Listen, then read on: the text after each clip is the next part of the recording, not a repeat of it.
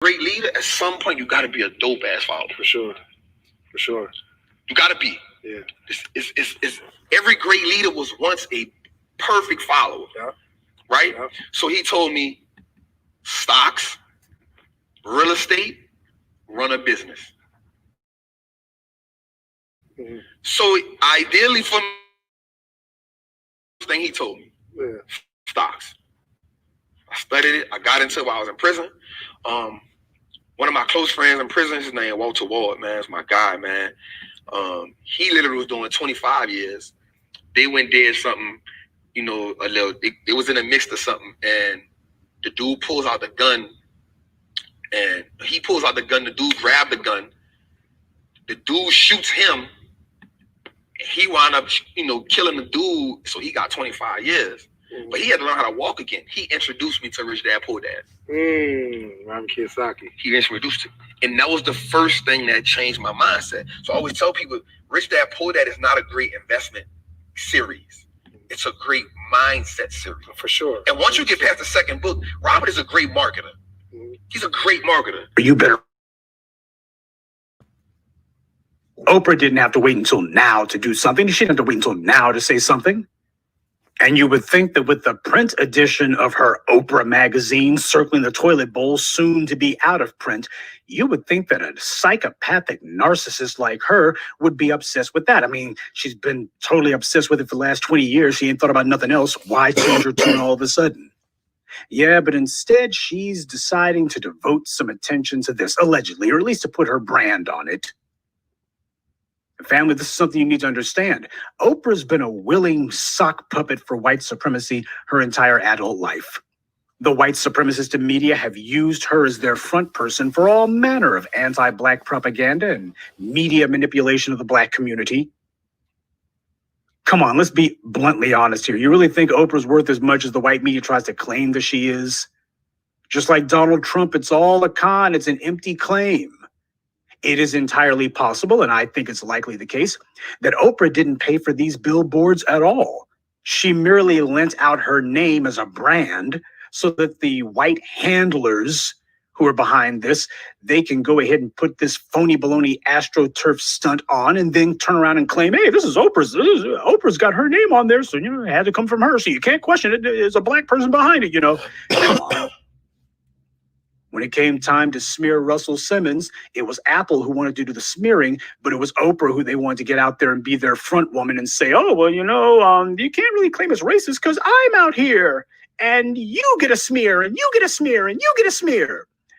That's what she was doing.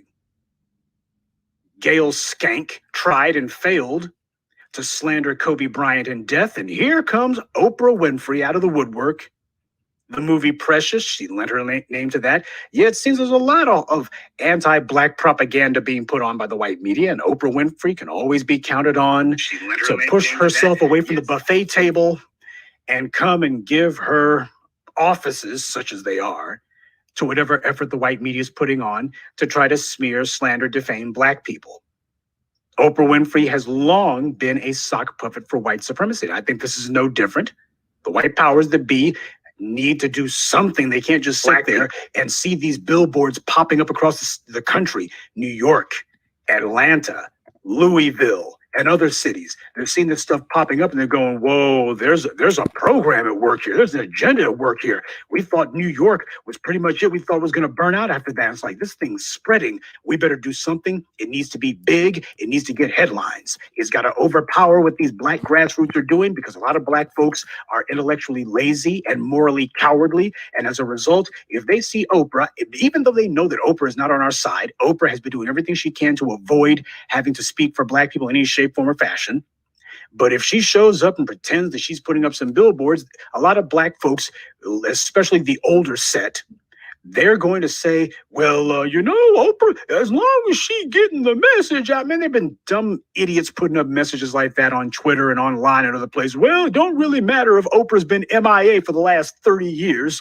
What really matters is she's showing up now. Well, really? First of all, we don't know that it's her showing up. And second of all, if Oprah ain't done a damn thing for black folks in 35 plus years, are you really so stupid as to think that she suddenly discovered religion now? Well, some of you apparently, yes. Well, for those of us who were not raised on a steady diet of lead-based paint, we see through the scam. We know who's behind it and we know why. Oprah could have pulled this stunt at any time before now. In fact, she should have if she was even concerned one scintilla about black folks. Laquan McDonald was murdered in her hometown of Chicago, but she wasn't very worried about that. This is not about Breonna Taylor, this Oprah-ganda that's being splattered all over Louisville. This is not about Breonna Taylor. This is about the white powers that be noticing that there's a movement that is taking control of the discourse. The white media's lost control of the discourse, and their civil rights retreads and their black baby boomer fossils aren't getting them any traction, and they don't have an answer for it.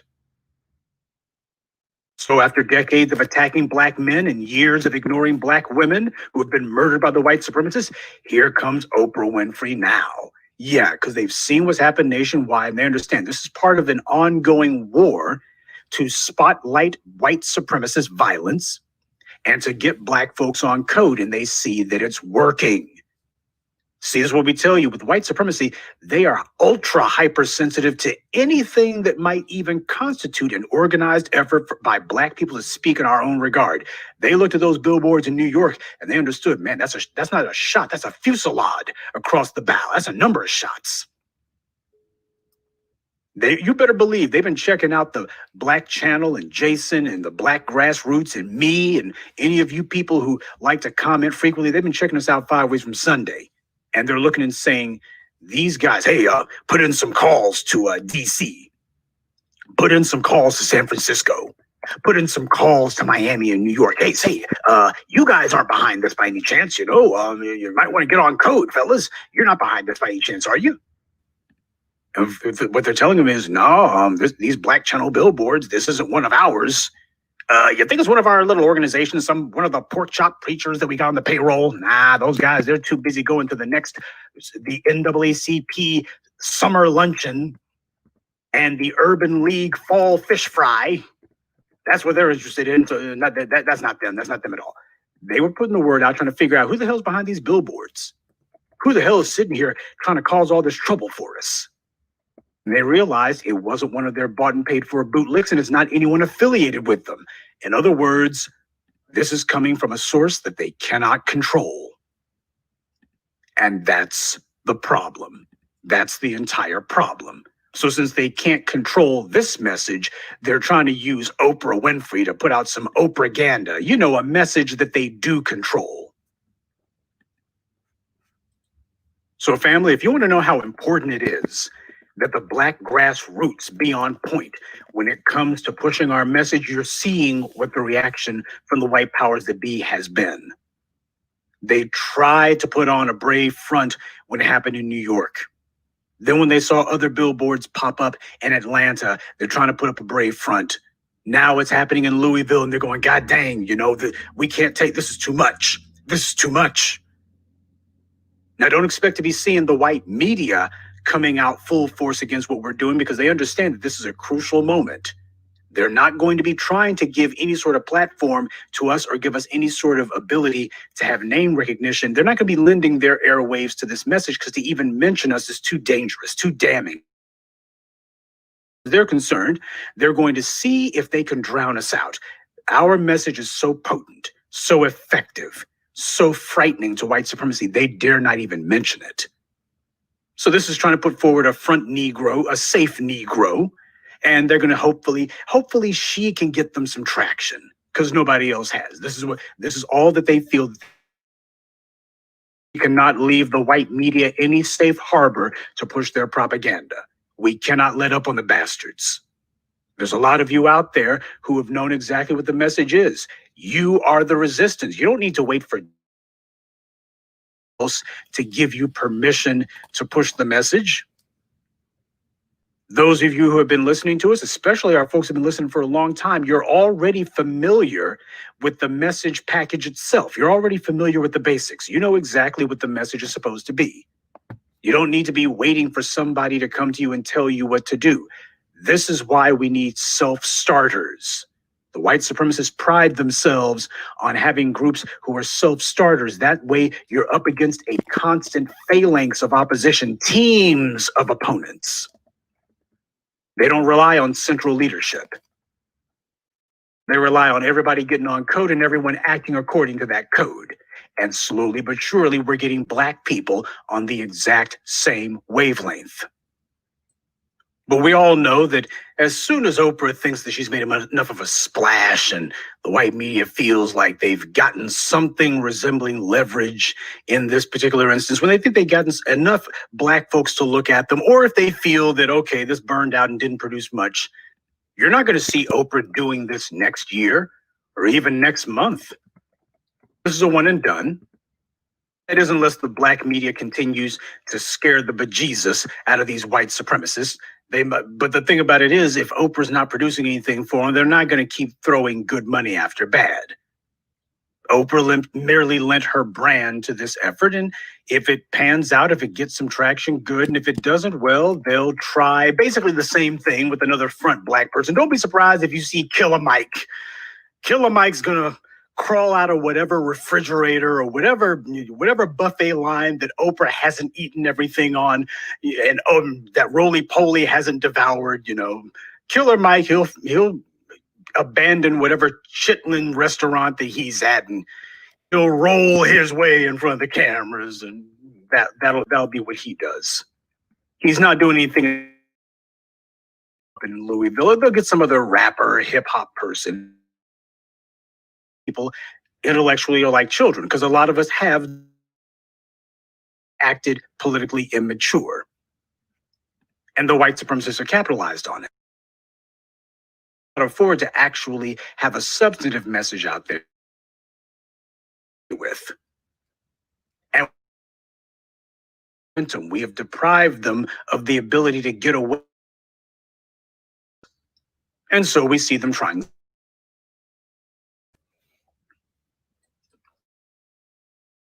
Whole sophistication made about the DA's race is Fulton County, Georgia, is on that race soldier who murdered Rashida, is now being attacked from he's being attacked from a number of sides, but primarily two. One, you are on their face, they're putting forward. You got this woman named Fani Willis. Apparently, she was assistant DA for 17 years, working with Paul Howard. And now she's running against him. And it's no accident that they chose a Black woman to do this. Now, this is something that needs to be said. And I know it's going to displease some people, but as Jason Black likes to say, damn you. For the longest time, when it comes to DA's offices, they have had a preference for hiring Black women to be their assistant DAs. And the reason why is when you're going to be trying to shovel as many Black men as possible into the prison system, it's best to get a Black face to do the shoveling for you. That's the reason why these DA's offices, you've been seeing these prosecutors' offices that have been largely staffed by Black women, because they want to make sure that it's a Black face, so they can always shoo away and otherwise brush off the accusation of clear racial bias. Like, oh, well, we had a Black female DA who put these niggers away, and if she was if there was a problem, we wouldn't have had one, and she wouldn't have gone along with it. Blah blah blah blah blah. This is an old trick. And it's no accident that you see that a number of these Black female politicians who have done the most to try to be apologists for white supremacy, many of them come out of prosecutors' offices. And not just Kamala Harris, but I'm sure you've noticed if you watch my now instant classic video, The Rise and Fall of Kamala Harris, one of the things that I pointed out was that Kamala Harris had been an assistant DA in not one, but two prosecutors' offices before she finally became Oakland DA herself. Before she finally became the DA, she had been the assistant DA for years and years and ran against her old boss and beat him with the support of the police unions. And Fani Willis is operating out of the exact same playbook. Because without much searching, the first thing that you find out is this Fannie Willis woman, who apparently is so hot and bothered to hear her tell the story. She says, well, this Paul Howard's prosecution of the police, why is he so angry about the killing of Rayshard Brooks? After all, there's a number of killings of black men by the police, and he hasn't been going gung-ho about that. So this is just political year maneuvering. Of course, she doesn't say what the hell her interest in all this is. And it's not until you look and you realize that Fannie Willis has not only been endorsed by the International Brotherhood of Police, she's also received campaign donations from them. So you got a woman who is literally on the payroll of the police. Mega shout out to Karis Vlogs. Fannie Willis is literally on the cops' payroll. Hilly Hill. Good and morning. Yet she's attempting Good to morning. cast aspersions on Paul Howard. Thanks for I'm not here to be a subscribing. spokesperson for Paul Howard. I don't know him well enough, but I do know one thing. The very fact that he put such serious charges on that guy who murdered Rayshard Brooks, that sets a very dangerous precedent. Because what it means is you got a black politician, a black man who's seeking public office, or rather a black man who's holding public office and seeking to continue to hold it. And he's setting the precedent that when you kill a black person, we're going to be throwing harder charges at you now. All of this, something that only gets 5 years. No, man, we're seeking serious prison time at the local level. See, the white supremacists, they've always known that these cops who are killing black people should be in prison for life. But what they've been doing is, I've been telling you this for years, they've been trying to set an artificial ceiling for what would constitute a maximum sentence for a white supremacist. They're trying to set an artificial ceiling that, well, you can't really justify more than 5 years, maybe 2 years tops with good behavior, but no more than 5 years. Why? It was all above board. That's what they've been trying to do through propaganda for years. The white media with their legal experts, nothing more than rhetoricians and liars, largely paid for by white supremacist think tanks. And they've been putting forward that lie that, well, 5 years about all you can get. It's going to be very tough to do, and you don't want to overcharge them, Well, what happened was Paul Howard's like, the hell with that. We're going to set a precedent with this one. And they're scared that this is going to be precedent setting, that other DAs are going to see this, or other black folks in other cities will see this and say, nah, we saw what happened in Atlanta. You need to be hitting that cop with the maximum sentence. I don't know if we can get it. Don't worry. You're going to have a jury that'll make sure you get it. They don't want to see that happen because they know that what will occur is this is going to become habit forming, or at the very least, it's going to become more compelling. You're not going to be getting away with any 5-year charges. It's going to be a matter of, they got to get the hardest time there is, because they've seen what's been happening the last 5 years. We have gone from, it was Jeffrey Toobin and, it's just so difficult to convict the police. The public just trusts the police. That's what it is. Now it's a matter of the cops. As soon as they get charged, they know, chances are I'm going to do 5 years. That's become the norm because we kept pushing and we never stopped pushing. And what I told you was we were going to keep pushing until finally we make it the norm that these guys get life. That's going to be the norm. Why? Because the police expect extraordinary protection under law. We're going to make sure they get extraordinary punishment under law. If you think carrying a badge means that you are entitled to exceptional protection under law because of what you do, I say that because you have a badge, you're supposed to get the max, even for jaywalking. Hey, if a cop gets even accused of littering, 25 to life. And if he's accused of killing a black person, that's automatic capital punishment, automatic, off top. We gotta send you to the gas chamber. We gotta give you that poison needle because you wear a badge, you carry a badge. So what that means is any offense that you do that takes the life of a black person, that's automatic capital punishment. You have to get capital punishment because of what you do. The fact you carry a badge means when you do it, it's far worse. It's not merely an offense against the law, it's an offense against justice itself. That's the narrative that's being pushed. And as you can see, it is prevailing. Again, this is not about endorsing Paul Howard. So, I got to say that as a disclaimer because you got a bunch of black folks who are politically dim-witted. You got these fools going, brother, was you trying to protect and defend Kelly? Was you trying to protect and defend Bill Cosby? You got these idiots, morons, doing their impersonation of what they think a smart person might sound like. And they think that sounds clever when it sounds stupid. You need to understand when there are attacks that should be against an individual and when you have bigger issues at stake where you're actually fighting not against a person or against a particular action, but against a principle. Many Black people are politically unsophisticated, so they can't tell the difference. And there's a class of them who don't care. They just want to run their mouths because that kind of marijuana or crack-induced babble that they can get away with in front of their friends or online because they're too stupid to hold a coherent conversation, they try to bring it here and it don't wash. This is not about Paul Howard. The fact that Paul Howard has done this and the police are so up in arms about it, that is something that we need to make sure that they're powerless to change. That's the precedent that must be set. You got a DA who puts serious charges against the police. The police decide that they're going to try to gin up a phony baloney contender against it. We're going to get him voted out of office, and that falls flat. But that is not the only thing that the police are doing, because you have this Fannie Willis woman. She's already saying that Paul Howard's going to be criminally charged before the end of the year. Now, how would she know that? How would she know that he hasn't been criminally charged? Oh, sure, you got some ethics charges, but it ain't the same thing. She's saying he's going to be criminally charged. How does she know that? How would she have any way to know that? And why would she be out there telling the voters, especially Black voters, oh, this Black DA that you got, he's going to be criminally charged? That's because what she's doing is she's sending the message. The message is she is the white supremacist candidate of choice. She happens to be their, forget about Manchurian candidate, she's the mayonnaise candidate. That's what Fannie Willis is. She's the mayonnaise candidate. Because Fannie Willis, in addition to having gotten money from the International Brotherhood of Police, she's also received money from former Atlanta mayoral candidate Mary Norwood, who's a white woman, by the way, city council member. And it's a matter of just like what they did with Detroit.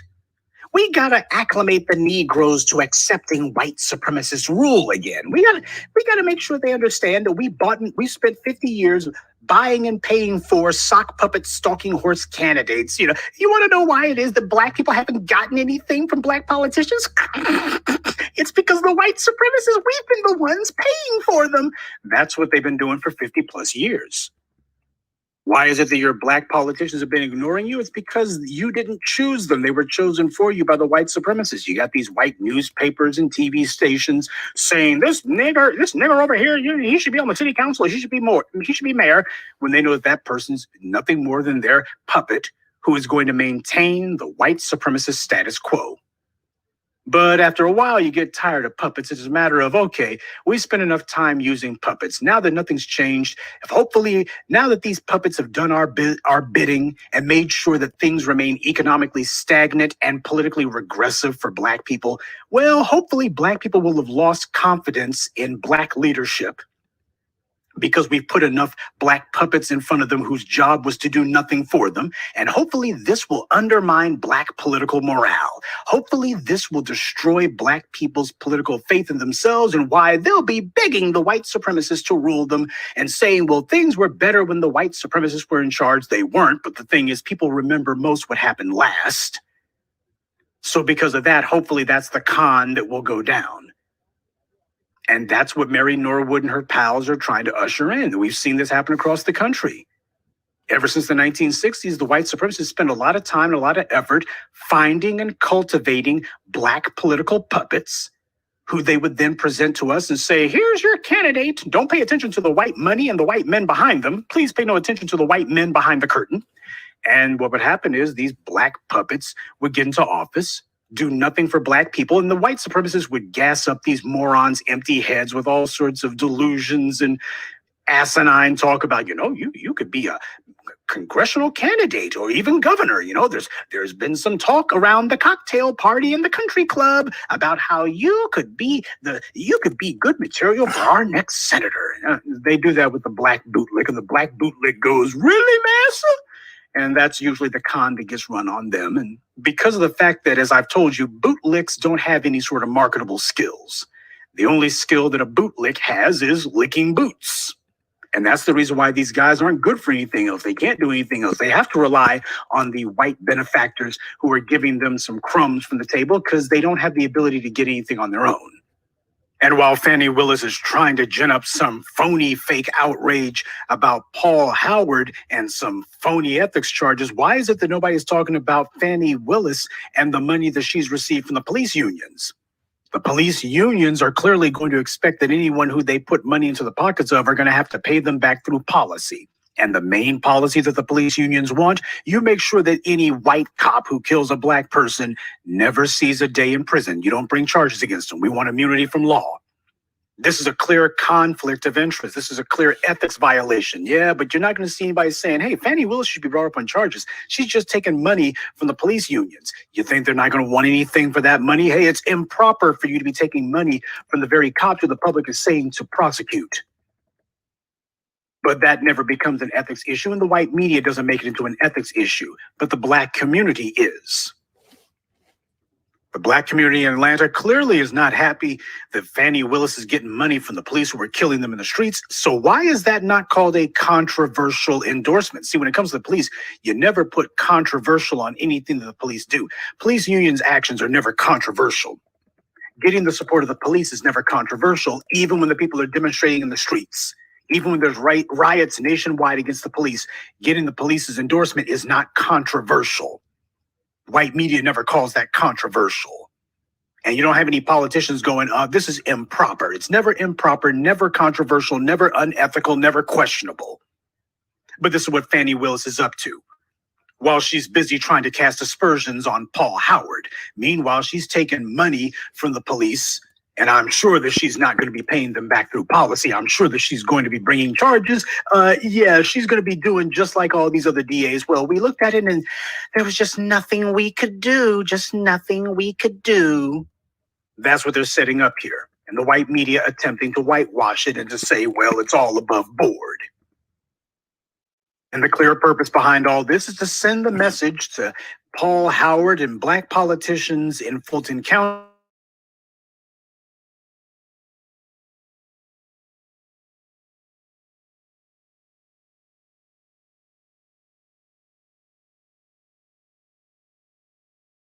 The enforcement arm of white supremacy. Well, we're going to come at you with everything we got. Why, we'll even pay some black stooge to be our front person so that we can hide behind them. And it'll be harder for you to point to the white supremacists who are behind them pushing this effort. Oh, yeah, if you take money from the police, that's just good politicking. But if you call yourself punishing the police, well, that's controversial. You're going to be embattled. That's an ethics charge. That's criminal. Everyone will understand the real crime that Paul Howard committed was not any sort of phony baloney ethics, fraudulent falsehoods about ethics violations. The real charge was he called himself punishing a white man. That was the real crime that Paul Howard committed. And as for Fani Willis, nobody's going to be saying that she should lose her law license. Nobody's going to say she should be disbarred. Nobody's going to say bring her before the state bar disciplinary committee. Nobody's going to say that. Because they understand that what she's really doing is she's going to the mat for white supremacy. And that's the message that will clearly get across to everyone. Paul Howard is going to get jammed up in the courts because he is trying to punish a white man who murdered a black man. Fani Willis, she's committing possible crimes, certainly ethics violations all the livelong day. But as long as she's doing it to prop up and support the enforcement arm of white supremacy and to give immunity of law to white supremacist violence, well, it's all good. And everyone will understand the clear message that's being sent. And that's the reason why they're doing this. And so we've seen black municipality after black municipality be betrayed by the very black people who claimed that they were going to finally be giving power to the people. Because these people, these individuals have been chosen by white supremacists. And this is what Mary Norwood's about. And this is who Fani Willis is taking money from. She's taken money from the police, and she's taken money from the old white leadership of Atlanta. And apparently the idea is they're going to be using her as their stalking horse, and she is eagerly trying to get that job. You know what? I bet she's already having daydreams about how she's going to be vice president one day or something like that. You can tell that the black bootlick always thinks to themselves that, oh, these white supremacists, they love me so much. But that's what's going on in Fulton County right now. This is the con, the fraud that Fani Willis is attempting to promote.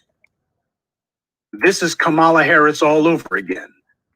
I don't know if Fani Willis is descended from any people from the Caribbean or from Africa or what have you, but I do know this woman doesn't give a damn about the black folks of Atlanta. That much I do know.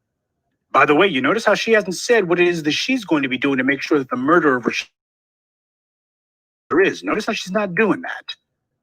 She's not talking about, hey, I can be tougher on police violence than Paul Howard is. Notice how that's not the line that she's using. She's not using the line of, I'm going to be as hard on these white supremacists. I'm going to put these bastards through hell.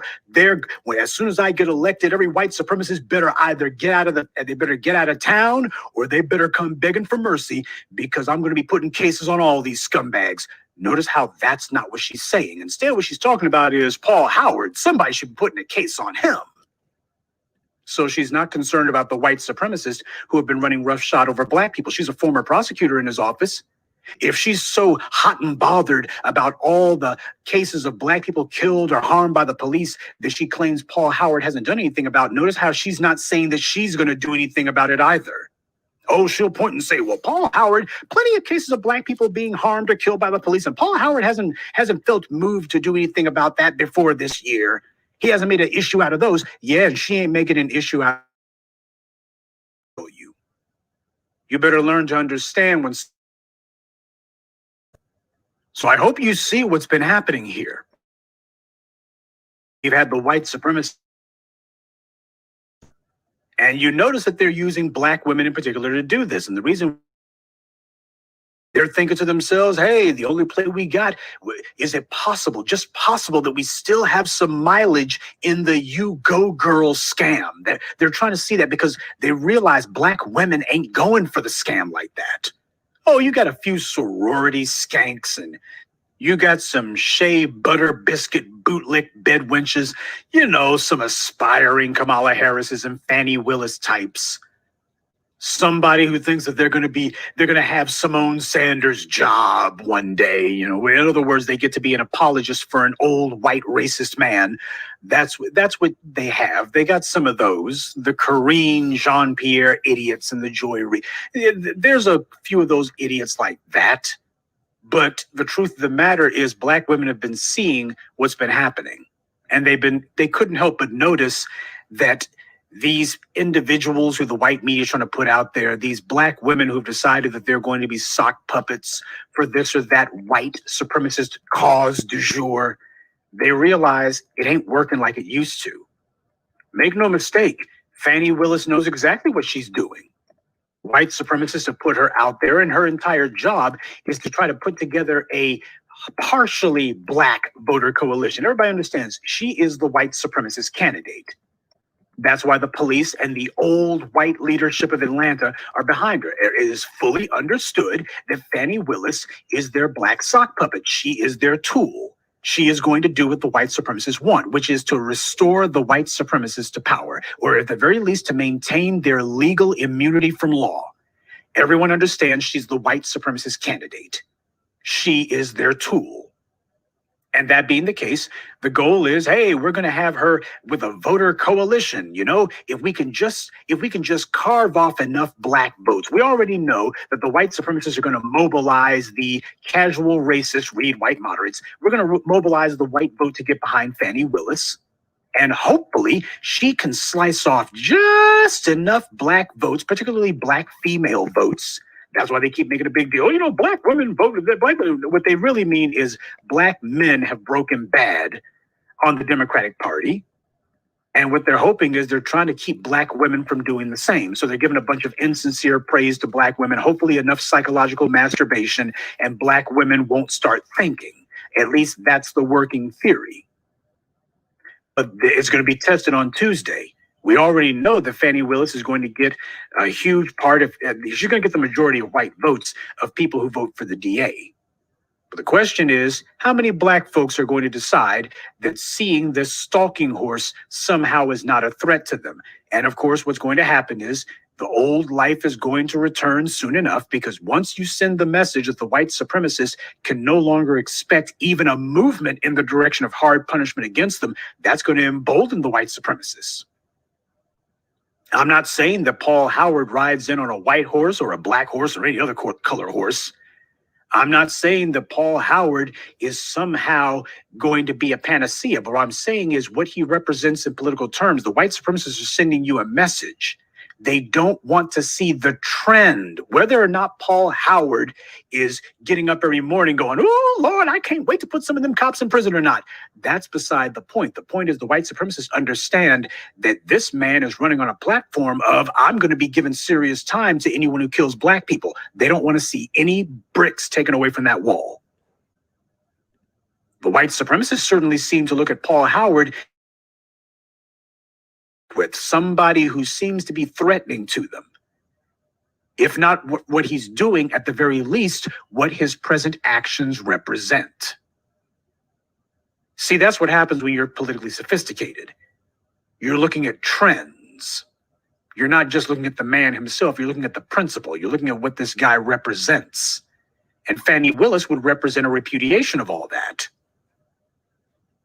But understand, Paul Howard, he gets reelected. Even if he doesn't get reelected, they've already shown what their plan is. What their plan is that, okay, since you're going to start putting cases on these white supremacists, serious cases, since you're threatening us directly now, we're going to see if we can bring you up on charges. We're going to try to jam you up with one phony baloney ethics charge after the next. We're going to put charges against you if we can. We're going to claim something. Hey, we got the state attorney general. We're going to see if we can get them to bring something against you. That's going to be what plan B is. If they can't win at the ballot box, if their stalking horse fails to fool or connive or otherwise deceive a critical mass of black people into breaking for her, then what's going to happen is, and I think this will happen regardless of if Paul Howard gets reelected or not, but the goal clearly is that if he gets reelected, go ahead and start attacking him through the state attorney general's office. And we see that time and again, by the way, saw it in Michigan. At the state level, where the white supremacists have greater numbers at the state level, they keep doing that. If we can't overwhelm black people at the local level, we'll see if we can interfere with them at the state level. And Paul Howard, we're going to see if we can bring some phony baloney criminal charges against him. If Paul Howard loses, then guess what? They'll still bring criminal charges anyway, simply to make the point so they can say, he was voted out by the voters and then soon after he checked into prison. Because that's the idea. They want to send the message to a lot of black politicians, crooked and honest alike, to send the message. You go against what the white supremacists say, and well, you may have the numbers at the local or even county level, but there's no black polity that has organized itself to exercise disproportionate heft at the state level, and the state level is where the state attorney general's at. And that you better believe they're going to be on code at the state level. So for the people out there who are basically career skeptics about a lot of things, whether you have information about it or not, whether you have enough information to actually draw any conclusions, you better understand that what's happening out there in Fulton County, this is something that the white supremacists feel threatened by. They're going all out about this for a reason. You see, a lot of black folks didn't think that the killing of Trayvon Martin was a watershed event. The white supremacists understand that there are events that drive trends throughout the nation. And that if you sleep on those kind of things, or if you don't assign them the importance that they're due, as black people in too many cases have when it comes to white supremacist violence against us, next thing you know, you're going to be seeing the floodgates open, just attack after attack after attack. The white supremacists thought that they were on a run for a little while, and it seemed like they may have been. But the black grassroots pushed and kept pushing. And next thing you know, cops started getting charged. Next thing you know, cops started getting hit with conviction after conviction. Now that's starting to become the norm. And now you're seeing that there are DAs saying there are laws on the books now. New laws getting put on the books against them. And DAs saying, you know what, no more of this cops claiming that he had a weapon or something. No, we're going to hit you with the hardest time there is. That's what they're seeing. They're seeing that the trend has merely gone from being just against them to now it's running them into the ground. And they're desperate at this point because what's happening in a major city like Atlanta, they don't want to see that spreading anywhere else. Because black people have relatives all over the country in the few places that we're at. Black folks in Atlanta start talking. Black people in DC hear about it. Black people in Baltimore hear about it. Black people in Memphis talk about it. Black folks in New Orleans, Dallas, Houston, you get the idea, start talking about it. And it starts setting expectations among black people as to what ought to be happening in their towns. Black folks ain't going to be listening to Sucker Mike. They're not going to be listening to these black puppets. Instead, you're going to have black folks saying, you know what? We're not worried about that ballot box. What we're concerned about is whether or not these scumbags get punished. And the expectation is they're going to get the hardest time there is. You ain't going to be settling for, oh, well, he got convicted. No. He's supposed to get the hardest time there is. You either get life or you get capital punishment, one or the other. But all this mamby-pamby 5-year stuff, no, forget about all that.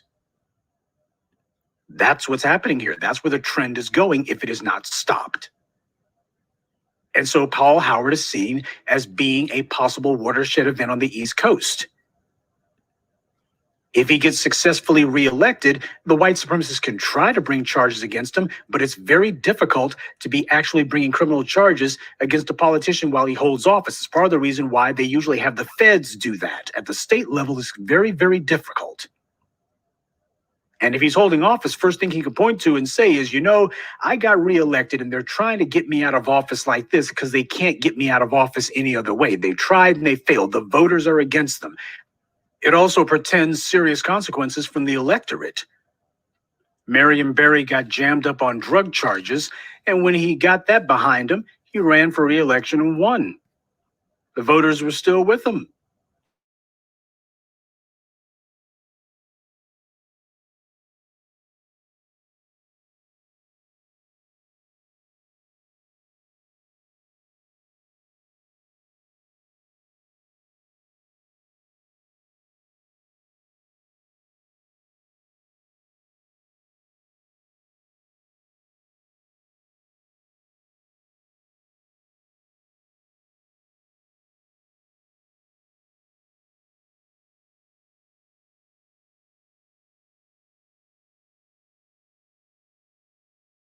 That con game ain't gonna work. That con, only thing I'm gonna do is ruin myself.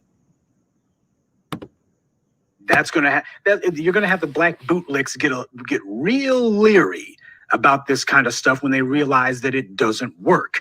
But that only happens if we do what we're supposed to do. No amount of Oprahganda in Louisville or Copaganda in Fulton County can be successful if black folks understand what's in their interest. That brings me to the final subject of this evening's video address. When it comes to elections at the federal level, we have no stake in that. Nobody's promising us anything.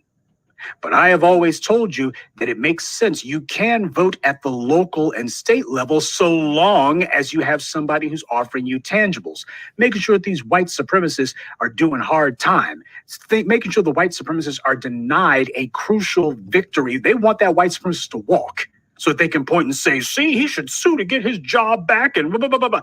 That's where this is going as far as they're concerned.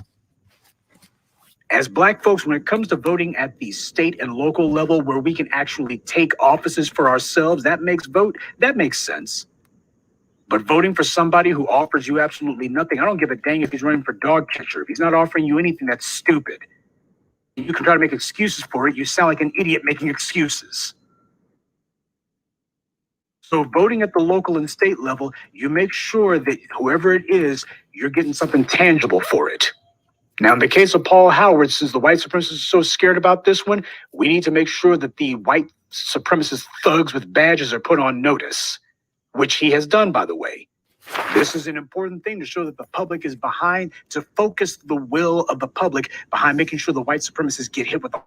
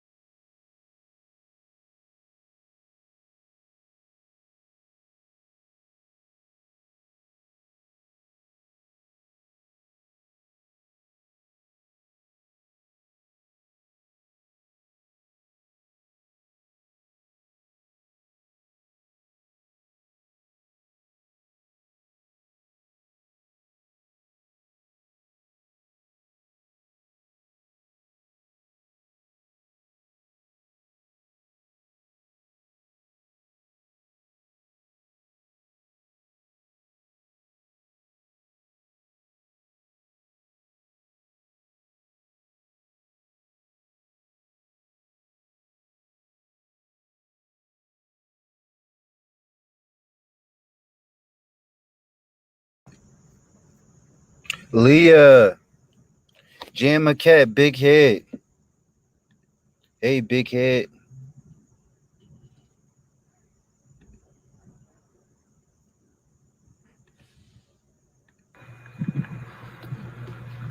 Greetings, brothers and sisters from around the world, and welcome back to the home, the haven, the stronghold, the everlasting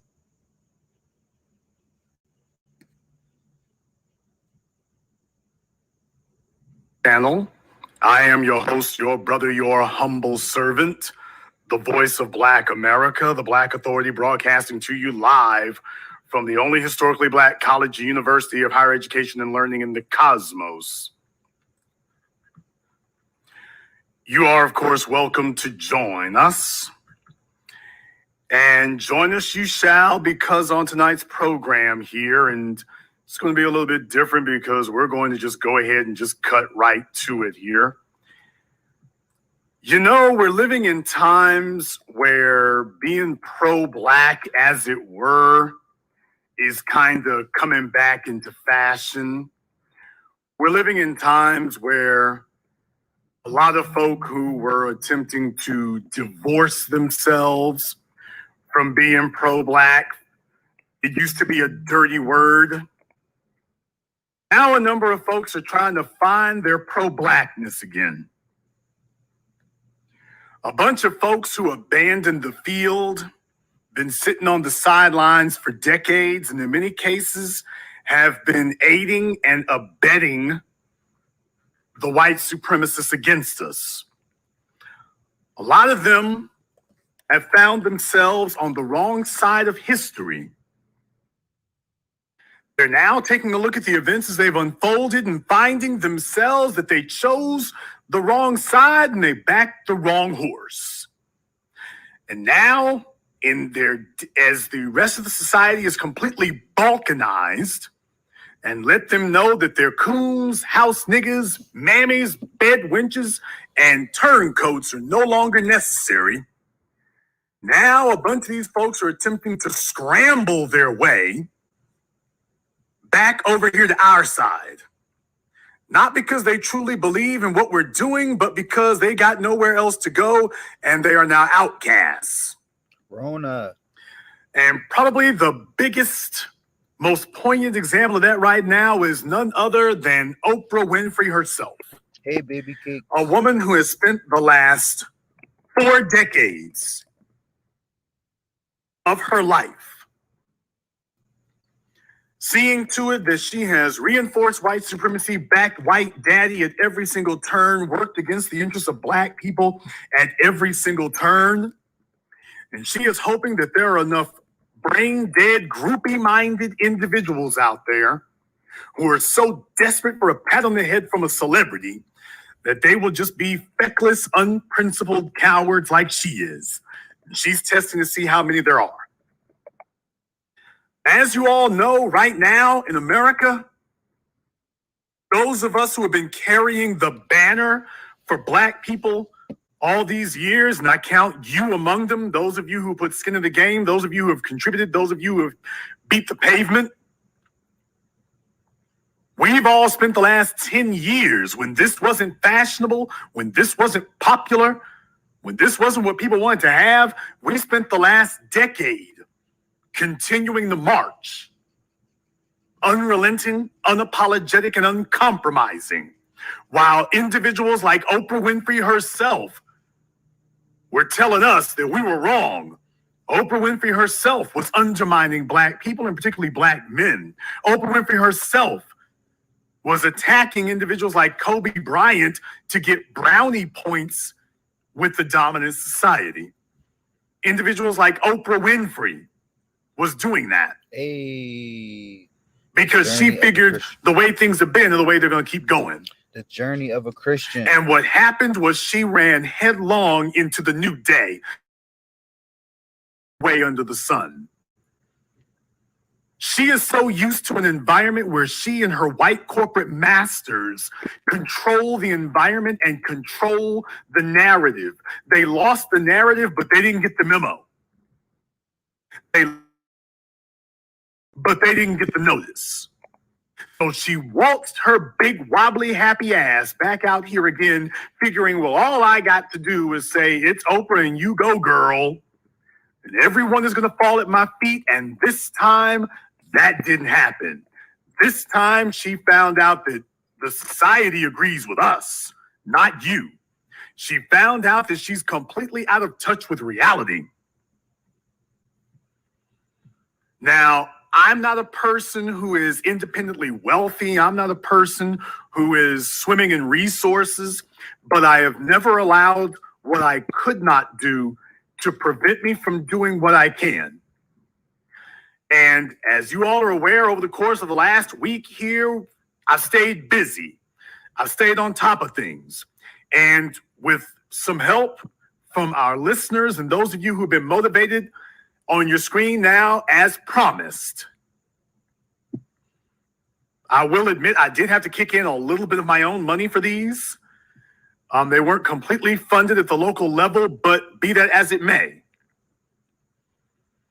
You can see here in Atlanta, Mayor Keisha Bottom B, we got a billboard up for her, and it says it plainly, Mayor Bottoms has failed us. Reparations or resign.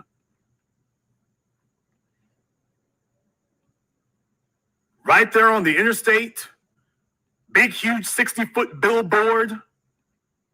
Folks are already talking about it. Folks are already emailing. Folks are already saying, who the hell did that? Because the Democrats told us everything was fine. That's what they told them. Chicago on the Dan Ryan. Lori Lightfoot, everybody's favorite drunk uncle, got her wake-up call this week. She woke up to the wonderful image on people's commutes of seeing a great big billboard outright saying, Mayor Lightfoot, the issue is reparations or resign. So everything ain't all right in Mayberry. Everything ain't okay.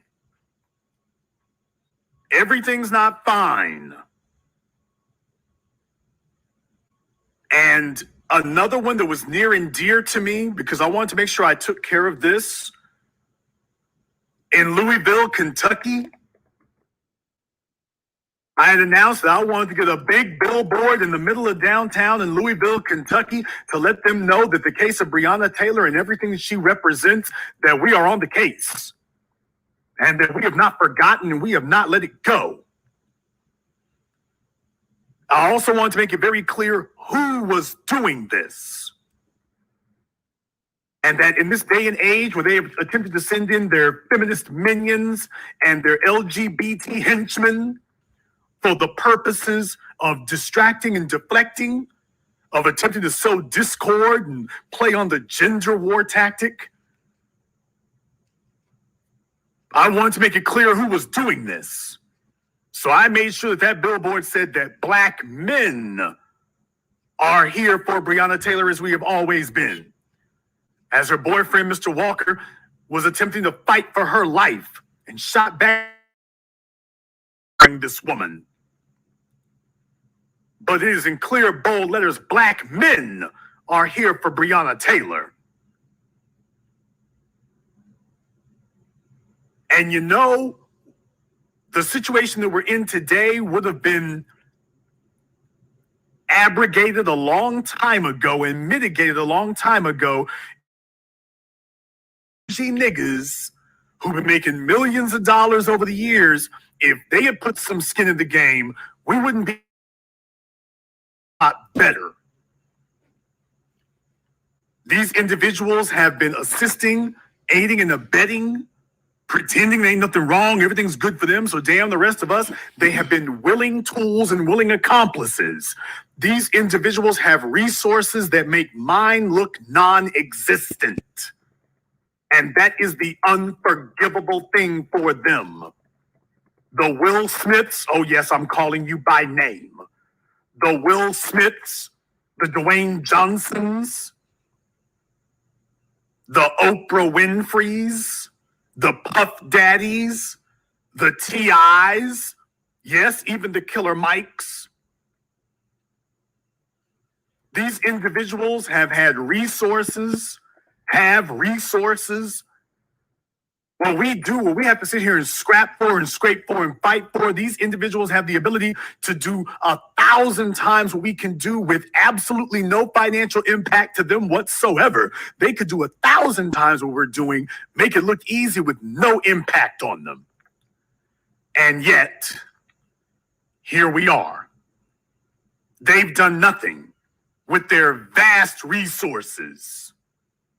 With their vast resources. All these niggas that folk keep talking about, well, they giving out scholarships. No. Right now, we need to have a media offensive. But I didn't allow that to be the excuse for not getting it done. So what we did over the course of the last decade, we've slowly built, to the chagrin of these live-in traitors, like Oprah Winfrey and her ilk, these celebrity bougie niggas who've been deadly quiet all this time. Oprah Winfrey didn't say nothing for Sandra Bland, said nothing for Corin Gaines, said nothing for Rakia Boyd, said nothing for Eric Garner, said nothing for Tamir Rice with her huge media platform. She didn't do anything for them. She never demanded justice for any of them. She didn't demand anything. We did that. We changed the national narrative. While Oprah Winfrey was trying to do the bidding of her white masters. We should never forget our traitors, and we should never excuse it. She was attempting to help white supremacy, as she always has. We've been out here fighting it. We've been pouring fuel on the fire with our meager resources. Been vast. Our resources have not been immense. Our resources have not been enormous, but our resources, as we've been able to put them together, people, they've gotten results. That now Oprah Winfrey, in her desperation and her pathetic state, has looked at what we did. And her masters have told her, nobody's listening to your platform, you big fat mammy wench. No one's listening to you. No one's buying your magazine. They're shutting that down. Nobody's watching your cable television show. You don't run the narrative anymore. So here, people, you remember what I told you all a few weeks ago when she did that Where Do We Go From Here on her network? I told you all, didn't nobody watch that damn thing? Nobody is watching the old black media. That was why I told you they're the dead black media. Nobody's watching them. Nobody's watching them. You all thought that I was exaggerating or I was just trying to say what sounded cute. No, nobody's watching them. I said this the whole time. Nobody's watching her network.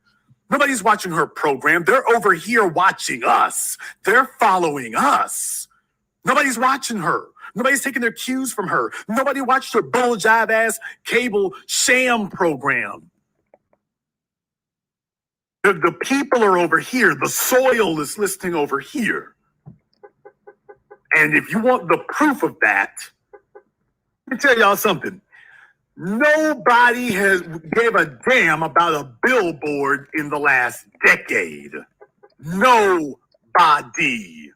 Everybody was trying to figure out how they could get on TV, get on radio, and get on Facebook. Nobody gave a damn about billboards. No one was doing any billboard campaigns. People had completely abandoned billboards. Billboards had been relegated to the Chitlin circuit. Can we just be all the way real? Billboards have been relegated to the level of the Chitlin circuit. But we grabbed them and said, we're going to make it do what it do. We grabbed it and said, we're going to light it up. We're going to take physical real estate. Oprah was looking for a new white ass to kiss. We were going to make something happen.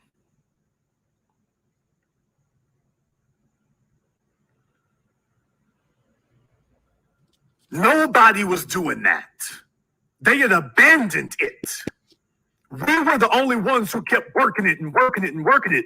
So when I look up after everything that we've done. And when I look up and I see America's favorite mammy, Oprah Winfrey, come and waddle her Jenny Craig flunked, Jenny Craig dropout Weight Watchers flunky behind out here. And all of a sudden, Oprah Winfrey purchases not one, not two, but out of nowhere, purchases 26 billboards. We announced that that's what we were going to do in Louisville, and she comes rushing out of nowhere and purchases 26 billboards, something that this big, fat, funky heifer ain't never done in her life, people. She never lifted a finger to do this in her entire life. Never lifted a finger. Not one jello pudding smacking butterball licking finger in all these decades. She never did this. When have you all ever seen Oprah Winfrey purchase a billboard, a bus stop? When has she ever done that? Platform, because she's there to get ratings for her. She gives not a damn about black people. It's about ratings for her. You can't get ratings from a billboard. When has Oprah ever done this? Can somebody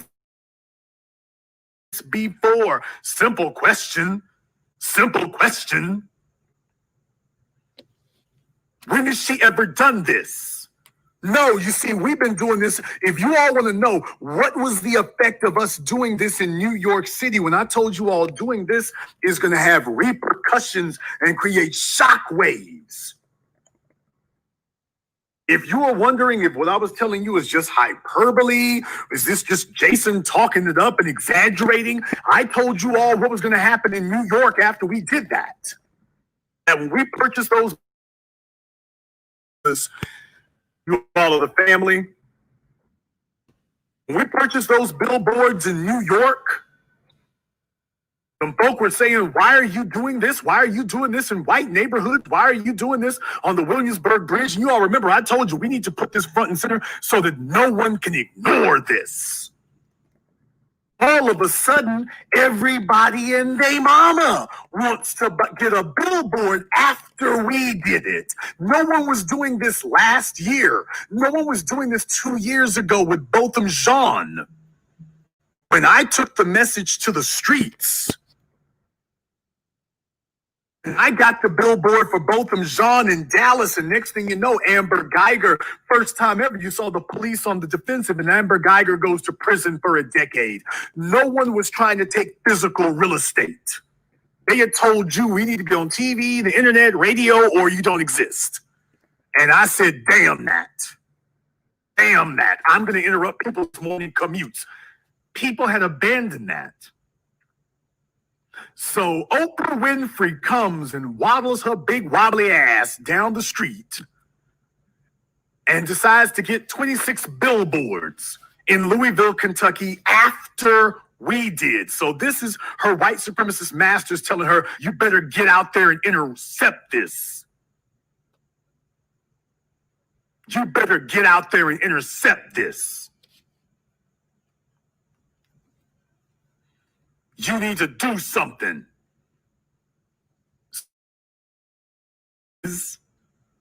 Are out here doing the most. You better get out there and do something.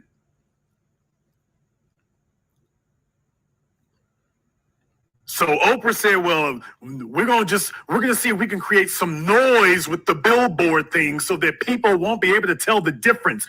I need to buy 26 so that we can hijack the discussion. Because before, people were talking about the one billboard that was purchased by the Black Channel, but Oprah came in to bring the noise and say, okay, I'm going to create some white noise and see if we can disrupt the conversation about this. I'm here to make noise about it. I'm here to disrupt. See if I can get away with that. So So she went off, and do you all understand how insulting it is? Do you understand what a tremendous insult that it is for this TGI Fridays escapee to sit up here and purchase these billboards? Mrs. Chef Boyardee, for what she spends on one of her Birkin bags. Do you all understand? For us, it was a tremendous effort for us. This was a big effort for us. We had to sacrifice. I'm not independently wealthy. No, I'm not broke by any stretch of the imagination, but I'm not independently wealthy, people.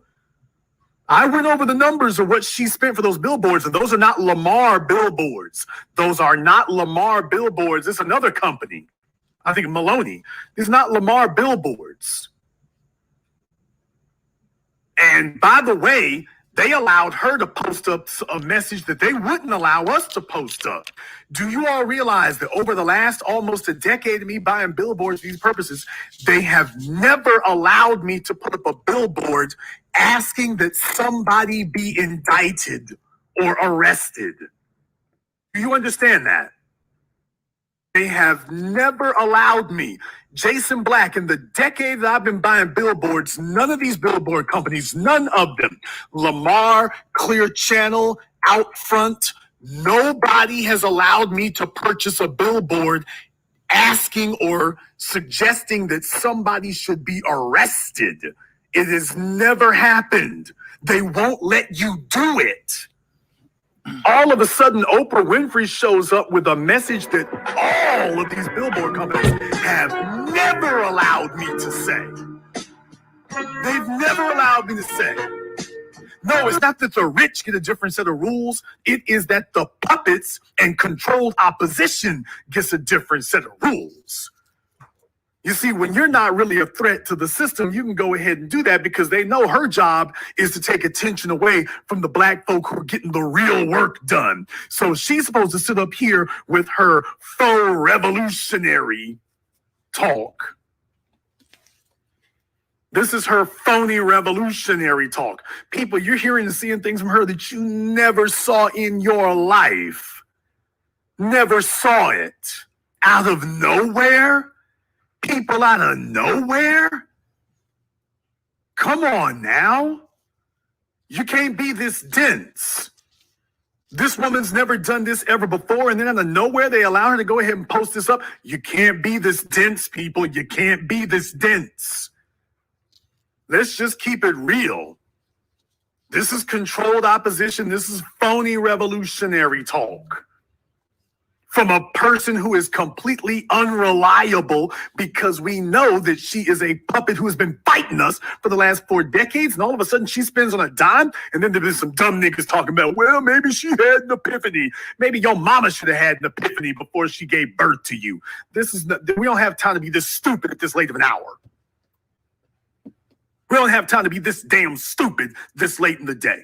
Tess DJ. So Oprah Winfrey goes and takes her cream of wheat built ass out here and buys 26 billboards and then says, well, we're going to see if we can get y'all to sit up here and listen to me. Now, some of you, a lot of you noticed something, and you're right in what you noticed. You're right in what you noticed. You notice that she put this big ass thing for her magazine, which basically is getting ready to go out of business now. But then she puts up this big ass thing on here, this huge logo for her magazine has invaded the front of the damn billboard. So she's using Breonna Taylor for ratings. This is how shameless this fat banana bread built wench is. This is how shameless she is. She's walked right in the damn front door. She is so devoid of morality and so devoid of a conscience that she is blatantly, deliberately, openly using the murder of Breonna Taylor to try to hawk her freaking magazine.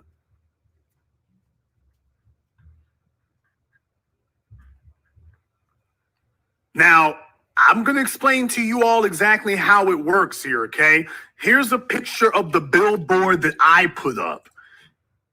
Let me say the billboard we put up. This is a picture of the billboard we put up.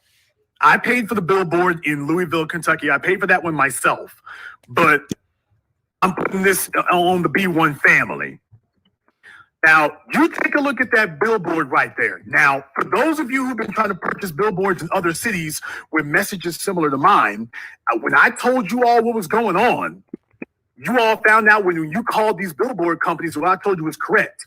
Because of the nature of the message that we want to post is controversial. And the billboard companies, in order to direct attention away from them, whoever purchases these type of billboards, they want attribution. They want to post on the billboards who it is who's posting this so that people won't be looking at the billboard company, so that the people, if people see this and don't like it, they know who it is who paid for this. So for my billboards, Lamar requires me to give attribution on my billboards. They require it.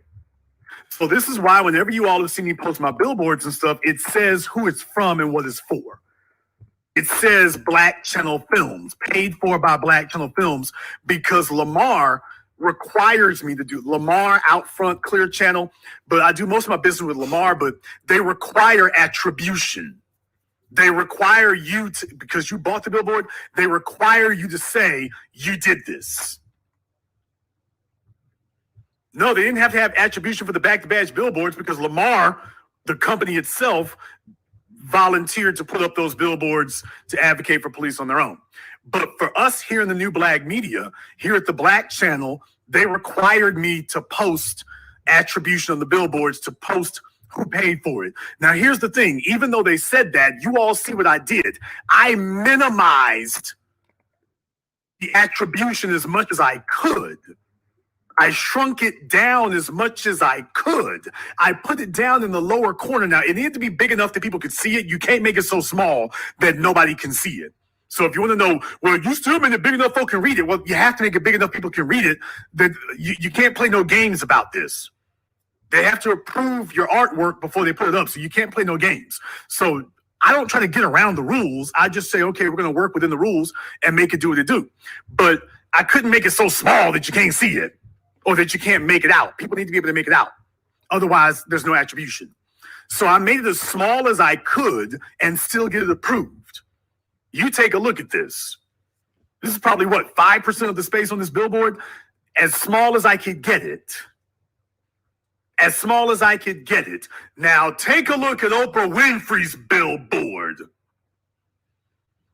I'll be damned. This heifer is taking up damn near 20% of the billboard space is her logo with a quote and her name on it. This is disgusting. This is reprehensible. You are a despicable piece of filth, Oprah Winfrey. You are as disgusting as we've always known you are. You sickening pustule on the butt cheeks of society. She is a despicable, vomit-inducing whore.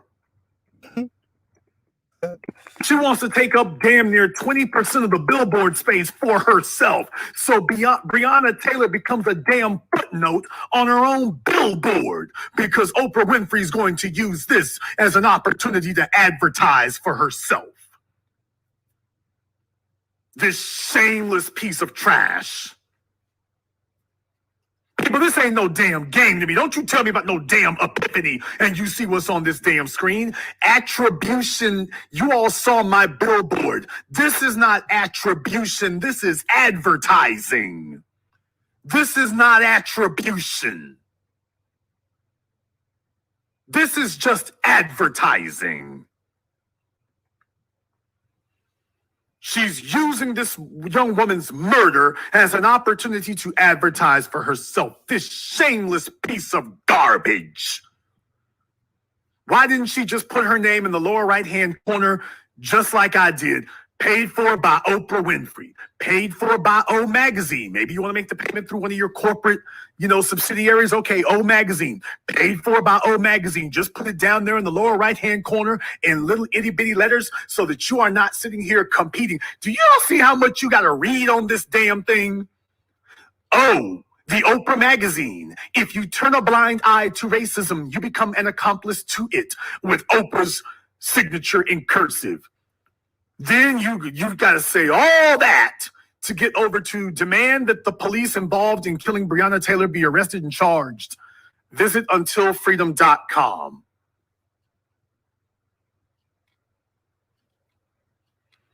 Did you see that? People, do you realize that her quote is longer? She used more words on her side of the billboard. She used more words on her side of the billboard than she did on the side of the billboard discussing Breonna Taylor. Did you get that? No, I'm not minimizing this. I'm not exaggerating it. People, if you do the word count, count the number of words. 15 to 13.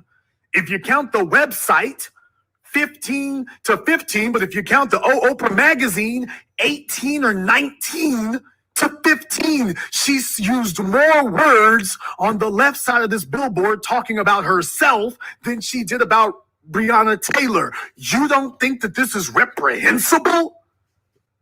You don't think this is reprehensible? She used more words for herself than she did for Breonna Taylor, and you still caping and backing it?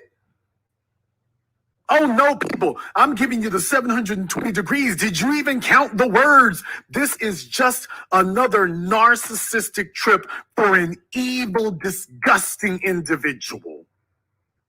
She is beyond reprehensible.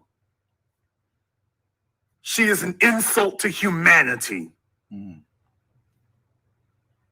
Imagine if Breonna Taylor were your daughter and Oprah Winfrey comes booming into town, fresh off the Weight Watchers bus, with a Krispy Kreme donut in one hand, a Baconator in her lap, and a Diet Coke in the other hand, as she comes crunching and munching her way up your sidewalk. And she puts up a billboard for the purposes of promoting herself. And this is your daughter who's been killed. This is your daughter who's been murdered. And Oprah Winfrey says, well, here's an opportunity for me to out the door.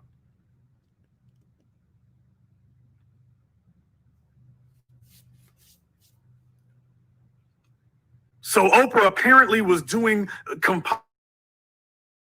this billboard at the drive while the real soldiers were out here doing the work. The real soldiers were out here doing the work.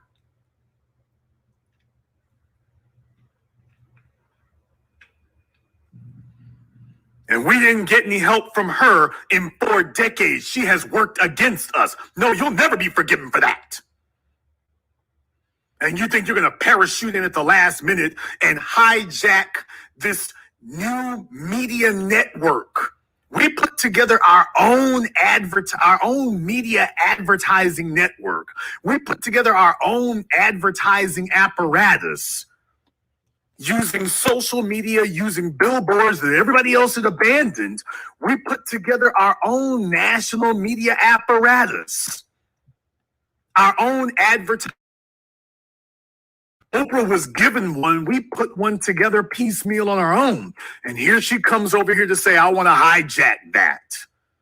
I'm going to take that over because what you all are saying is people to believe that when they say Breonna Taylor billboards, they won't be able to Google the Black channel. Do you all realize that before now, when it said Breonna Taylor billboard, it came to the Black channel? Now, when you type in Breonna Taylor billboard, it goes to Oprah. Did you all get that?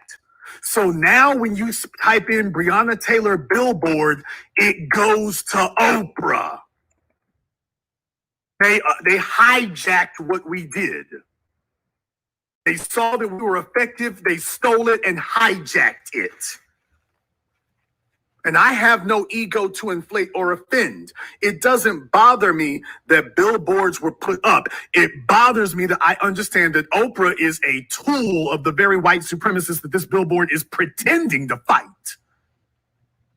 She's here to misdirect and mislead and divert this energy in a different direction, to divert the soldiers into a different direction. She's not here to serve us. Do you all think that she's going to do a television program where she investigates the killers of Breonna Taylor? Why doesn't she do that? She's certainly got the means to do it. Why doesn't she put together a special where she does an investigative expose on the coon-ass attorney general, the cops, the police chief, the alderman, the councilman? Why doesn't she do that? She certainly wanted to flip things on Michael Jackson. She certainly has aided and abetted the white media in that. Why doesn't she do that now? People, if she was really serious. I wasn't joking about what I said. For those 26 billboards, I went through the math on it. It's about the cost of for her, it'd be probably one of her cast-off Hermes Birkin bags. But for what she spends on one of her top dollar purses, she was able to just throw that pocket change out there to get billboards. People, understand something. We've been in the soil years. We've been in the soil day and night.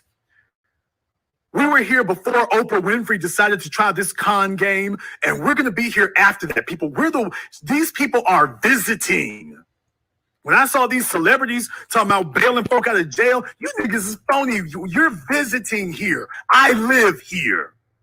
I've been doing this for a decade when you were fighting us and telling black society and white society ain't no racial problem because you've had interracial sexual access.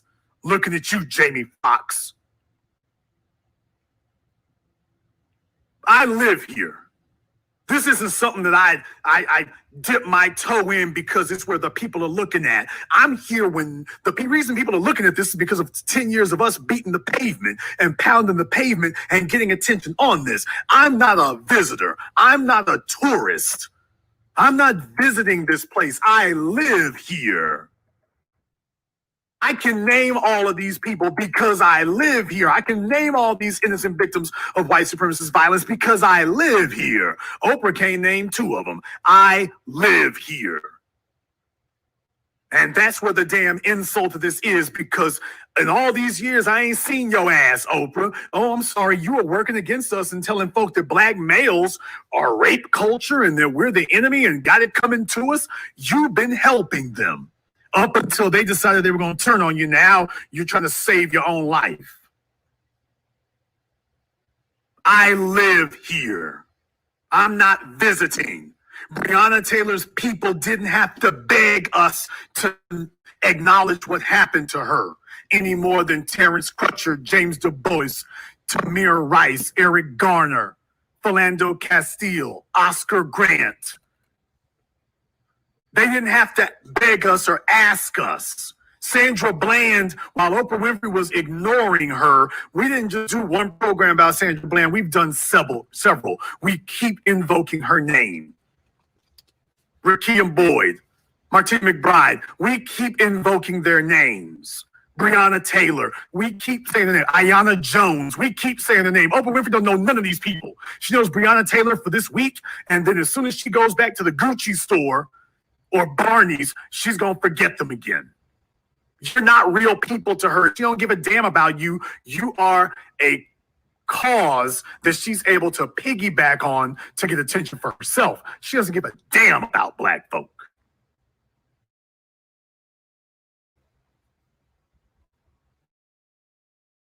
To say that, well, but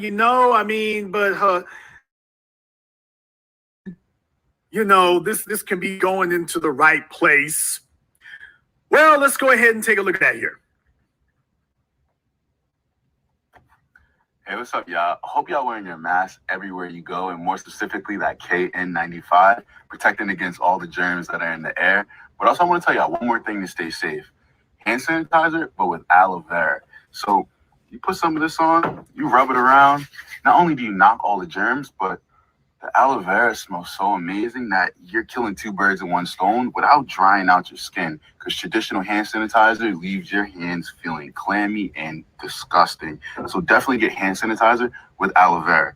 So one more thing I want to tell you about, though. This code right here, cut the check. So let's say you bought a couple of masks, you bought a couple of hand sanitizers, and your order exceeds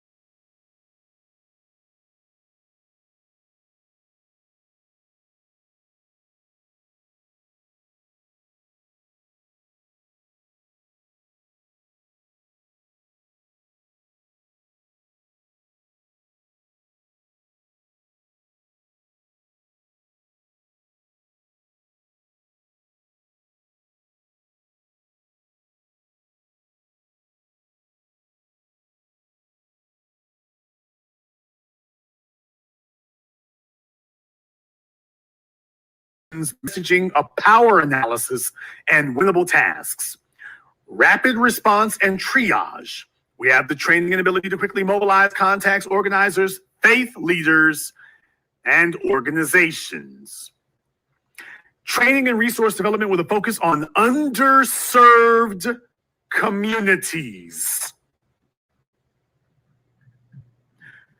We seek to fulfill our mission through training and resource development with a focus on underserved communities.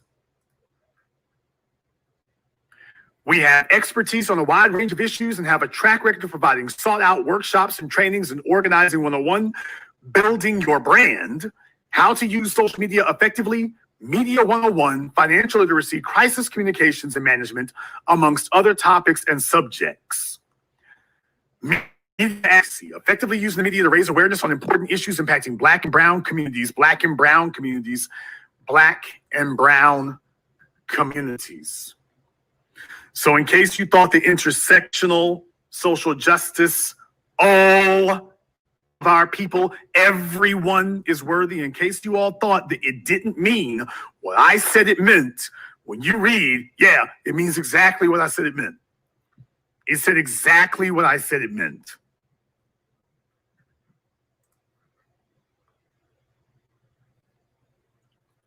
Effectively using the media to raise awareness on important issues impacting Black and Brown communities through editorial board meetings, opinion pieces, relationship building. Partnerships with influencers to uplift campaigns and stories.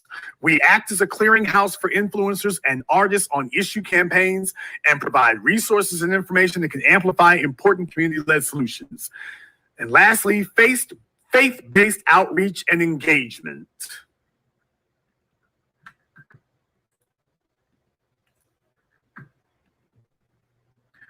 No wonder Oprah was so eager to be a part of this.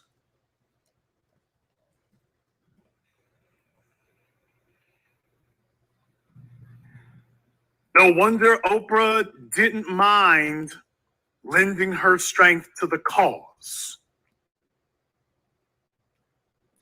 No wonder Oprah didn't mind promoting this. She probably made it because she's not going to put her name on nothing that she didn't actually engineer.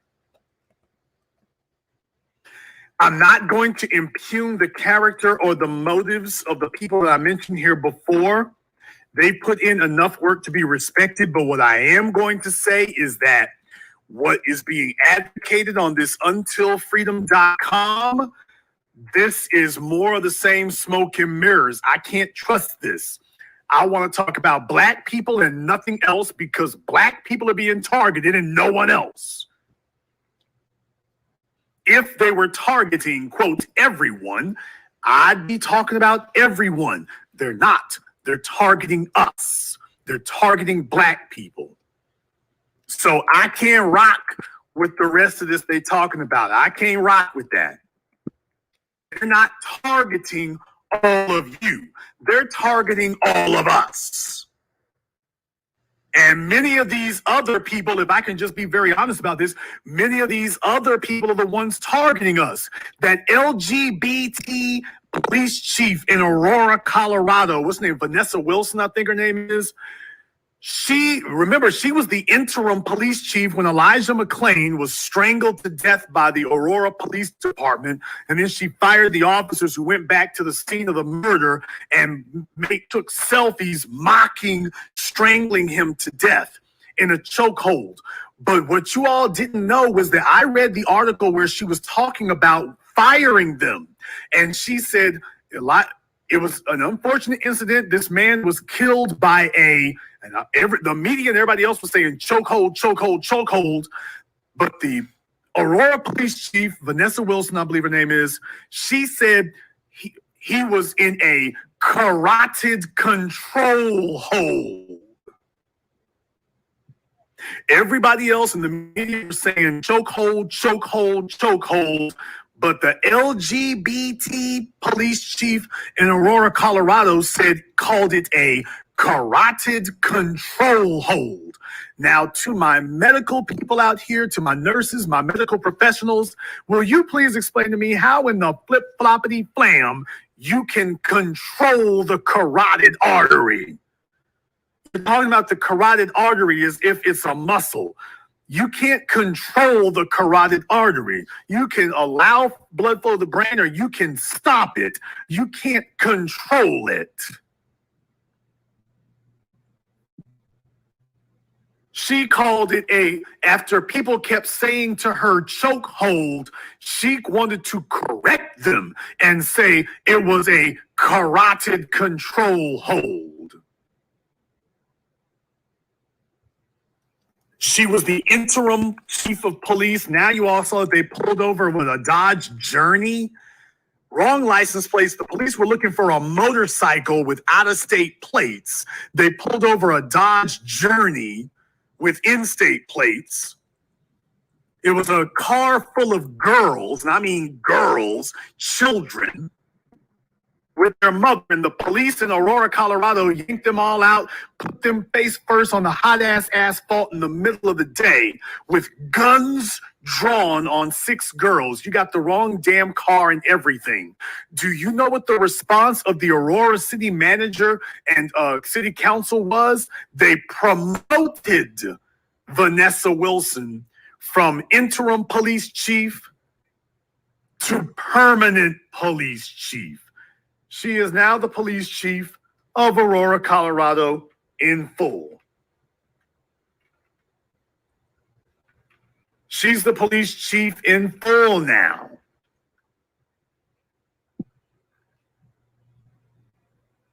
This is your LGBT allies. These are your LGBT allies, people. So when you sit up here and tell me about intersectional, are you out of your mind? The intersectional people of the dominant society are targeting us and saying that choking us to death is a carotid control hold. Are you out of your damn mind? A carotid control hold. Are you crazy? Intersectional. When we're being targeted, black people are being targeted by the intersectional folk, and we're supposed to go advocate for them when we're being targeted by them. And that includes Oprah, by the way. If we're going to talk about the intersectional people, we got to include Oprah, don't we? If we're going to talk about LGBT, let's be sure to include Oprah.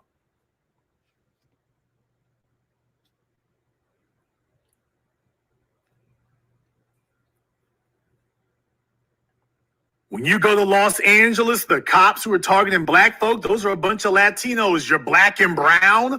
The brown folks are targeting us.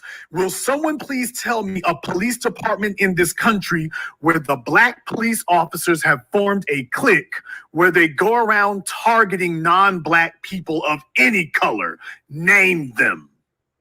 Because I can name for you the Latinos in California, in the Los Angeles Police Department, San Francisco Police Department, Sacramento Police Department, New York Police Department, Dallas Police Department.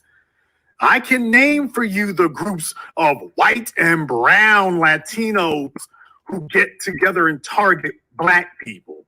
Can you name for me a clique of black police officers who've gotten together and formed a group where they target non-black people? Name one. Name one.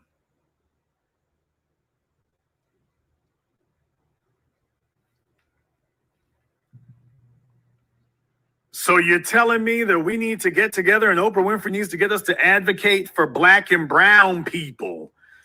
And the brown folk are targeting us. The brown people are the very people that we need to get protection from.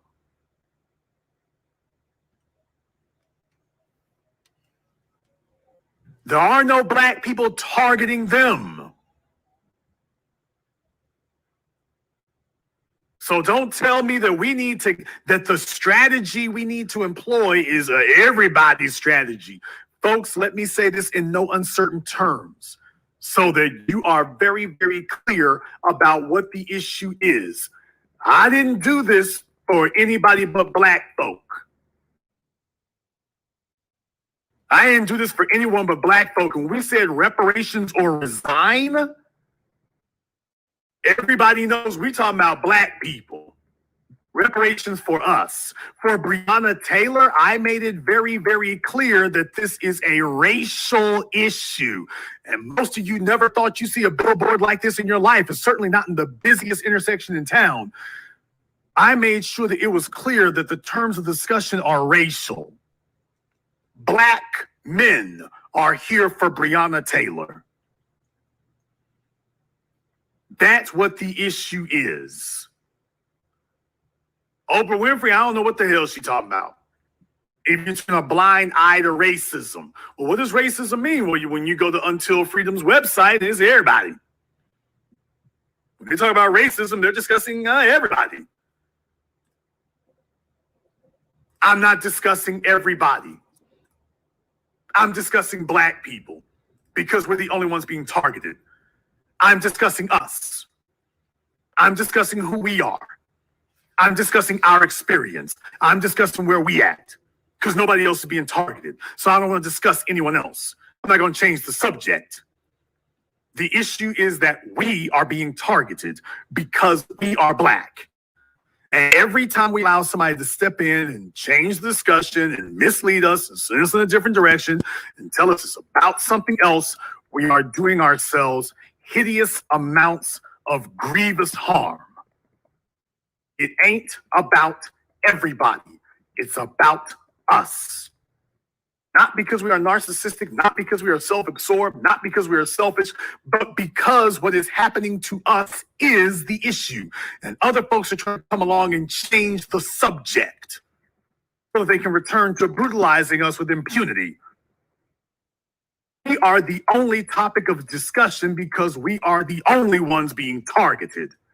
And everyone is trying to embark on a campaign where they attempt to change the subject and say, well, it ain't just you being targeted.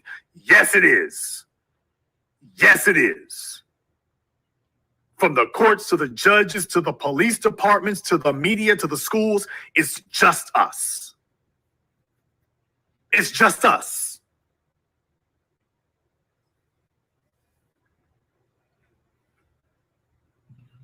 So right now, we have witnessed as the old black media is desperately attempting to regain its relevance, as the old black media is desperately attempting to get the rest of the world to change the subject. They're trying to get us all to talk about and discuss everything else but the issue. And right now, what we did was we changed everything. In 40 years, Oprah Winfrey has never said a word to defend Black people, and there have been dozens of victims of police violence that have made the national headlines, and Oprah never came to their defense. She never bought a billboard, never bought a bus bench, never bought a t-shirt, never did anything in 4 decades. She is the definition of insincere to come running up on this now. And it is an insult for anybody to sit here and state her name next to ours, because she's done nothing. She's done nothing. Nothing at all. This is bait and switch.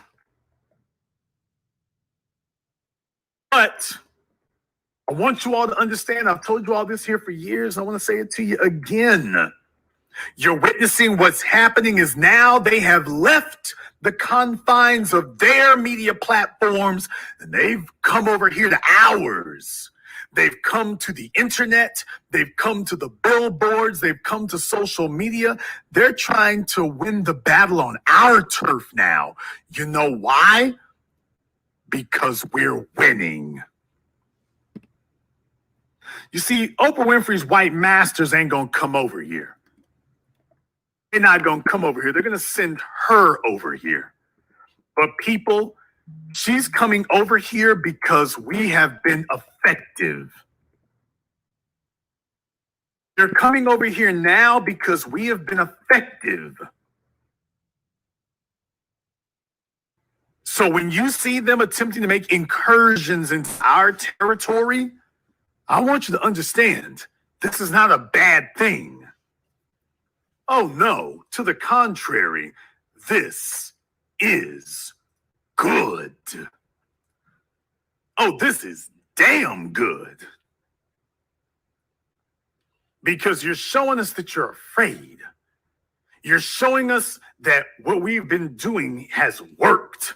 You're showing us that you ain't got no answers. You're showing us that what we are doing has had the intended effect. Brothers and sisters, Oprah has abandoned her media platforms, folks.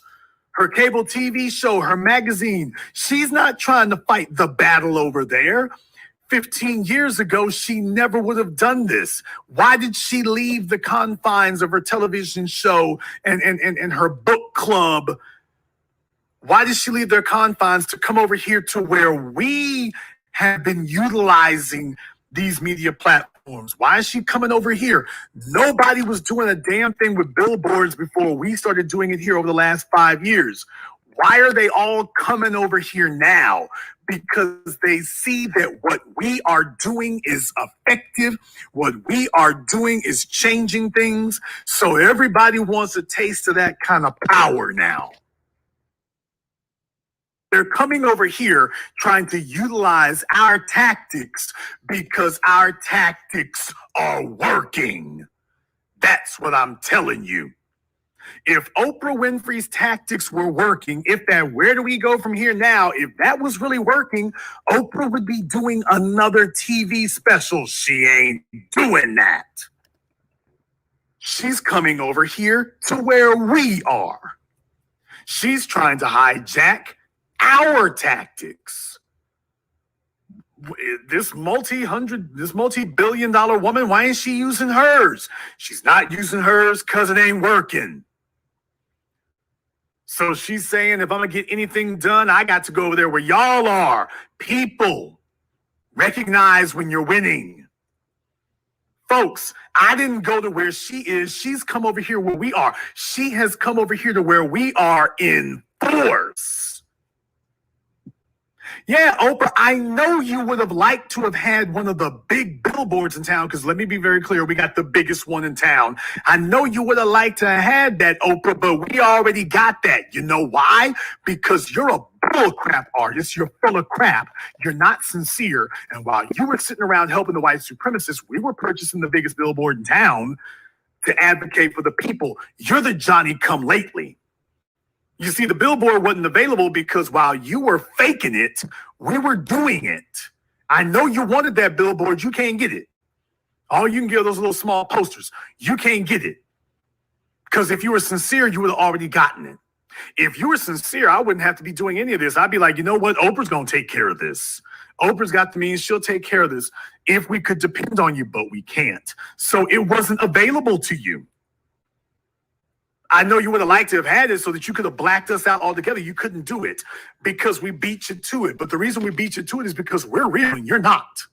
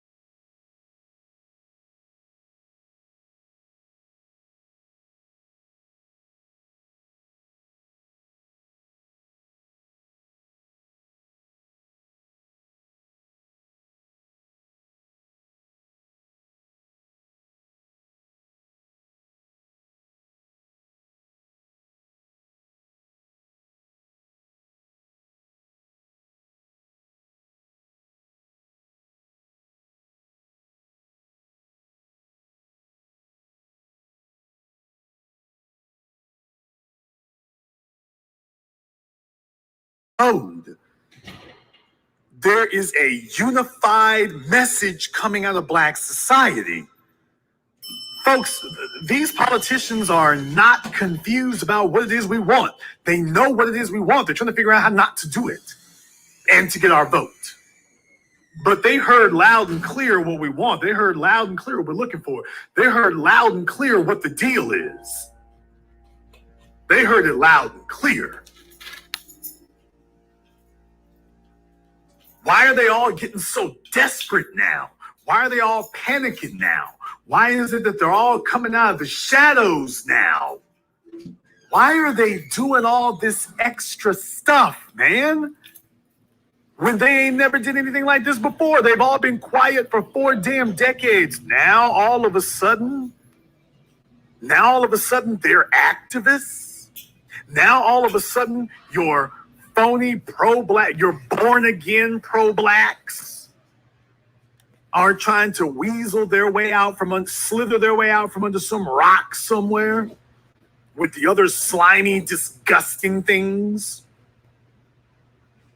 And all of a sudden, they're trying to sit up here and encroach on our territory.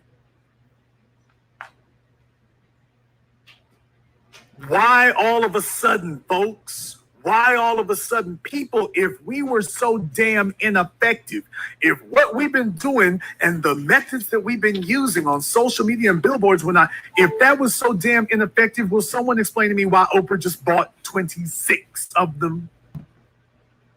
If what we were doing and the way we were doing it was so ineffective, why are they copying us? Please tell me.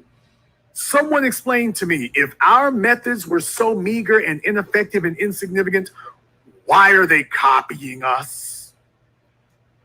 Why isn't Oprah on television doing another Where We Go From Here special? Why did she come down or slither out from her mansion, drop the donuts and the Twinkies and come waddling her way down the sidewalk from her ranch? Why didn't she do that?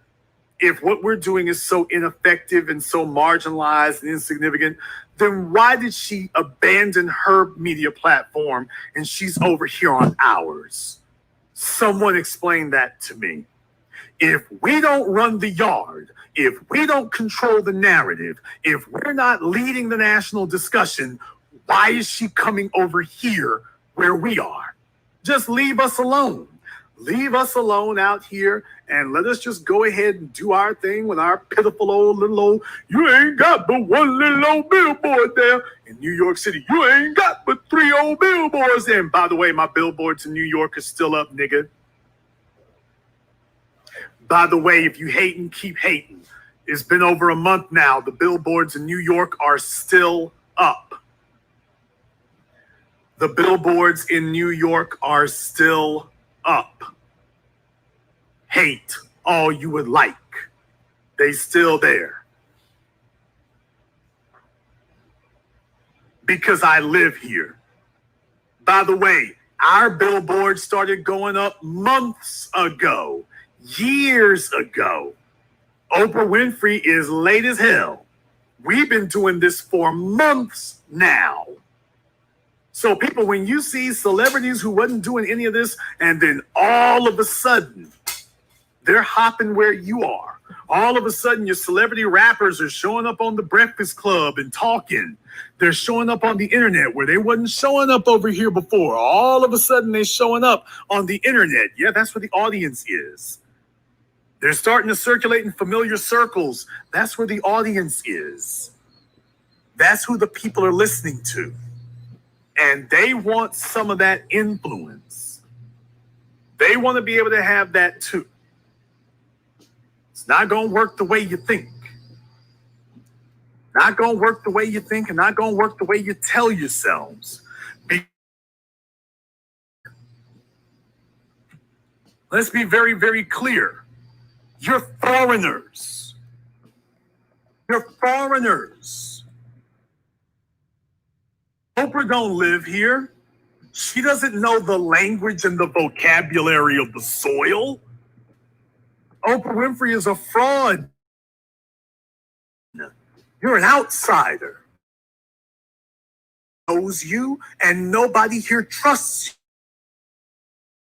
you. You don't understand the language. You don't understand the dialect of the. You don't understand the speech pattern.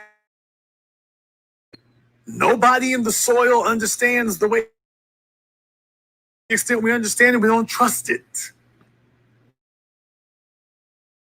This isn't going to work for you because potentials among the soil don't know you and they don't trust you, because the first thing people were asking is when all of this was going on before now. You could have done it then. You could have done it then. I'm going to say right now, all these celebrities out here, they can send money, they can take their damn opinion. Y'all can hold your damn opinion. Celebrities, your damn opinions. You really can.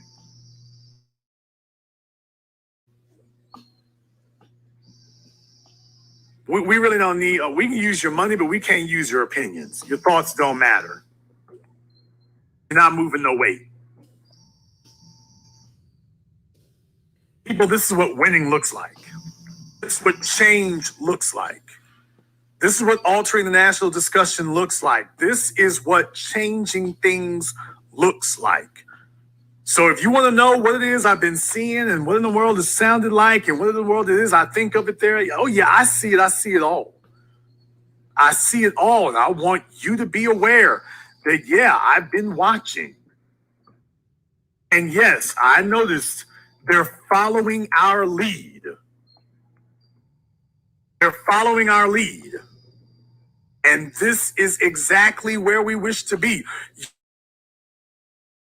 You all thought, and understand some fibers in the last couple weeks, so long before we got here, 100,000 to put us where we are, the 1,000 we are. They're following our lead. Everybody's following our lead. They see where we've been doing it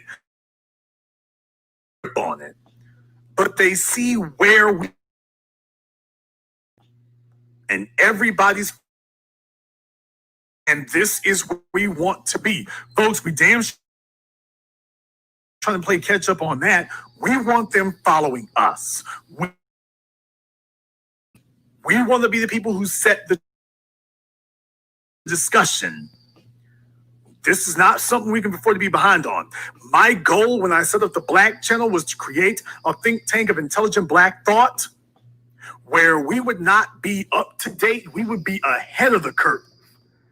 Black folk are so far behind, we can't just afford to be caught up to everybody else. We need to be ahead of the curve. And what we've been doing both in our prognostication, our predictions, our pontification, and our advocacy, we are ahead of everybody else. Else is behind us. Everybody else is behind us. In the chat room, you're here. Why didn't she go buy 26 billboards in? Oh, I ain't supposed to remind you of that. Where was Oprah in Minneapolis for George Floyd? Why didn't she buy 30 billboards for him up there? Why didn't she do that? If you're one of these jackasses who wants to pretend that, oh, she's sincere because you used to your family sitting up here stealing from you, so you're just one of these unscrupulous niggas who gets along with that. If Oprah Winfrey were really sincere, why didn't she buy 30 billboards in Minneapolis? If she was so sincere.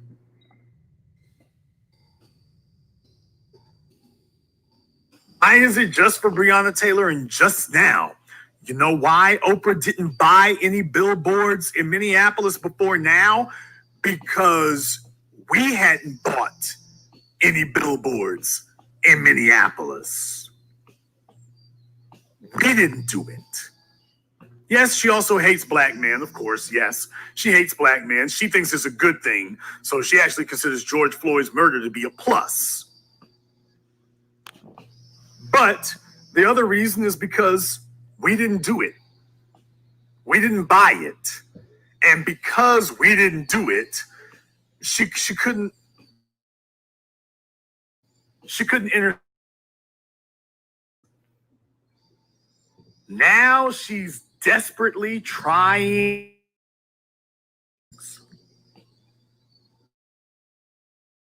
You can't fake this, Oprah. The world, baby, but you can't buy credibility, not at this. Yeah, there's some activists who love to have access to your money, but baby, you can't buy street credibility. Somebody better tell her something. Brothers and sisters from around the world, can you purchase street credibility? Can you even? You can't buy this. This is one of these phony Hollywood cocktail parties where if you purchase the right dress or the right shoes, or you can buy your way into the club, you can't buy your way into Black society. You old Beanie Baby built heifer, you can't buy your way into Black society.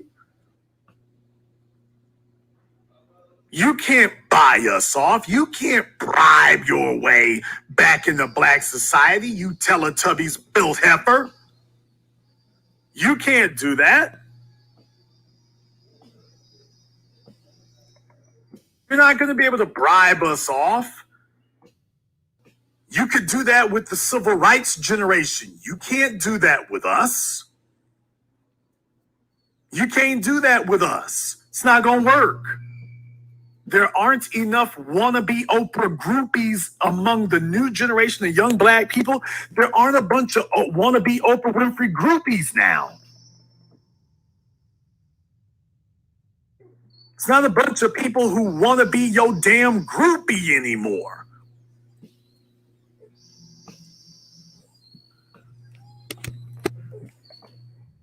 You're trying to appeal to people looking for them to be your groupies, and it ain't happening.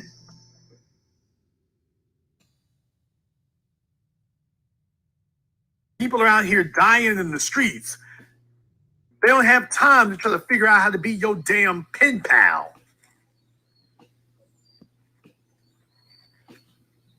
These young Black folk don't look to you as Mama Oprah, hoping to get groupied up.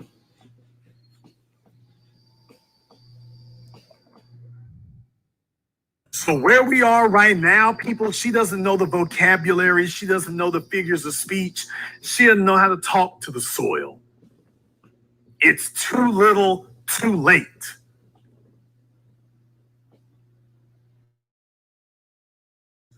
And you can't buy or beg or bribe your way back in. Baby, this is schmoo with the white supremacists, because those are you figure, well, hell, I'm going to help. The rest, I'm going to undermine you niggas and knock y'all down. Prison, well, congratulations, Oprah.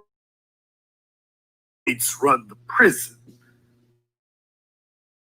The inmates run the. And you all know how it goes from here. Oprah Winfrey, baby, you can't come out here and buy nothing. You can't buy nothing from us, baby. Your paperwork is dirty on the yard. You don't have the option of buying your way into this, baby. Your paperwork is too damn dirty. You's a snitch. You's a rat. You a turncoat.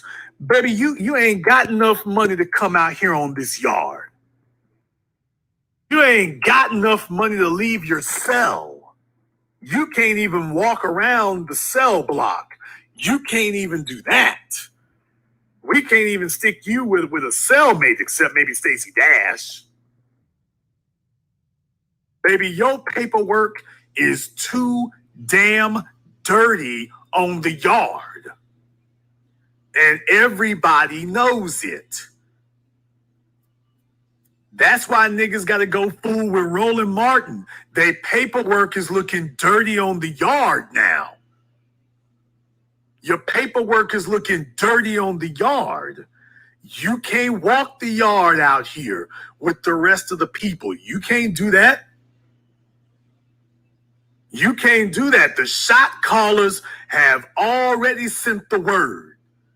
You can't do that. So you can go buy all the damn billboards you want.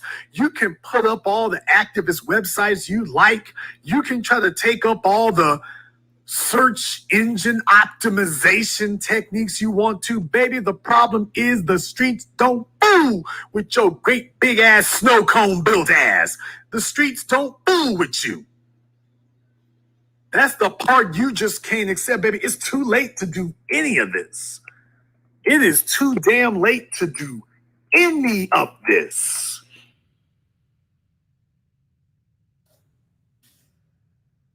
You're too late. Go buy all the billboards you want. Go buy 26. Go buy 26,000. You can't redeem your reputation at this point. You're a done deal. You're a done deal. And you're not going to be able to trade on the name of Breonna Taylor or anybody else and get yourself out of the jam you're in, baby. The time for you to be doing this, you big, fat, flabby stack of pancakes, the time for you to be doing this was back in 88. Back in 89. That was when the LA riots broke out. That was the time for you to be putting up billboards like this. That was your time to be doing this. George Zimmerman was walking the streets. That was your time to be doing this. You were supposed to be doing this 3 decades ago. This was the time for you to be doing that. But you weren't. You weren't.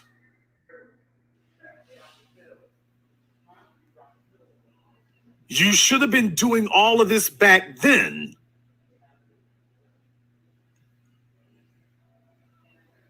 If you had, then you'd have credibility. You can't show up 40 damn years later after you've been aiding and abetting and collaborating with our enemies all this time and say, well, I'm here to buy redemption.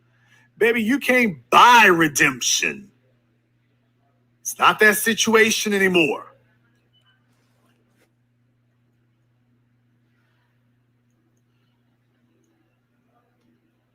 You can sit up here and get in your big ass car and come flying into town and wear your big white suits and get your limousine and come crawling your way out your Rolls Royce, built like a bag of sweet potatoes, and think you're going to get black folk to bow down to you. It's not going to work. It's not going to work.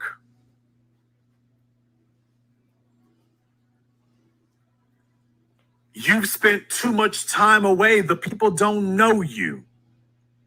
You spent too much time away. You are a stranger. You are walking on foreign soil.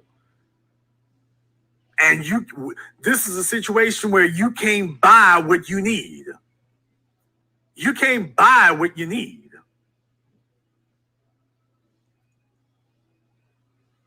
And the reason that she's trying to purchase it is because she doesn't have the wherewithal to earn it. You see, and she doesn't have the time. She doesn't know where to go to earn it, and she doesn't have the time. You spent the last 40 years, you thought you were undermining us, Oprah. You thought you were undermining us. But you were undermining yourself. You thought that you were helping white supremacy to undermine. But all you from IHOP, you ain't undermined you.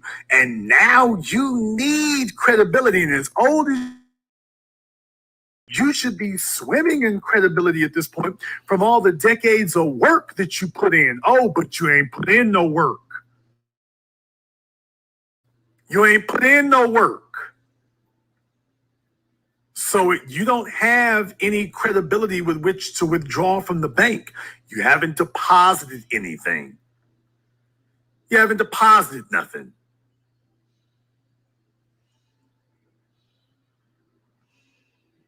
So I got bad news for you, but the money ain't gonna help you. You spent all these decades not doing nothing. And now that it's too late for you to sit up here and try to cash in now, baby. You can't buy what. This has got to be earned. This has got to be earned. You can't buy this. You used to your white supremacist friends telling you, oh, you go to Black Society, you can just buy what you want. No, baby, you can't buy this.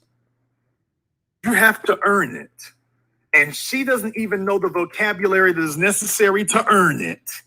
She doesn't even know where you would begin. Could you all imagine Oprah Winfrey sitting in a group full of Black folks trying to talk to us about what it is like to be targeted by white supremacy? Do you know what Oprah Winfrey considers to be targeted by white supremacy? Remember when she went to that department store? I wanted to buy this handbag, and they asked me if I had a credit card.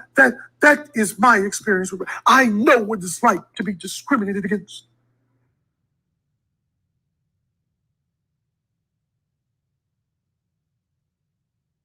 Got Black folk out here getting beat, shot, and killed.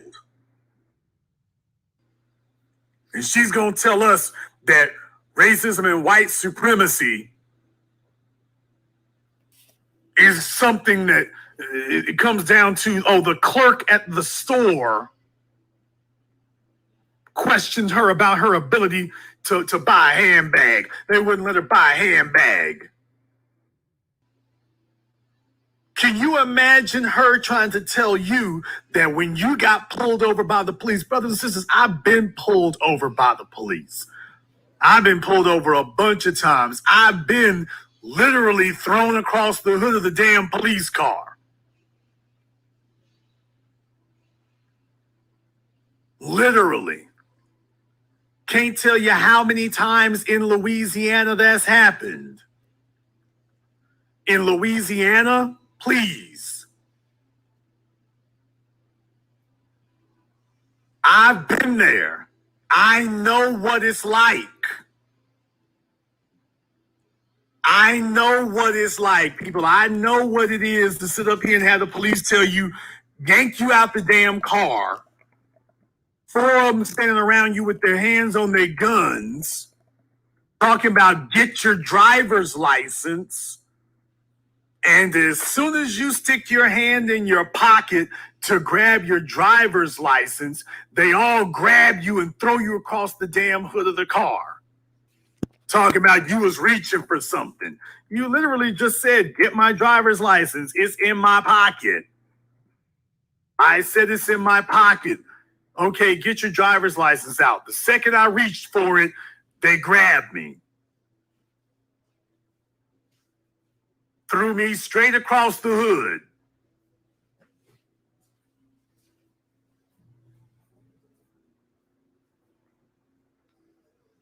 Not just Louisiana, Nevada, Arizona. I got stories from damn near everywhere.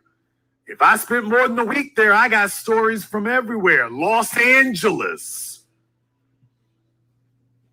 I got stories from damn near everywhere. Can you imagine Oprah Winfrey trying to sit down with Black folk in the soil and try to act like she can relate?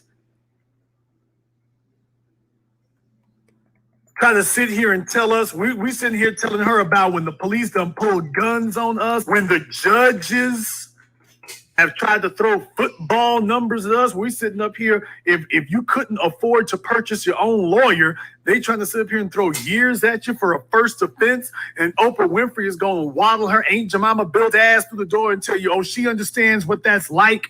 I couldn't buy a handbag, and I'm Oprah. I'm Oprah, and they wouldn't let me buy a handbag. That's equivalent to you getting pulled over by the police, getting shot by the police, with the court system backing it up, with your school resource officers The cops at the schools, the school resource officers beating up your kids. Oprah sitting up here telling you she understands what that's like. They once wouldn't let her buy a handbag. And then she immediately leaves and goes to go chummy it up with Hillary Clinton. While she just told you that she understands what it's like to be targeted for your race. Don't know it. We are a foreign people to you. That's why this billboard, you're so damn tone deaf, Oprah, that you didn't realize what an insult it was for you to put your damn logo. It takes up damn near 20% of the billboard space. You're so out of touch with where the people are that you didn't notice this.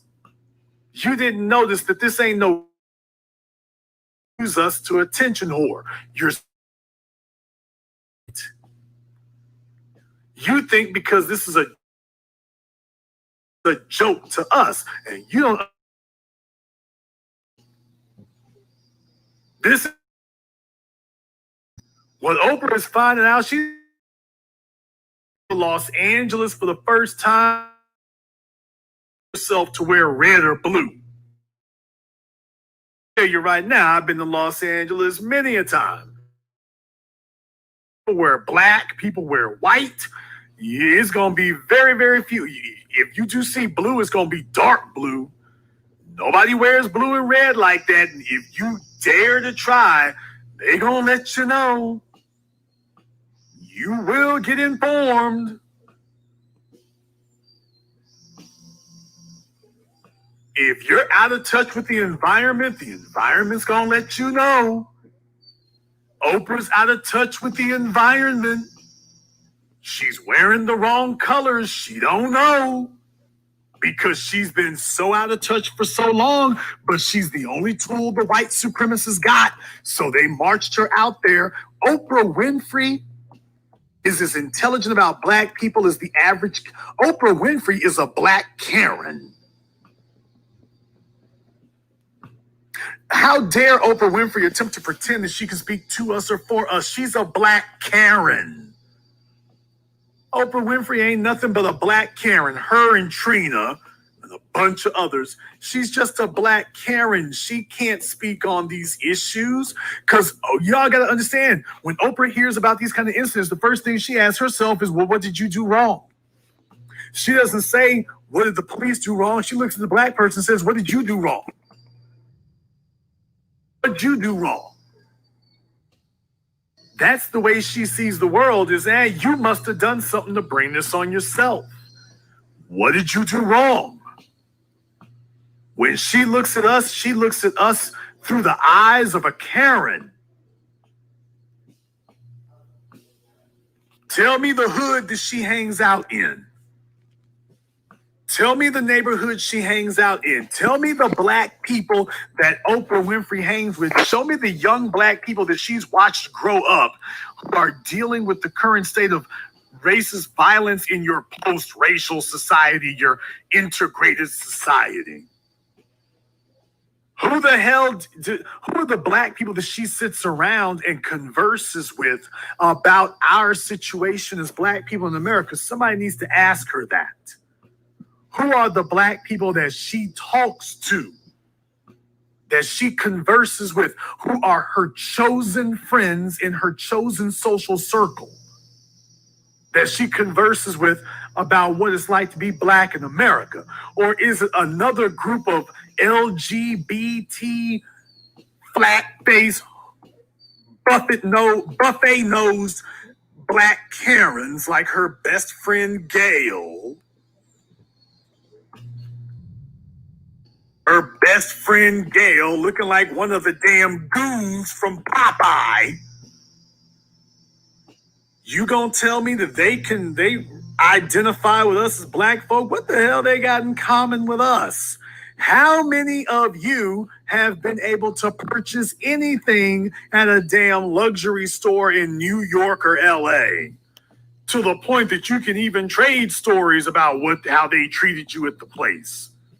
Oh, I went to the store where they have $50,000 handbags, and I was going to purchase one, and the sales clerk was very rude to me, and they treated me, and I know what it's like. This is how they do us black people.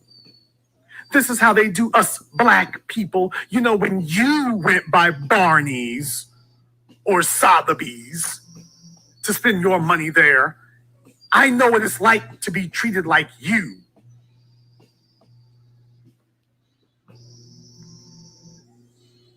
I know what it's like to be treated like you.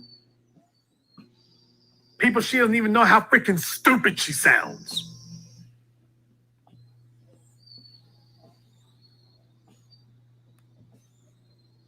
So I'm actually glad. I'm glad that she came out of hiding. I'm glad that she came out of seclusion.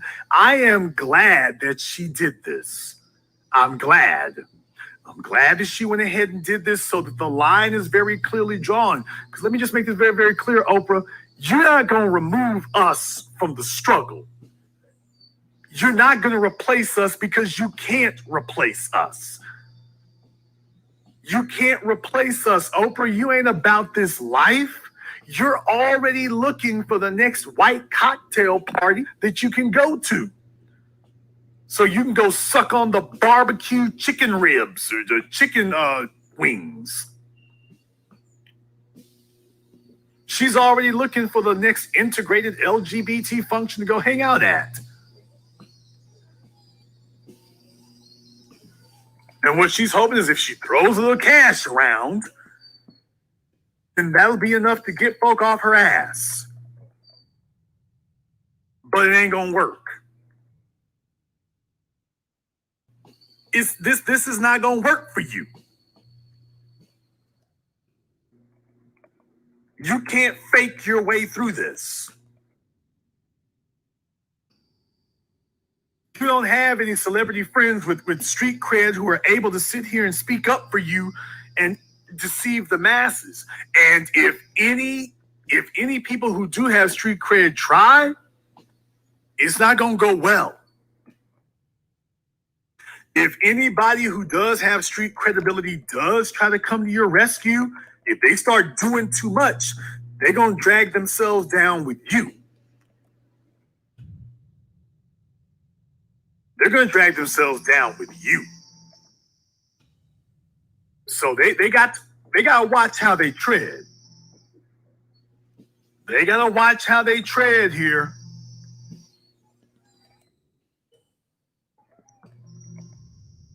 They need to watch how they tread. Nobody's going to be able to bribe your way back into black society. You've been on the outside too long. The phony pro-black thing, that's not going to work. It ain't going to work. Not for you, not for anybody. That's where we're at today. So brothers and sisters, don't be disheartened. Don't be disheartened. Don't feel bad. Don't feel discouraged. Don't worry that they're trying to hijack what we're doing. I'm telling you all, don't worry about this. These people are the tourists. They're the interlopers. They ain't built for battle. Oprah's not built for battle. Snoop Dogg called Gayle a dog-faced beast. Oprah Winfrey fell to pieces. She started crying and boo-hooing on TV. She ain't built for battle. She's not ready for war, and she ain't built for battle. All it took was Snoop Dogg playing the Dozens and broke her down. You think she's ready for us? You think she's ready to go toe-to-toe with us in our arena? You think she's ready for that? All it took was some white cattle ranchers to sue her, and she was a basket case. You think she's ready for this? Please. Please. She ain't ready for this. Folk, she's play acting. This is make-believe. She's trying to play dress up. You can't play dress up with this, baby. You can't do that. You can't wear a costume and figure you're going to fake it. You're going to put on a black jumpsuit and you're a Negro? No. You don't have the brains, you don't have the heart, you don't have the spine to come over here where we are. Hell, the white folk are already going in on her. She wants to talk about white privilege now. White folk need to acknowledge their white privilege. The white folks started going in on her. Her big sloppy jelly bean built ass started crying again. Baby, you're too beholden to them. You can't do this because you are too beholden to the very people that you call yourself pretending you going in on. You can't do this. You belong to them. You're beholden to them. They got your damn number.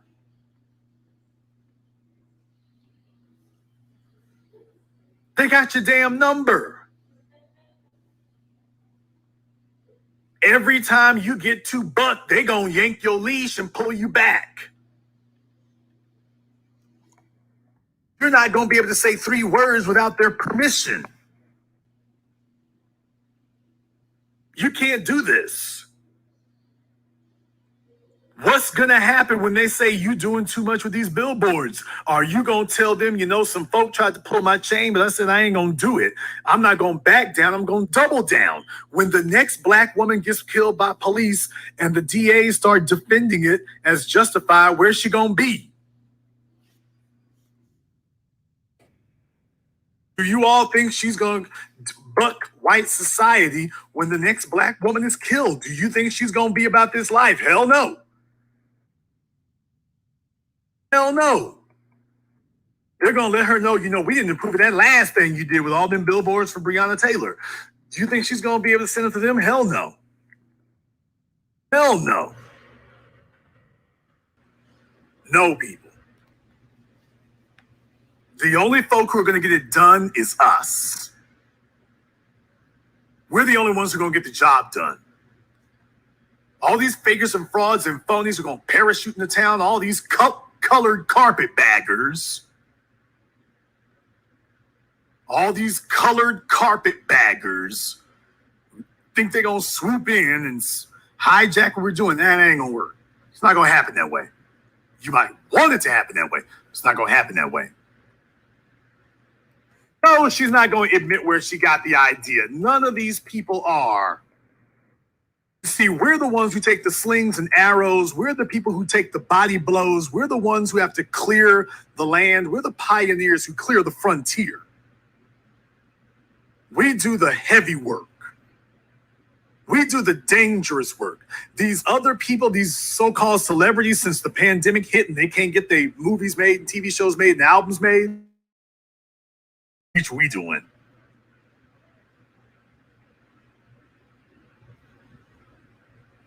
They're trying to make up what we're doing and doing it wrong. But no, they're not going to acknowledge it's us because to them, this is just a popular fad.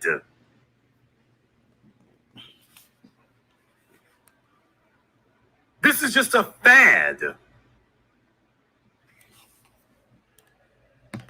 This isn't a fad for us.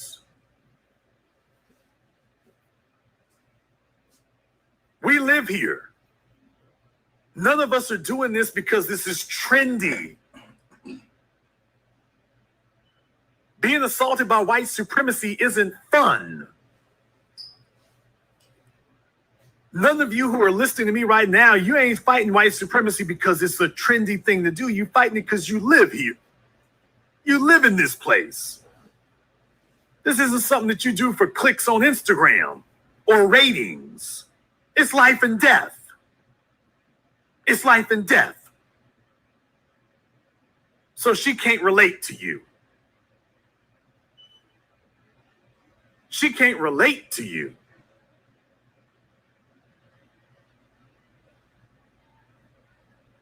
As black people, she can't relate to what we're doing.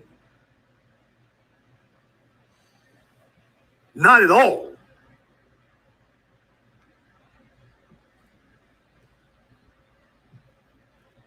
So don't be worried and don't be afraid and don't worry about what they're doing. As Black people, don't worry about that. I want you to understand we're on the right side of things. We've never been the most popular. We've never been the most well-known. We've never been the most acclimated to this environment of clout chasing. We don't chase clout. And we want to be right where we are. We want to have people chasing us. We want to have people following our lead. We want to have people following up on what we do.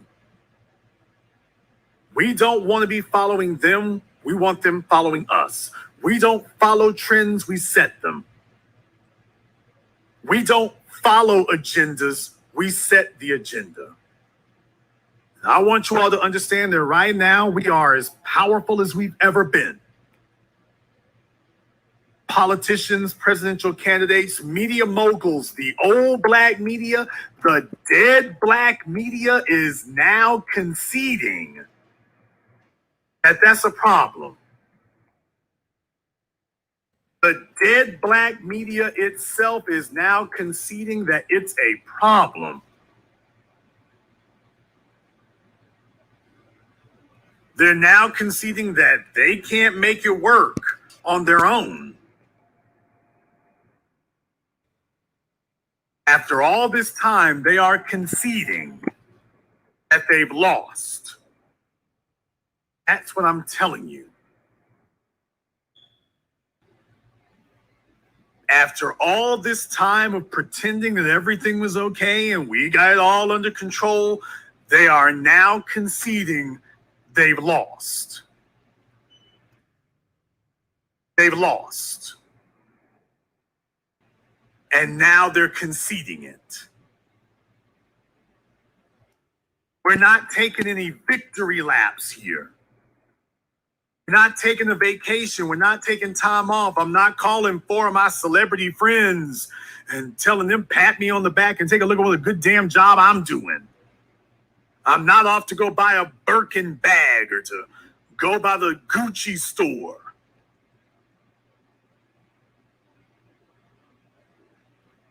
All we're going to do is get back to the work. Oprah's done. This is it, people. She bought them billboards and she's like, okay, ain't I Black now? She's not looking to get back where we are, people. She don't want this. Oprah Winfrey doesn't want to be treated like a Black person. She wants street credibility to an extent, but she wants to get back over with her white friends, Dr. Phil and Dr. Oz and all these other gurus that she got running around messing with children and stuff. That's where she wants to go back to. She don't want nothing to do with us. So understand, people, she's parachuted in so she can get attention for this, and now it's off to the next thing. It's off to the next thing now. She has no interest whatsoever in what we're doing. She's only doing this because her ass is in the crack. Her magazine is going out of business now. She's got no street credibility, and her white masters are like, look here, you big jiggly jello pudding built ass wench. If you don't have any influence with these niggas, we don't need you. And we're going to cut you off. If you don't have any influence with them, you've got no reason to be here. And there's a whole bunch of desperate mammies out there. Simone Sanders and Susan Rice and Oprah Winfrey, they're all trying to prove to white daddy they still got some pull and influence, because if they don't have any influence, he has no use for you. He's got no use for you if you have no influence. After all the money and time that they've invested in you, if your influences run out, they're done with you. Tom Joyner, remember him? You all saw what happened to Tom Joyner. Tom Joyner literally got fired from the radio because he no longer has influence. His numbers, as our numbers have gone up, his numbers have gone down. Every year that we've been doing the Black Channel, Tom Joyner's numbers have gone down. Ours have gone up. His white master said, okay, nigga, you ain't paying no dividends. You gotta go. Roland Martin, you gotta go. If you're of no use to them. Tom Joyner got pushed the hell. I already did the broadcast about that. You already did the broadcast where we detailed that. They basically told Tom that we're going to cut your money to nothing. You can keep staying on the radio, but we cut your stations. And he said they cut his money so low that he said it wasn't worth it for him to stay anymore because they cut his paycheck so low. They wanted to pay him, I think, less than $1 million.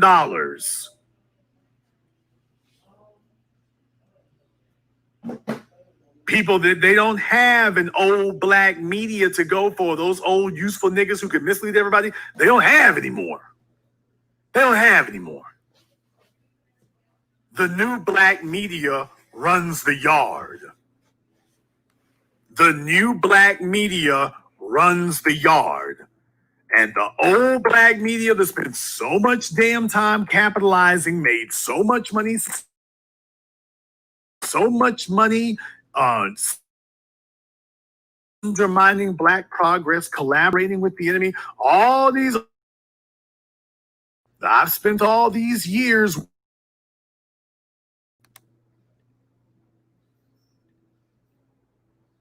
There's a reason why you ain't hearing from them now. There's a reason why they were desperate, and as they couldn't get the job done, they got moved. People, it's not a coincidence. It's not a coincidence.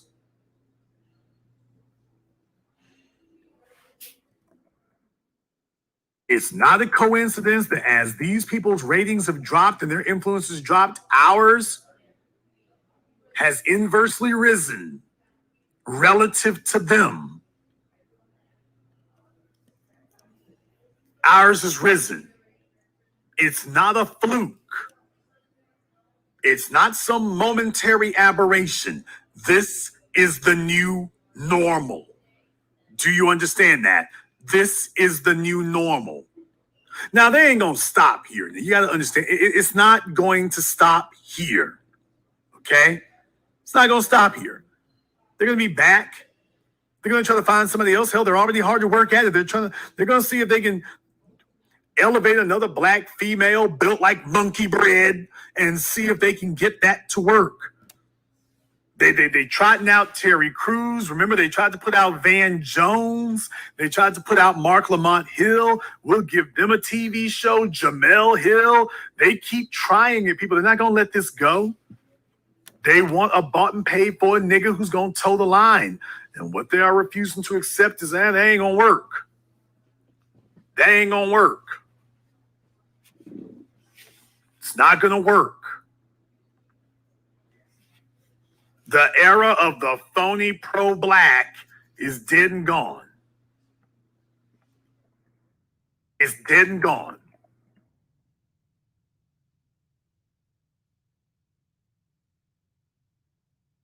The new black media and intelligent black society, we set the agenda.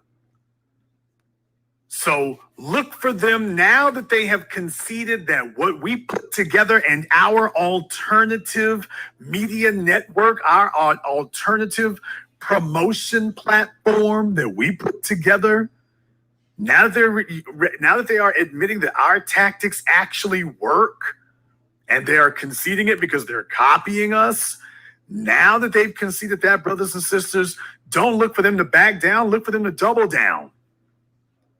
They're going to keep making incursions, but it's going to keep failing. And I just want you to remember that this is what winning looks like. But we can't stop now. We can't rest on our laurels.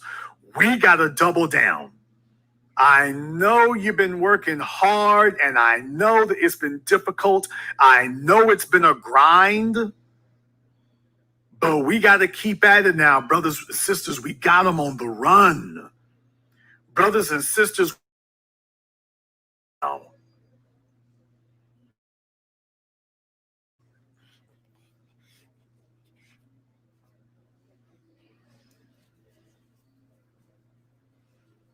Let's keep them there.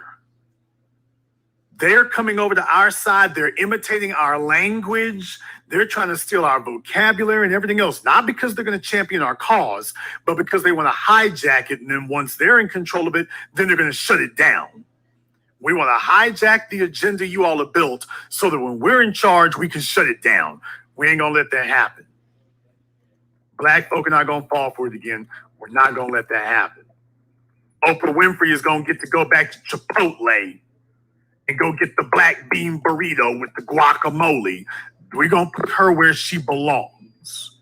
She belongs over there, not over here. It's too late. The pro-black pretenders who think they're going to slither their way back in, no, not going to happen. We're not going to let it happen. This is a movement and an agenda that we built. We built this. And even if you could hijack it, which you can't, but even if you could, as soon as the people see that you're not fixing their problems, they would just abandon you again and come looking for us. That's all that would happen. They're just going to abandon you again and come looking for us. That's it. That's all it's going to be. That's it.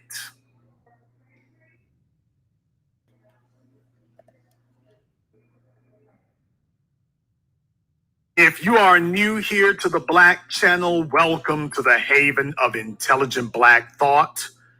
Over 100,000 subscribers and rising. We are not a little thing by any stretch of the imagination. From media outlets to politicians to presidential candidates, we've got everybody watching, everybody looking, and everybody following our lead. If you have not clicked that red subscribe button, what the hell are you waiting for?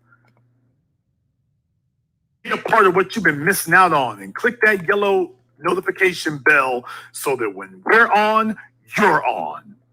If you haven't seen our groundbreaking Amazon best-selling documentary work, you want to go to our website, blackchannelfilms.com. This is blackchannelfilms.com. Check out our work, 7 a.m., Gentrified, Ethnic Cleansing American Style, and our newest documentary, Race War. All available on sale, all available on Amazon, all available for streaming, all available now. blackchannelfilms.com. You want to be there. And this concludes tonight's broadcast of the Black Channel.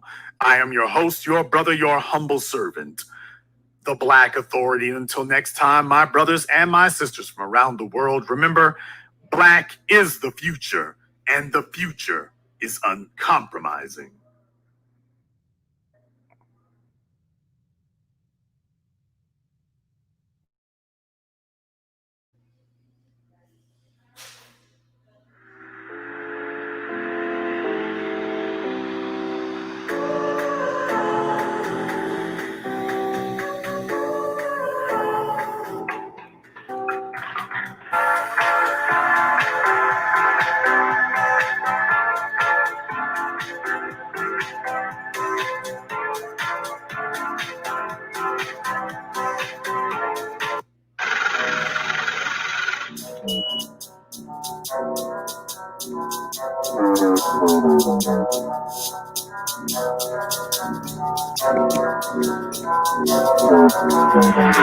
Bullets gon' shatter a ligament, token the book with they tag. Predicaments, J in a box for the menace, and young folks just came for the knocks, go spin again. At the Reggie can't see what the difference is. Perk got me nervous, and Jason, I'm taking it. JCC and playing, he digging it. Why do Chevy, they split the dividends. Bullets gon' shatter a ligament, token the book with they tag. Predicaments, J in a box for the menace, and young folks just came for the knocks, go spin again. At the Reggie can't see what the difference is. Perk got me nervous, and Jason, I'm taking it. JCC and playing, he digging it. Why do Chevy, they split the dividends. We keep the knocks in the beam, and dropping the queens, we flocking the Adidas. Free flea on G's, the Reaper, Creeper, booting and turning my speakers. Link up, she a believer. Shorty gon' kick it like FIFA, feeding the meters. Drip got me leaking, GB a reason. I see the checks, I'ma leave her. We don't know Sosa Geek. I said, keep knocking, he close to me. Missed this top, made his shoulder bleed. 40 clip hang like a rosary. Cole Brown is the Joe boy. Spin through the option, I might hit a court. Hit coach, that's the coach, no Rolls Royce. Stay in the chair, that's function, no choice. I see an eye, I'ma chase him. There's no structure, that's for all situations. I've been on this app waiting, reach it, put it on your head, for patient. Folks in the drop, not speeding. I've got passenger, can't stop cheesing. Funds clear, they not freezing. Stupid bitch drop the top, let the breeze. Bullets gon' shatter a ligament, token the book, but they chat, they predicaments. Chain in the box for the medicine, young folks just came for the knocks, go spin again. At the Reggie, can't see what the difference is. Perk got me nervous, see Jakes and I'm taking it. JCC a play and he digging it. Why through Chevy, they split the dividends. Bullets gon' shatter a ligament, token the book, but they chat, predicaments. Chain in the box for the medicine, young folks just came for the knocks, go spin again. At the Reggie, can't see what the difference is. Perk got see a play and he digging it. Why through Chevy, they split the dividends.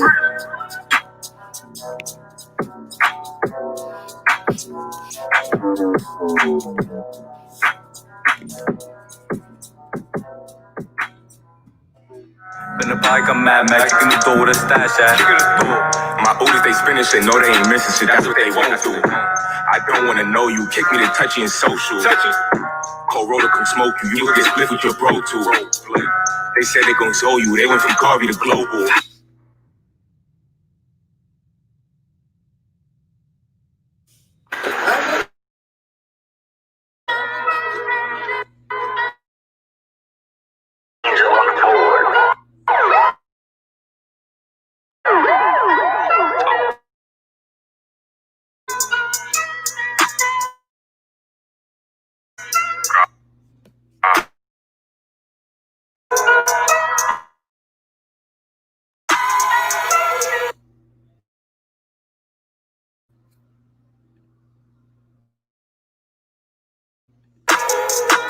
Drop out, watch for pothole. It's fast call by toll, and drop slow.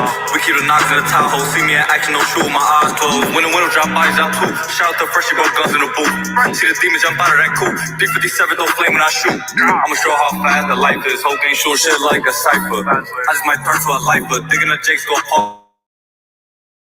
See me in traffic, don't lack when I'm passing. Pretend who's making distractions. And we parolees with bands and I'm mad. My group, but it's not for the chit chat.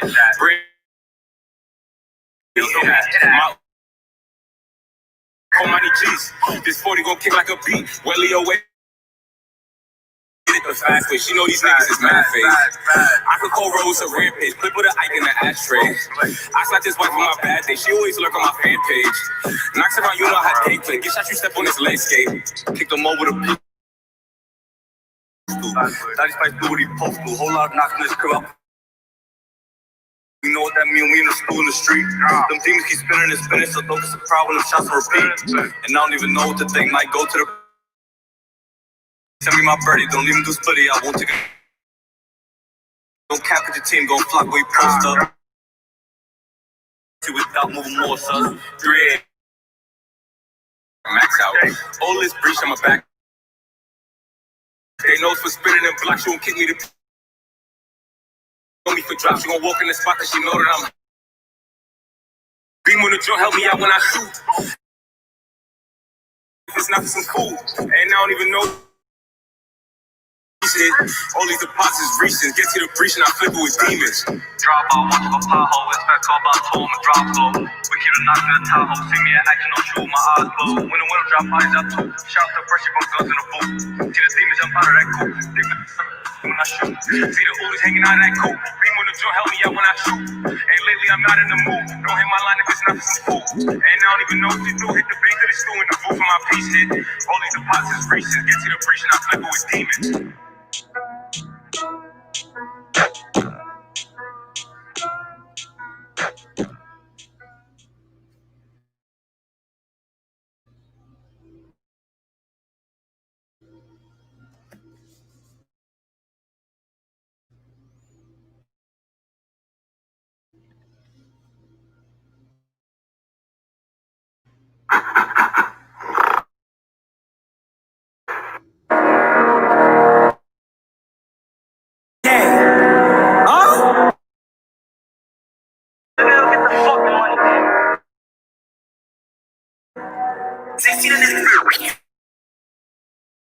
I get the move like a lot of like 2 shots.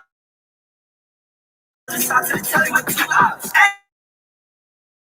We dumping the clip. Most of my niggas is shooting no grip, but all of my niggas is getting them chips. Yeah, like we do this. Pulse, I'm heady and I'm going stupid. Run to the air, she like I'm moving. Baby, come cha-cha, never get moving. Time to cut, bad block. I said it already, he says I was getting this one. We treat it like 8,000. Bitch, gang, gang, gang. Shooting a daughter, but no, she can't ride the O. Baby, come on and just ride the O. If shit get heavy, we slide you know.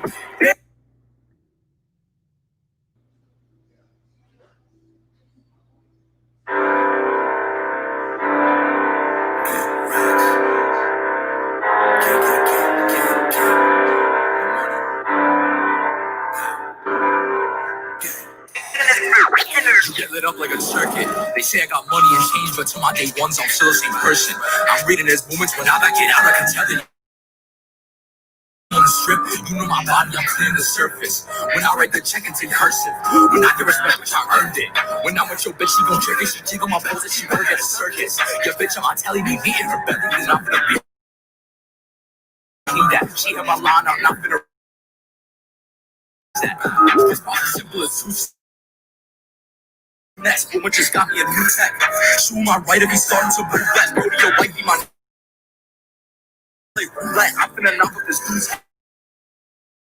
I got an OG and no, I don't play boy. It's clipped, I'ma catch you today, boy. I'll never. I move the same as in the walk on this beat with my Timberland. Yes, if you don't swipe it on. So they will say you are not welcome as you never. That my guy's been lying like we come from Baghdad. Say you. Then we go subtract that. Fuck with the able so. Put the friends in the spot, you know they act. I'm feeding the clip, I'm feeding the bullshit. Woman got texted, we reloading new clips. We be wildin', he can get. They don't come outside, but we break down the door. Outside his body, they. The virus ran at a time because fell on the. He's nice with the bit and I load up. Still get lit up like a circuit. They still the same person. I'm reading his moments when I back it out. I can tell that he getting all nervous. If I catch him on the strip, you know my body, I'm clearing the surface. When I write the check, it's in cursive. When I get.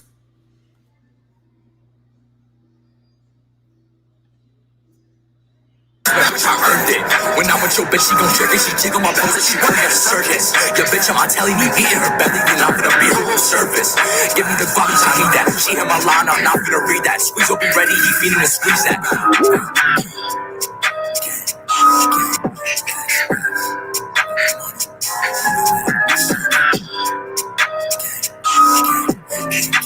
Shooters up in the field for the green in the bay. That 12 to his back. Watch it out like they airing. I'm stripping the sign of my jacket, Montclair. And if he jacket smoke, I know it's never clearing. The devil be on my shoulder like a parrot. My off watching face with a god, they be staring. When I make the word disappears transparent, I make him turn red like he's getting embarrassed. Shoulder to the ceiling like bitches on FaceTime. How could I let the ops take mine? Squeeze will be sending 3 shots from the baseline.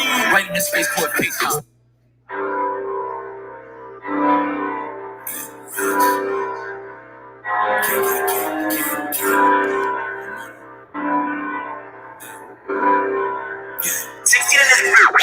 Get lit up like a circuit. They say I got money and change, but to my day ones, I'm still the same person.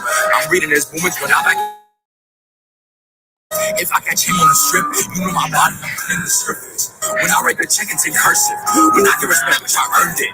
When I'm with your bitch, she gon' trick it. She jiggle my balls and she work at a circus. Your bitch on my telly, me beating her belly, then I'm gonna be her real surface. Give me the vibes, I need that. She hit my line, I'm not gonna read that. Squeeze will be ready, he feeding and squeeze that. It's as simple as 2 steps. But one look will get what to do next. Woman just got me a new tech. Shoe my right if he's starting to move that. Rodeo white be my new flex. You know I'm rushing, I like to play roulette. I'm finna knock up this dude's head. He on a shirt, a hoodie, a crew neck. I got an OG and no, I don't play, boy. You flexing BBs, you move with the same toy. Told him it's clipped, I'ma catch you today, boy. I'll never switch cause I move with the same boy. Gang, gang. I move with the same boys and they gonna shoot. Aim for his rim and go right through his hoop. Walk on this beat with my Timberland boots. Full of my custody, rolling in wheelchairs. If you don't swipe, you don't shoot, you can't chill here. I know these bitches love cash, so they will say you are not welcome cause you never lived here. Bitch, you not welcome if I cannot back that. My guy's been lying like we come from Baghdad. Say you get money and you finna add that. You gon' get looted and we gon' subtract that. Fuck with the able, so passing the full stick. They BK feel away to go cool shit. Friends in the spot, you know they acting ruthless. I just might blow in them out like a toothbrush. I'm feeding the clip on. We don't be wild, he can get it. Don't come outside, we break down the door. Outside his body, they can't find a cure. This way worse than coronavirus. Ran out of time because fell on the floor. Looks like we ain't getting bonus prizes. That's with the bit and I load up wireless. I should do hard on my solo stylist. Still get lit up like a circuit. They say I got money and change, but till my day ones, I'm still the same person. I'm reading his movements when I get out, I can tell that he getting all nervous. If I catch him on the strip, you know my body, I'm clearing the surface. When I write the check, it's in cursive. When I get respect, I earned it. When I'm with your bitch, she gon' trick it. She tickle my pose and she eating her belly, you're not gonna be her. She hit my line, I'm not gonna read that sweet.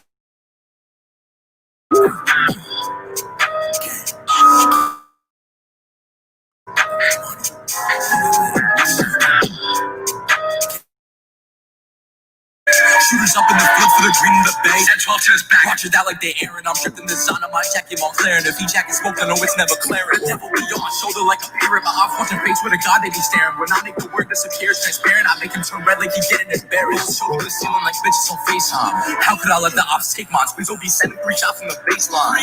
Right in his face, call it FaceTime. Spending that night, but we could do daytime. Bitch time is money, don't think you gon' waste time. Black and white on a drill.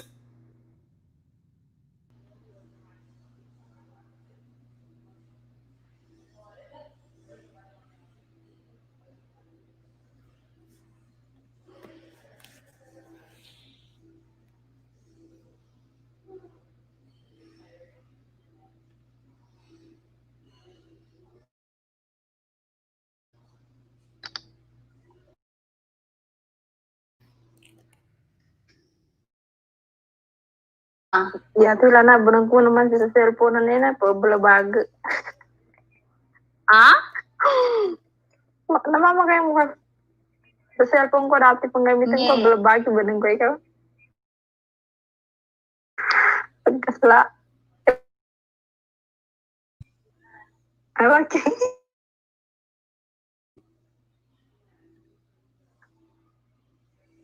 Now, we are now live. Magandang gabi po sa inyong lahat. Nagbabalik po ang inyong alipin, walang kabuluhan. This is Bella Jonas Vlogs at for today.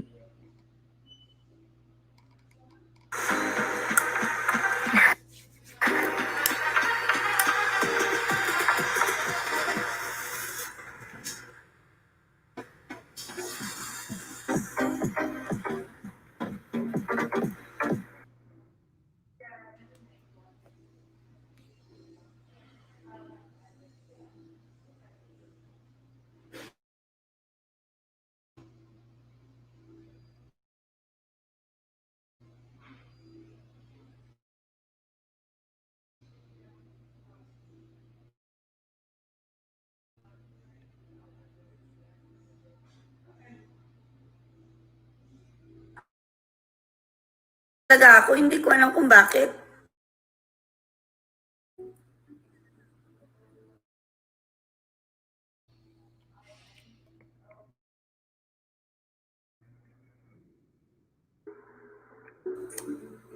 Ayan, maglapag na kayo ng bahay.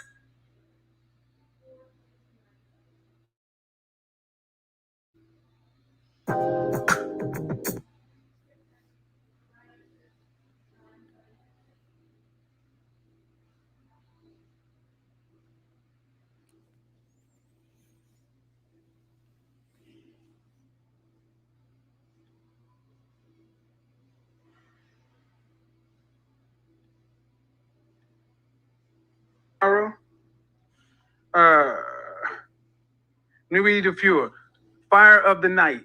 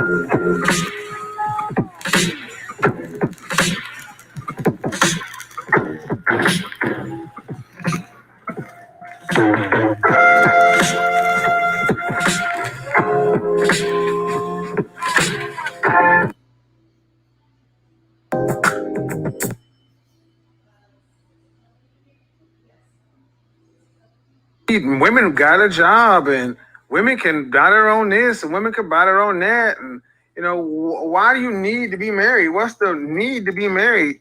Why do you need to legally go get involved in? Hold on. That seems to be a burning question with some folks. What's the need to get married? Well, hold on.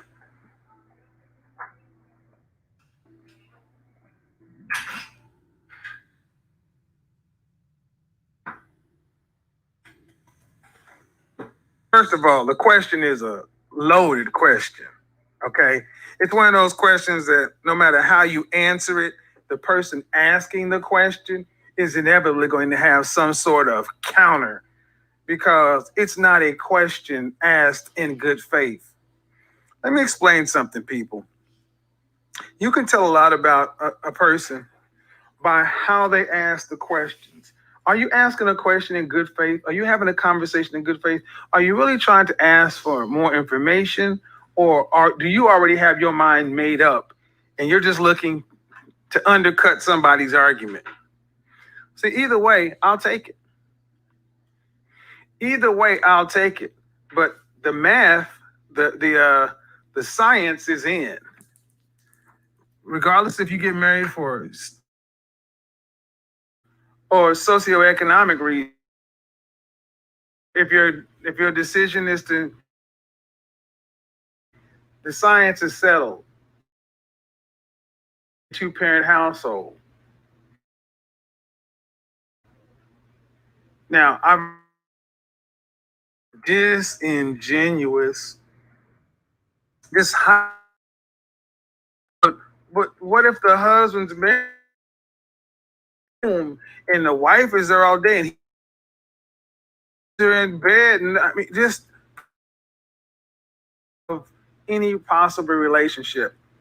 And I will say this. The new census numbers are coming out, and I will be doing a in-depth broadcast later on this topic later this week with all the data, with the most recent data, not just cherry pick stuff. The American Enterprise Institute, Black Men Making It in America study that says 51% of Black men are childless, 64% in the middle class. The stats that are showing that marriage in 2019 was at a almost 60-year high, and divorce has been cut in half since 1990. So the question is there any value in marriage today? Well, is there any value in marriage for women today? And I got to tell you, honestly, the answer is no. Is there any value in marriage for women today? Is marriage a badge of honor? Is there anything special about being married for women today? Unfortunately, Nate Brown, unfortunately, Gina, the answer is no. The answer is no. All right, thank you. Bye-bye. Broadcast is over.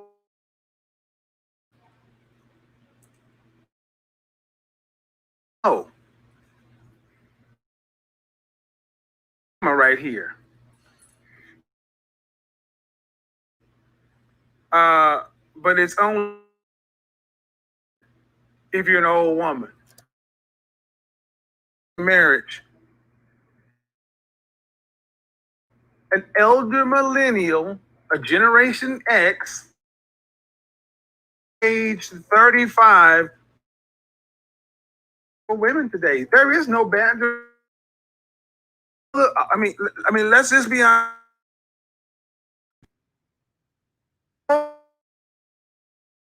Old women don't need a man with money.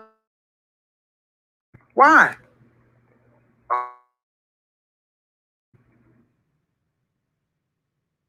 Let's start off with the top. Is there any value in marriage today for women? Add this modifier, educated women. Is there any value in marriage today for educated women? College educated women, graduate degreed women, Black women, any of those modifiers. And you will have many women over age 35 who will sit back and tell you there's no value in it. Well, of course not. It is not at an all-time low.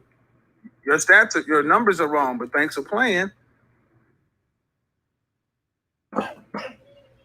2019 marriage was at a 2019 the numbers of marriage was 2019 were at the last high of a 1965. The numbers have been steadily declining to 1964 level. Have been halved since 1990, but see, people aren't looking for. They're not looking. They. In particular, oh, you're dumb. Everybody look at Kevin Stein. This guy's a dummy. What a loser. Oh, you're one of those guys who to laugh at. Not realizing that when you actually have means, when you can do the things you say, you don't realize that just because you're naive, just because you don't understand what you're looking at, you assume it's the same suit. But let me go ahead and help. This something real quick.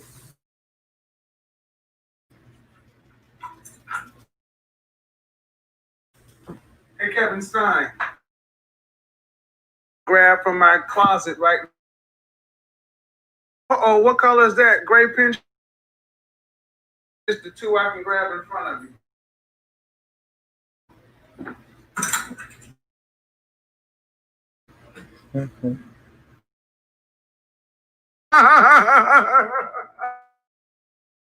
Little boys, you little boy.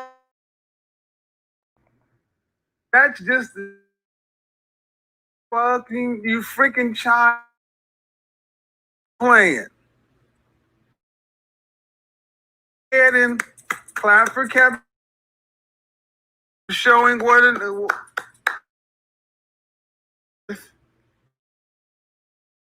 oh that I'm not going to even do it. I'm not going. Woo! But ladies, value him.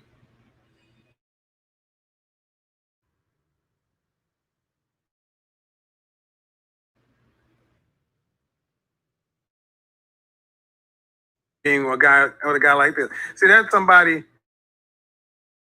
who was upset. But I need to go ahead on down what I'm talking. Shocking, he's worried about my suit because he don't have any. Because honestly, you start talking about men doing what they're supposed to way about themselves. Understand something.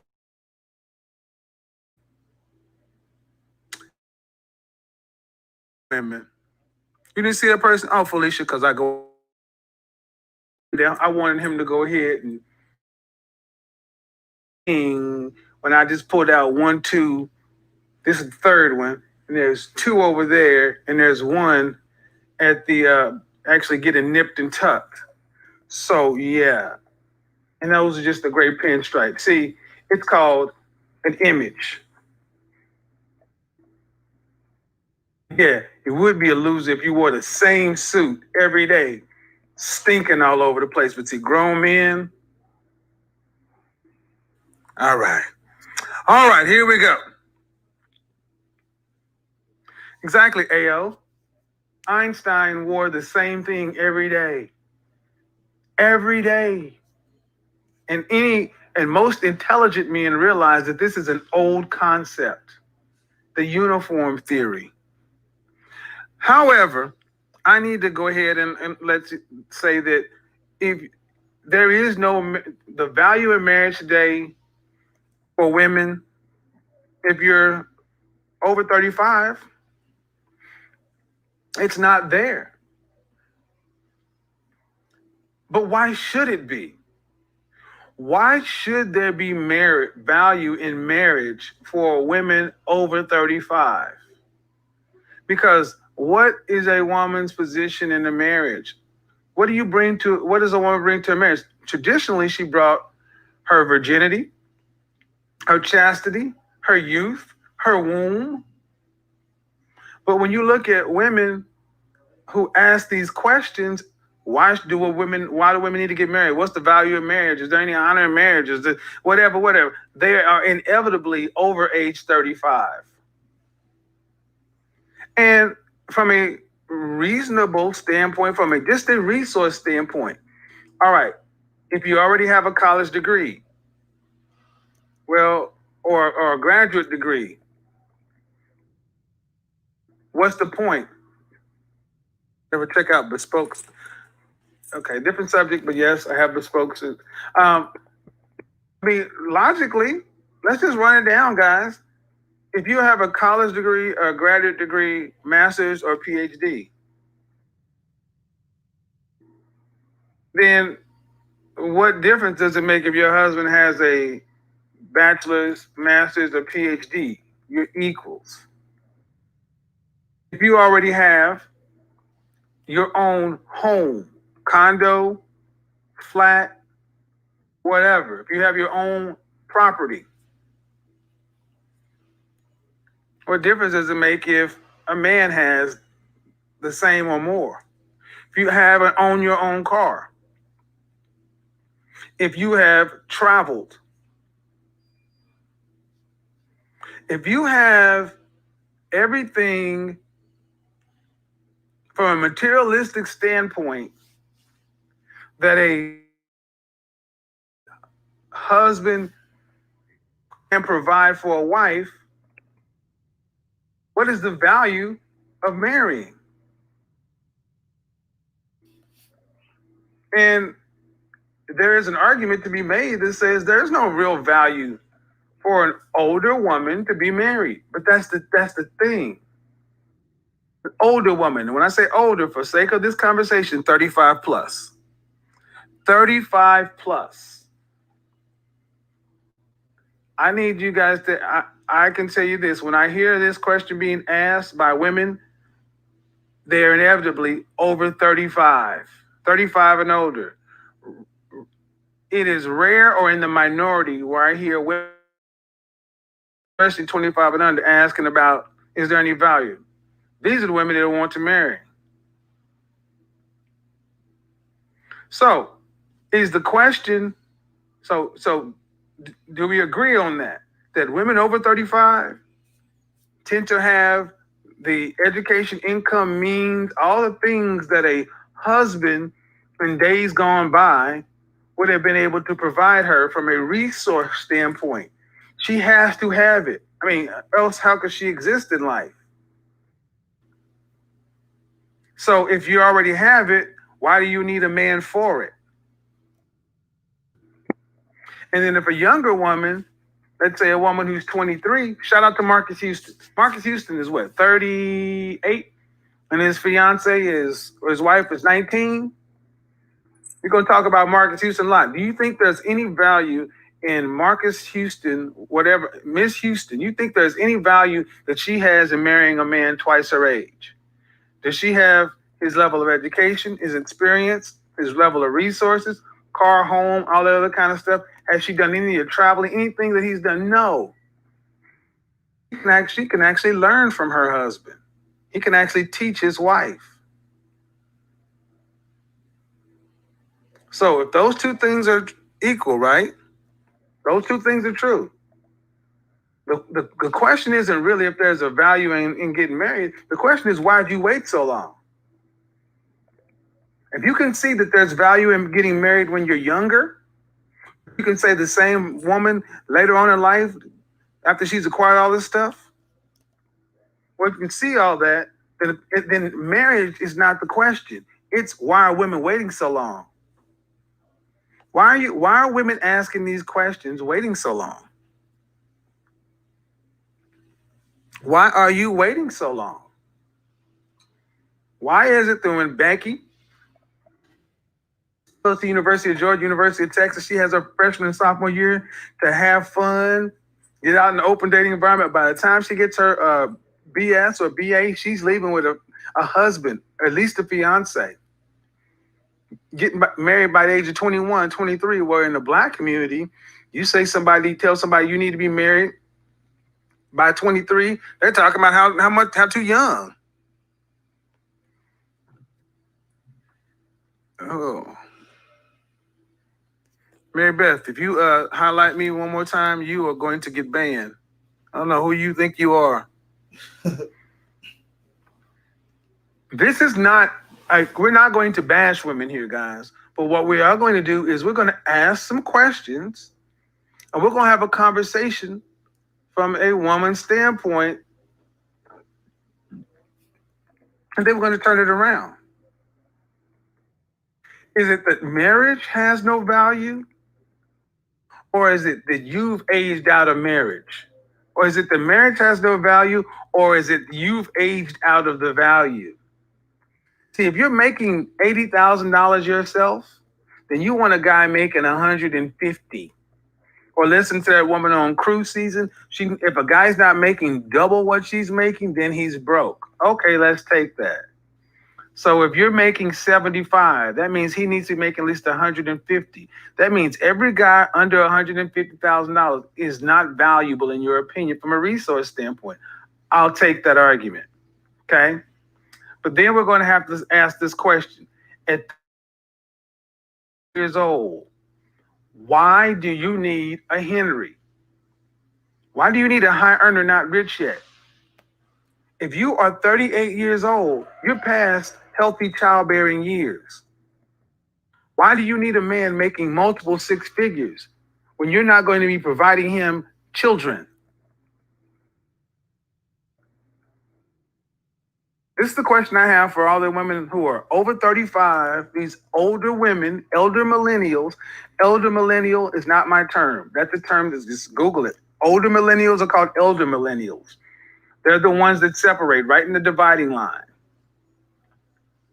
Millennials are from 1980 to 1996. So the 16 years, divide it in half. If you're from 1980, older millennial, 9 to 96, side of them, if you're an elder, do you need a man with all these? You're not a young woman. You're not going to be, you don't require being taken care of like a younger woman. Uh-oh. Now we're about to get into it.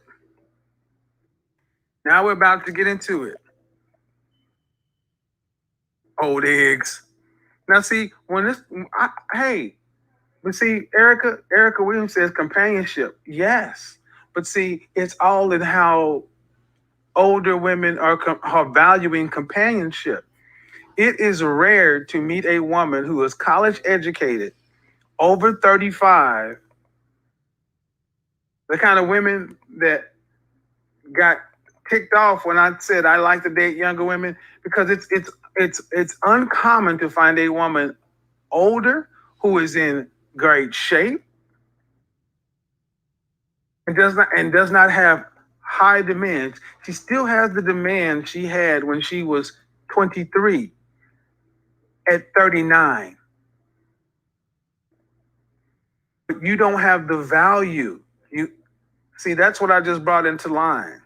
See, at 23, you can have a higher demand on a man because you have more to offer in your youth. This is the way men think of it. Let's get into it. And again, this is not to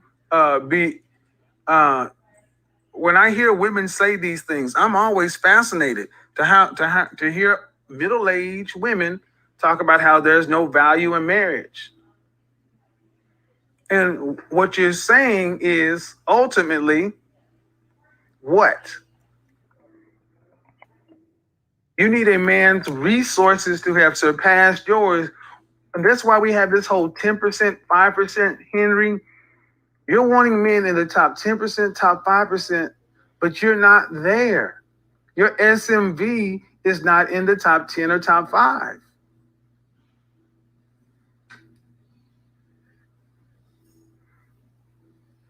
So, and instead of getting upset at men trying to talk about, I mean, some of the things I've heard is, why get married if you're going to have a man who cheats all the time? Why get married? Is there any value in getting married if you're going to get married and he's going to cheat all the time? And if your man is cheating with the woman next door, I'm like, I need you to understand that older women who tend to frame these conversations in these negative ways, they're not positive. Do they frame marriage in anything that's happy, that's functional, that's reasonable, or is it all downside? And I find it funny that you can make a logical argument based on the numbers and say, well, there's no value, but then make a completely emotional argument at the same time.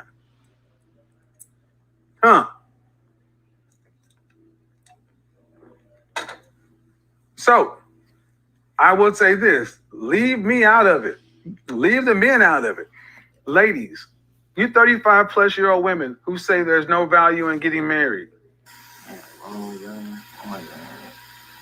Tell the younger women that. Tell the younger women who want to get married what they should do. What should they do? Because there are women who want to get married, have children, have family. You've chosen not to. That's your right. Hey, no problem. But what do you tell the younger women? Because when I hear older women talking about no value in marriage, I hear older women talking to each other, reinforcing what they already think. What I don't hear is when younger women ask older women these questions, they don't talk to them. They shout them down or they change the subject.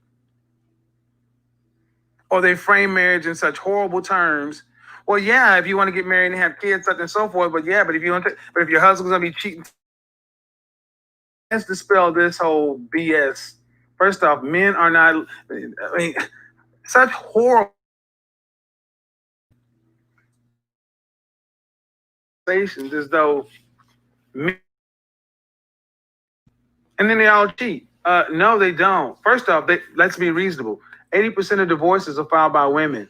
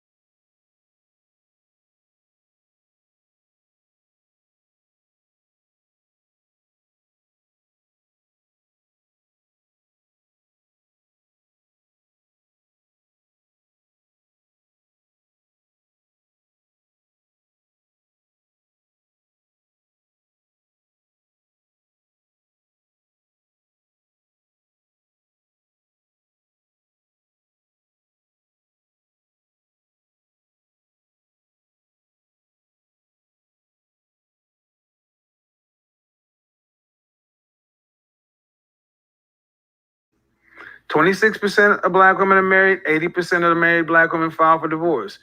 Least married file for the most divorce. Okay, that's just that.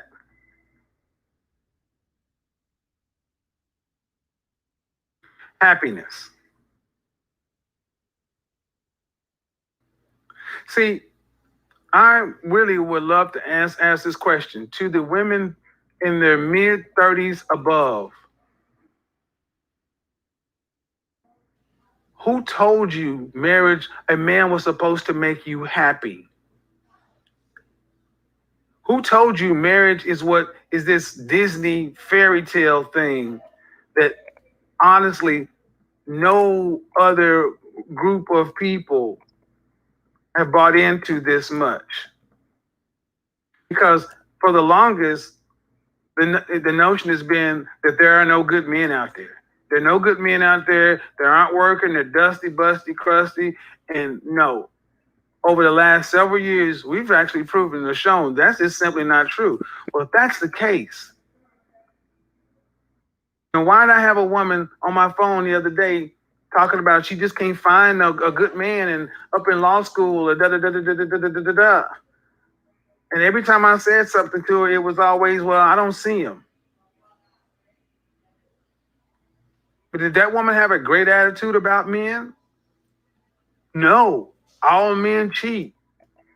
All men got kids. All men want you to be flying, all this other kind of stuff. Who are you listening to when it comes to relationships?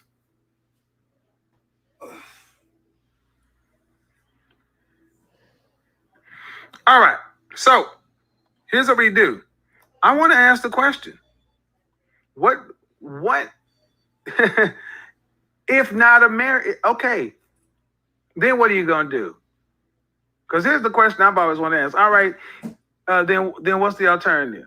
If marriage is not the alternative, if marriage is not that great, well, then what do you do? If you want children, if you want a family, what are you supposed to do? What's the alternative? Because I hear all the negative, what don't work. Okay, well then what is supposed to work? That's number one question. If not marriage for the majority, then what? We've already done the single mother thing to death. We see how that's working. What?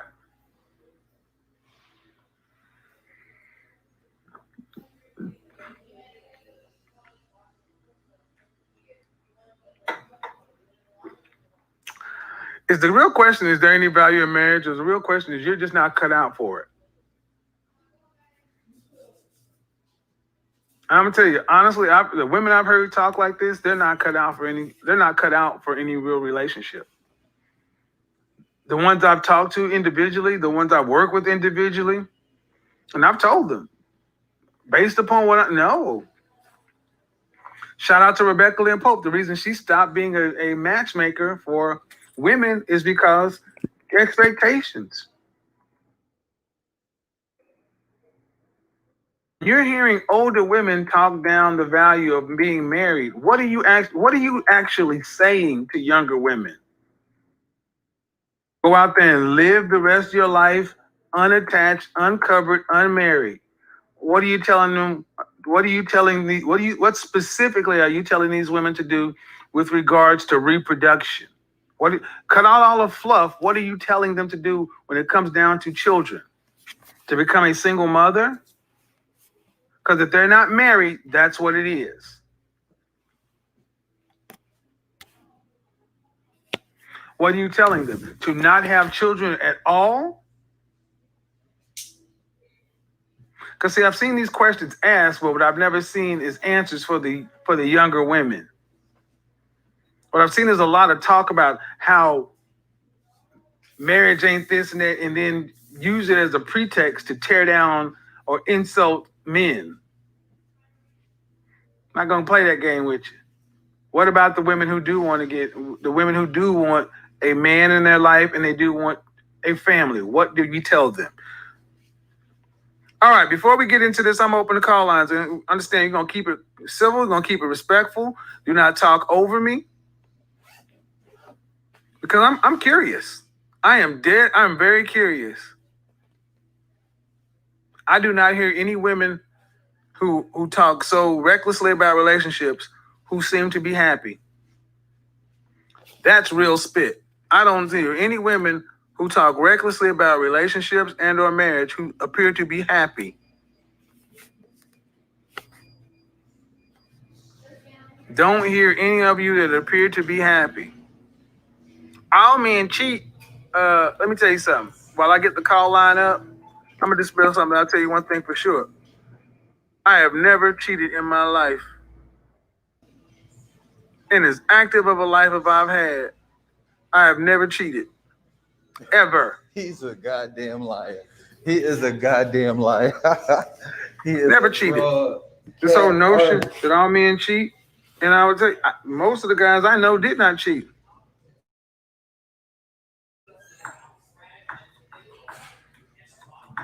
See,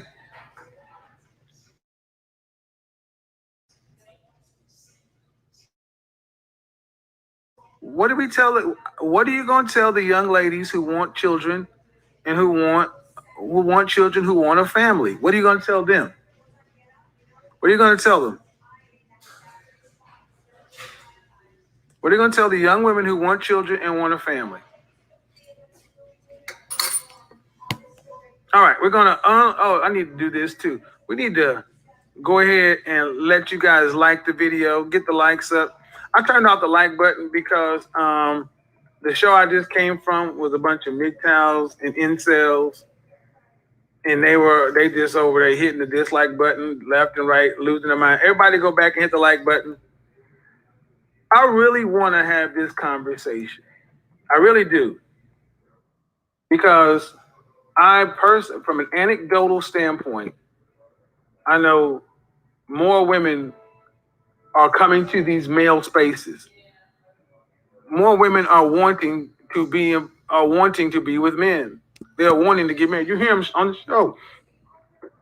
But what do you hear? You tend to hear it from the younger women. What do you hear from the women 35 plus? You tend to hear a jaded, antagonistic. I mean, we had one woman on the panel who a Christian talking about shout out to the single mothers. What?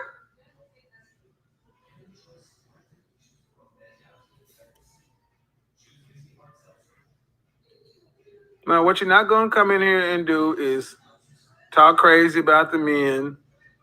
Who is this person? All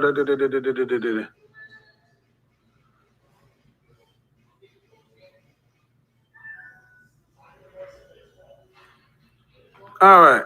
So here's what we're going to get the likes up.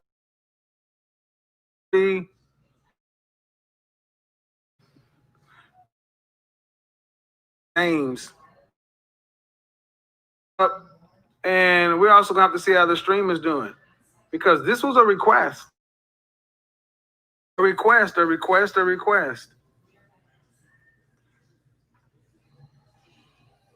I think the jig is up. A lot of the misinformation is being found out.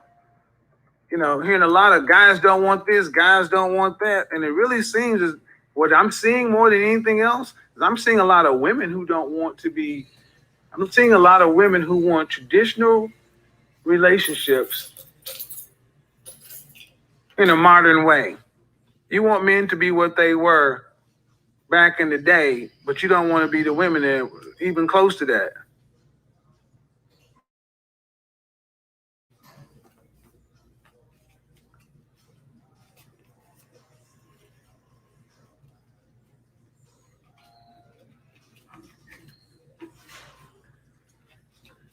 Yeah.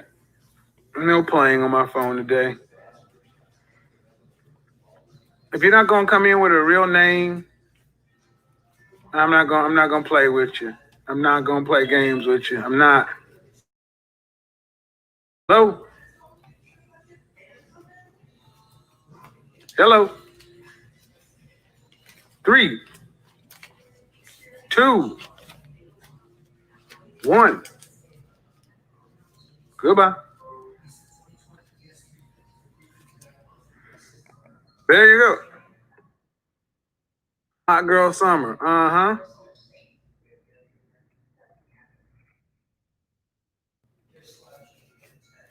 Guys just want feminine, cooperative, soft women. Well, yeah, for what though? What do you want them for? See, the other side of this question is, what do you want these women for? Feminine, soft, cooperative women, the marrying kind of women, my personal opinion is y'all need to leave them alone. See, I will say, this is my personal opinion. When I was a younger man, I wouldn't kick it with a virgin. I would not take a woman's virginity unless we were in a relationship. I didn't go hunting virgins. I had my own code. I didn't hang out with guys who did that. We separated women into two groups. The fun girls and the wild. Those are the women you married. The fun girls, you did not try to marry, and you did not play with the. So I'm gonna say this for guys, you need to know what it is. Leave the marrying kind of women alone.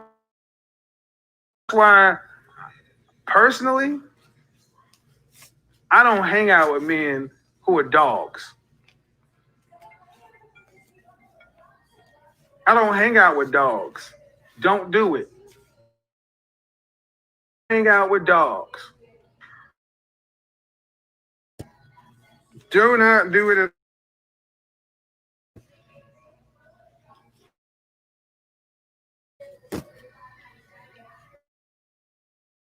It's not a game. Don't hang.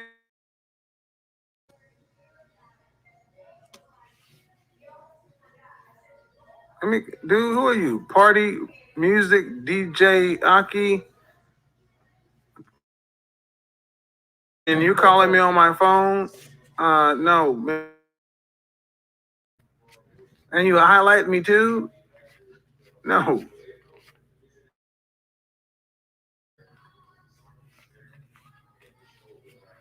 My only complaint about marriage is that traditional man to a non-traditional woman. I don't care what she does for a living. But okay, well, call in though, because I don't understand what that is a complaint about marriage. Let me go ahead and highlight this, because I want to talk about this too.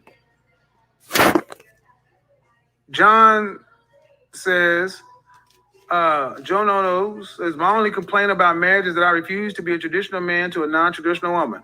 I don't care what she does for a living, but behind closed doors, it's harmony between man and woman. Why is that a complaint with marriage? That comes down to you and who you pick. That has nothing to do with marriage. That comes down to you and your picking.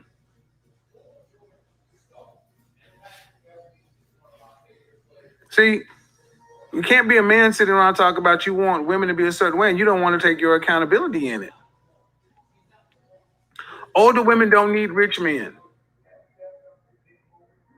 Something else I jotted down. And here's a stream we're going to talk about in the future.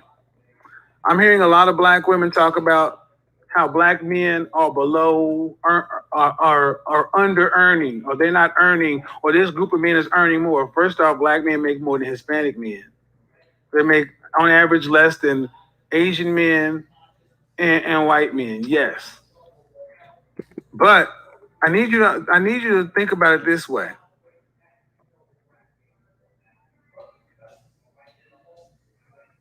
Here's a question. Does the average black man earn what the average black woman looks like?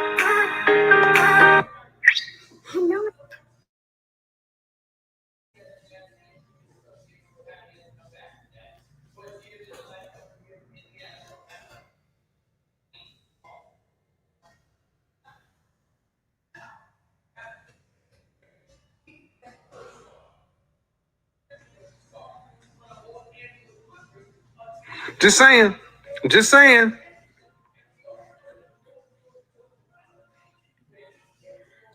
Yazzie B, then why do you entertain AMS? Call on my show because that makes no sense.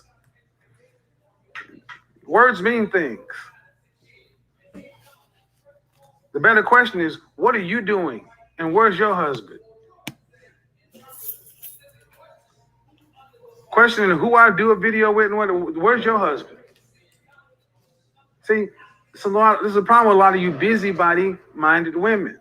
You should be, if you're here on this subject as a woman, you should firmly be worrying about what the hell you're doing in your life. Not why I do what I do, who I'm making the video with, or who is in your life trying to get you to be his wife. That's a better question to ask other than why'd you make a video with a dude 2 years ago? Is that gonna get you down the aisle? Is that gonna get you anywhere close to where you say you want to be? Busybodies. Busybody nosy asses.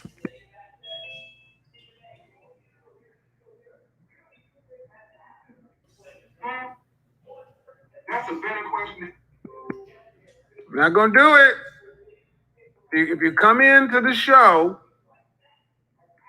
your YouTube channel needs to be cut off in the background. I'm not playing with trolls. I'm not going. If you're not ready to go, I'm gonna assume you're trolling.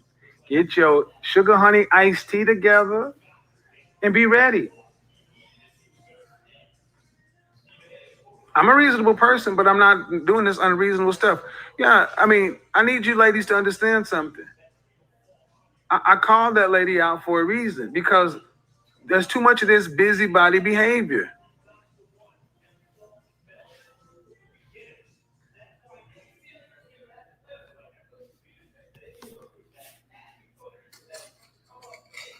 Marriage is not the primary goal for women, then they cry foul later. Yes. Very good question, Ace Expat. I'm gonna put this up here. For every woman who says they want to get married, is marriage your primary goal? For every woman that says they want to get married, has marriage been your primary goal? I don't mean now, I mean, has it been?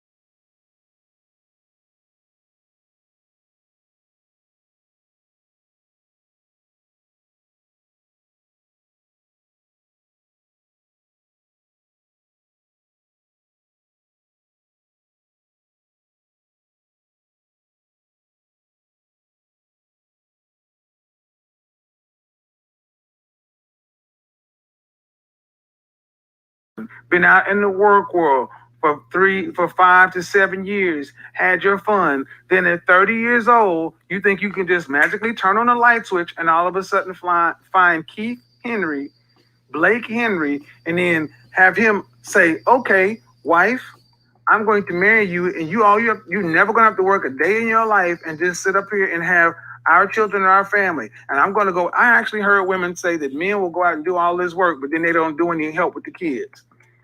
What good is it? I actually heard a woman say, what good is it to be married, to have a father in the house, and he doesn't help with the kids? I actually heard a woman say this. As if a man is supposed to go out and work 10, 12, 16-hour days and then come home and split the housework. What in the world? But again, woman wasn't under 35 either. See, this is why a lot of men don't want to deal with older women, because the older you are, the more your expectations are and the more unrealistic they become. Shout out to Rebecca Lynn Pope. There are women over 35 that I said that listened to what I just said and said, well, yeah, I'm out working, and but if you're out working, I may need a break or this or that. I'm like, you want your cake and eat it too.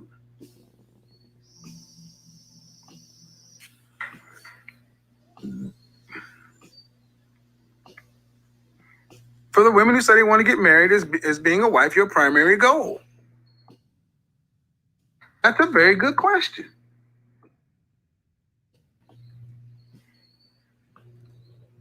Marriage is not the primary goal, and then women cry foul later.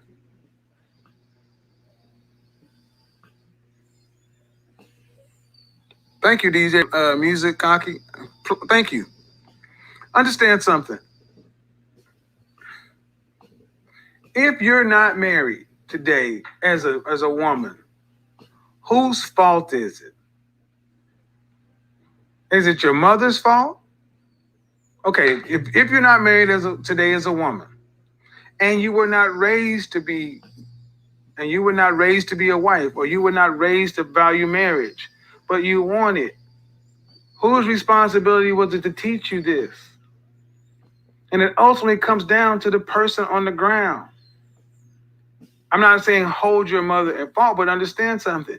Realize that it's you that has a lot of work to do. It's not marriage's fault.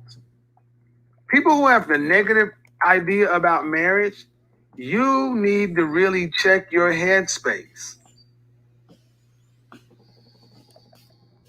This whole notion that marriage has changed and no, marriage is what it's always been. The laws are what they always. And when I first asked the question, a lot of brothers came out of their seat and lost their mind when I said, what do rich and wealthy non-black men marry, divorce, and continue to marry before and or after acquiring their riches or wealth? What do they know and understand about marriage that single middle class or lower upper class single black men don't? And brothers lost their shit. They lost their mind when I asked, what do other guys know about marriage that you don't know? But there's something to that. And there's a reason that marriage is up in this country. If marriage is up in this country, how do you explain it? It's because there's more to it than we tend to understand in this country, in our culture. We don't have a culture of family. We don't have a culture of marriage.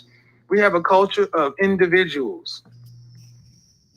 And as our female counterpart, you don't value us as the leader of the community.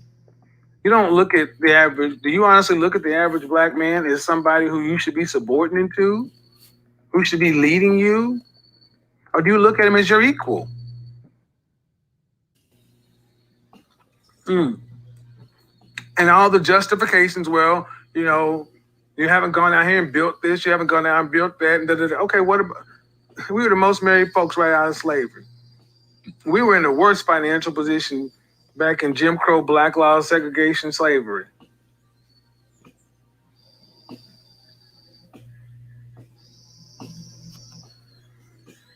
And if marriage is not what If marriage is not what you need to build a strong community, a strong nation, a strong people, a strong anything, then what is it? I'm open to hearing that conversation. What is supposed to happen? What is the human unit that's supposed to facilitate the best outcomes? And I will say this, that at least in the written history of mankind has tried a lot of different systems of government, a lot of different kinds of systems of family. What has been the most successful has been the two-parent nuclear family. We don't have anything better. We don't have anything better or more effective. Well, what about if he's cheating and this and that? Deal with that if and when it happens. Be such a good spouse that your spouse doesn't cheat. What did I say? What did I say? Be such a good spouse that your spouse does not cheat. That's what I said.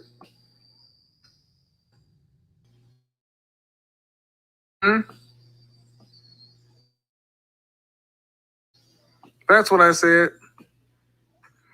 Be such a good spouse that your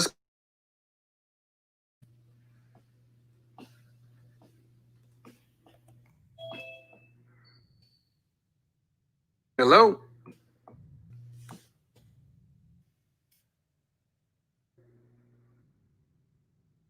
Hello? Eric going once. Eric going twice. Eric out for the count. Sorry, Eric.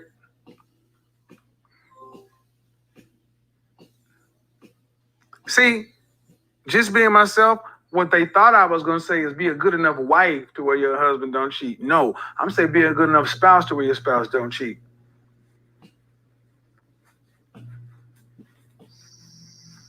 See, what I've noticed is people have asked me, Kevin, you've been divorced twice. And you talk about all this marriage and and why? And inevitably, ad hominem, well, if it's so great and wonderful, why aren't you there? I don't have a problem with it. I can see the institution for marriage for what it is. There's a component there for the raising and rearing of children, especially if you're at that age. And there's also a component for wealth building. If I were to marry again, it will be for one of those two reasons. Either I would decide I want more children, and it would be more than one. I wouldn't just get married for one kid. At this age, 3 would have to be on the menu. At least 2, preferably 3. Or straight up business, friends with benefits, straight up.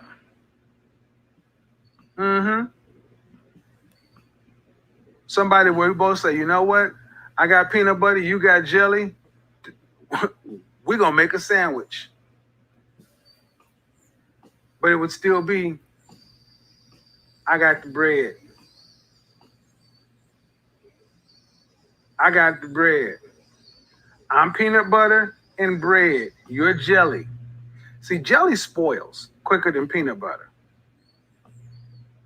You can make a peanut butter sandwich, but a jelly sandwich is kind of messy.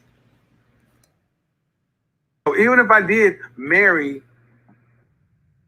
I would still have to be attracted to that person because I will not have a sexless marriage. But there don't have to be children that coming out of that. So yeah, I could see if I ran across a bona fide, let's say a bad chick in my mind, for me, she could be over 35. But we'd have a different kind of something. But see, I'm not going to be an eternal boyfriend. Ask yourself, why do Hollywood stars get married 3 and 4 and 5 times? Why is your president married multiple times? Because there is power that comes in that union that you and I can see throughout society why this happens. Maybe we just lack the language to express it in this culture. But that does not mean it does not exist.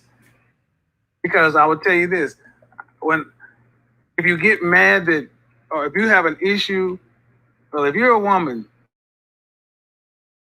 marriage, there's no benefit to being men marrying out.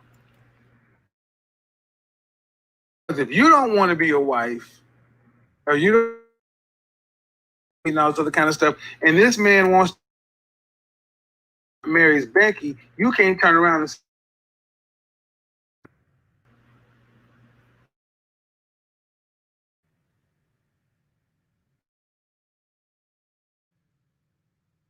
let's talk.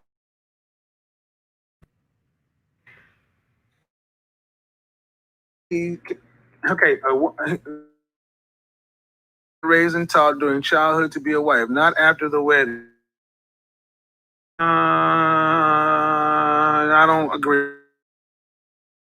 You forever have to teach. Don't believe that. No. Still, everything you have to. Your spouse. Things have to come standard. I agree, but the things. The question is, if you weren't raised and bred to be that, what does life in that area? What are women asking? All right, I hear all the stuff guys are saying. I had no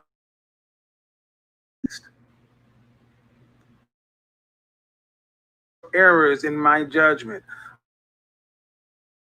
I realized that there was not line up with what I wanted out of my life. Any hope for me? And if so, that's what I hear coming from more women.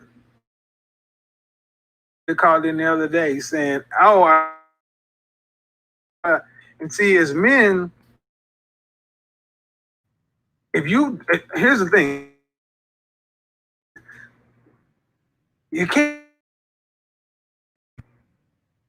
What do you tell somebody like that? Oh, well, you weren't, so you're dead. You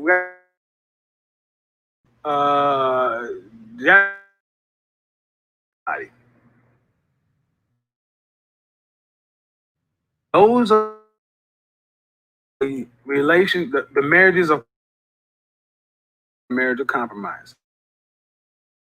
Rich or wealthy people, or there's a reason kind of people tend to intermarry. Is because they've already been vetted. If you're going to marry somebody, the person they marry has something to lose. Like it or not, there's a legacy side of marriage with children and family and all that. There's still a corporate side of it.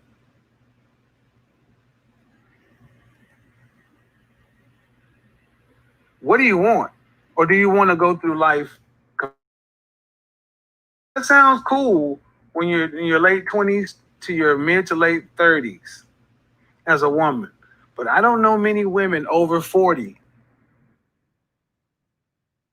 who are middle class, who are happy, living their best life.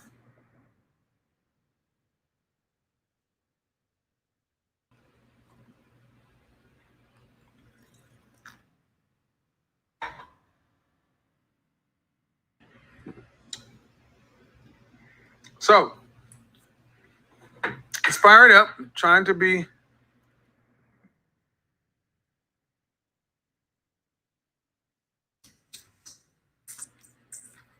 how do you call in? Here's the connect line. Understand something.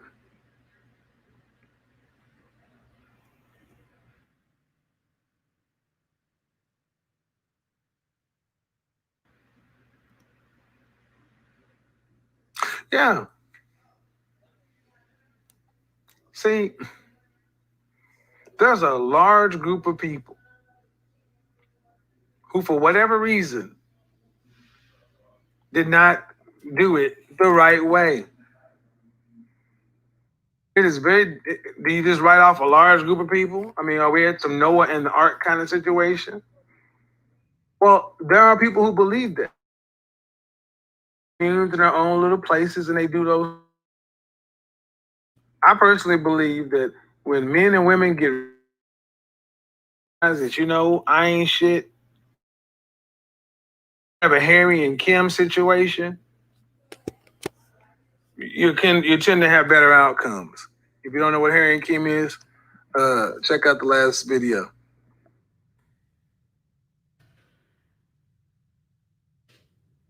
Is there a call-in number? Yes, here it is. See, I'm going to say something I need some of you guys to, I'm not talking about you guys in the chat room, okay? I'm not talking about any of the men in the chat room. I'm not talking to any of you guys. There are men out there that women saved them back. Yesterday I said, or day before yesterday, I said, Harry saves Kim. There are men out there where Kim saves Harry back. Let me explain. None of you guys in the chat room. There are men out there who don't have your looks, your money, your skill, your social skill, your swag, your charisma, the it factor. There are guys out there who are just average. Average. Solid citizens, decent dudes, but they've never been the standout anything. They've never been the alpha anything. They're not weirdos, lames, and losers. They're just right there in the middle. And those are the people that need a savior, and they save somebody. And I'm going to tell you, have you never seen two people who just were just bland, but together they were vibrant? You never seen two people who were just on their own, they were just averages, all get out and go, but together, there's something special about it between them. I don't purport to understand everything, but I will say this: we as a species, human beings, were not intended to live by ourselves. We evolved to survive as a group.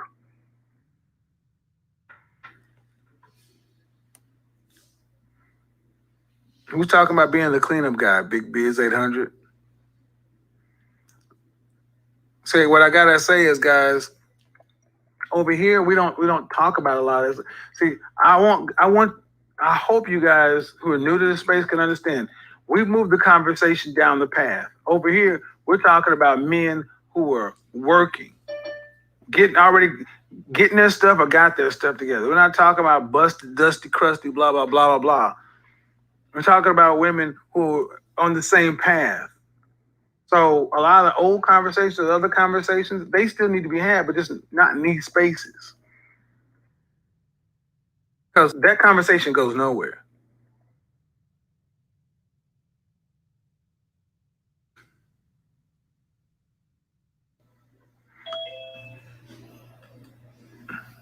Paul.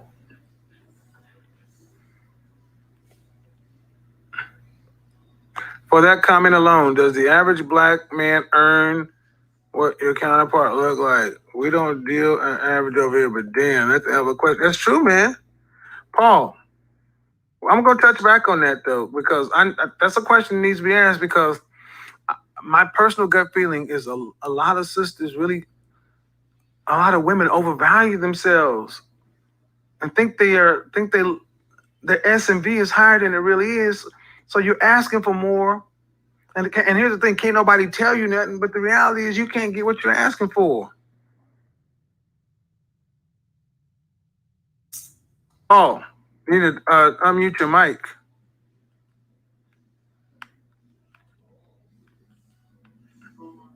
And can you hear me better now? Yeah, I can. What's going on? What you got for me? Hey, what's going on, man? I'm sorry about, I'm not really the best speaker. That's okay. So I'm going to just let you know that right now. Mm-hmm.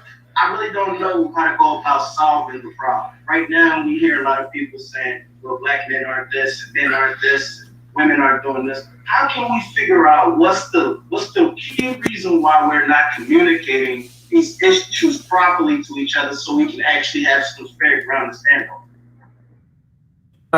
You can't. Let me explain why, in my opinion. The only person you can address is you in the mirror. You're trying to fix this. Okay, go ahead. You were going to say what? No, I'm listening. I'm going to say that, how old are you? Right now, at the moment, I'm 29. 29. So your question is a big question. How can we fix communication between men and women? Well, maybe not. It might not happen all in one generation, but we got to start getting down. We might be getting married, but we're not staying married. Because I've been married. Right. So we have not been able to stay in marriage. Right. That is our problem. Mm-hmm. You know, we want to get married. We want traditional marriage, but we're not staying in it. Well, let me ask you, Paul. Let me ask you. Do you know why your marriage ended? Well, honestly, I was following the traditional Christian route, and I found a woman that was heavy in the church. She believed in Jesus Christ, and the main thing I believe that if you love God more than you love even me, then it will work out. You know, you might have issues, bring them to the table, and we can work it out because I'm not perfect. But you don't have to love me as much as you love God. If you love God, you're gonna do right by me. If you're doing right by God, it's just gonna happen. It's just gonna work out. You understand? Uh-huh. And that was my belief. You know, nobody's perfect, so I'm not expecting perfection. I'm not expecting for. So why did it end? Okay, but shorten it up. Why did it end? Why did it end? Yeah. I really don't want to put a business out there. So Brother, don't nobody know you. Okay, you asked me a question, right? Okay, it was contemplation of cheating. Contemplation of cheating. She cheated on me. She cheated on you. Okay. Yeah, And who filed for divorce? she did. Okay. And you guys, do you have any children? Well, she had a child. All right, but you don't have any children together. No, I do not have any children. At the time, So are you still involved in your step? Is it a daughter or a son? my stepson's life. At the time, I was happy, and after we got divorced. So no. So no. For a little while, So back in. are you? Is it, Paul? Are you? Am I on speakerphone? Can you hear me? Yeah. All right. So either you are involved in the stepchild's life or not. I'm not judging you. I'm just asking. All right. So the net of it is a woman who had a child by another, and you're a believer, and you believe she loved God more than you, that everything will kind of work itself out. It was correct. Yeah. All right. Where in the Bible does it say that?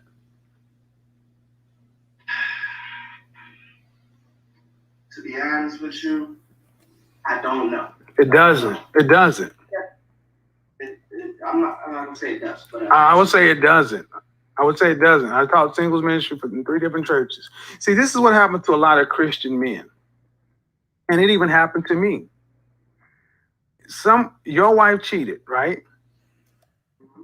But you transferred your responsibility of your wife over to God. That's not right. what should I have done in that situation? You should have stayed in headship.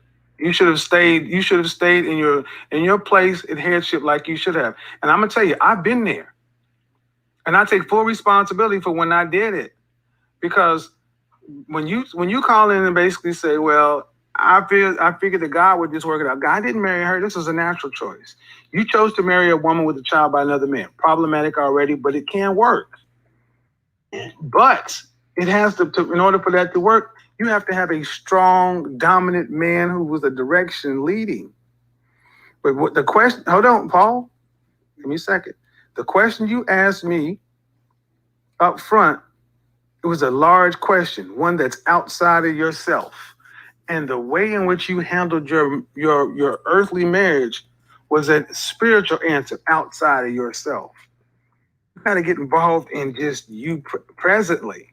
So since your marriage is broken up, have you been in counseling one-on-one? Yeah, I'm going to therapy. I'm going to Christian Bible therapy and like social therapy, like a therapist talking to you. Okay. Yeah. Okay. That person. I'm dating for like a year, so I'm like there's like 6-7 months. And were there and did they diagnose you with any approval issues? No, I didn't have any issues, but it was more of, I just needed somebody to talk to. Okay. So did you ask the person that you talked to, could they actually prescribe medication? No, they didn't prescribe it. Could they? Could they? Yeah, if they wanted to. Okay. What I'm trying to understand is one, you're going to Christian counseling, which is fine, but also clinical counseling is needed. If you were someplace for 9 months, there's always an underlying, we all have something. What you're telling me is there was nothing there and you were there for 9 months with nothing? Okay. Were you raised by mom and dad? No, my mother passed away when I was young, and I met my father when I was in my early teens. So who raised you? Different family members like grandma, grandpa. Okay. Aunts. So were you a foster child? You could say that, but not really. I was with my biological family. Okay, all right. So you were raised by, so that right there, that would tell me that there's going to be some developmental issues. So when you tell me a clinician there was no issue with being raised without your parents, you were kind of passed around, that doesn't comport.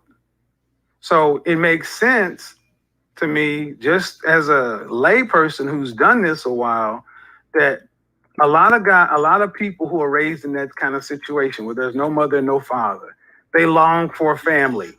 They long for family, and they go out and try to make it. And that sounds to me like it could have been what you did. You tried to make it by marrying a woman who already had a child with another man. And you overlooked a lot of things, and you said, well, basically, now I got it. That bucket is filled. Now I'm going to look over here. And that bucket had a hole in it. And you took your eye off of that. So that's why I'm saying she cheated on you. That hurt. You're not involved in your stepson's life. I understand. But I would say that there are some issues here that you need to actually deal with. If that clinician, the first one, did not find something, I'm curious as to why. Because I'm here and I'm telling you there's something there. Acceptance, abandonment, approval, these things tend to happen with people who aren't raised by their biologicals.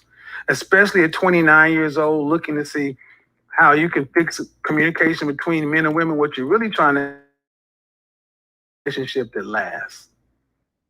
Yeah. But that's not what you asked.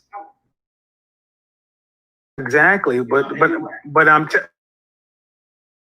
again, a competent license would be able to let you know that's what you're talking about. I want to basically ensure the next woman you pick won't abandon you, won't pass you around like to be done there. That's why I said wrong or New Year. You can only address the person that's in the. My suggestion is doing that personal work, because Paul, that's who we are. Broken. Yeah. What's?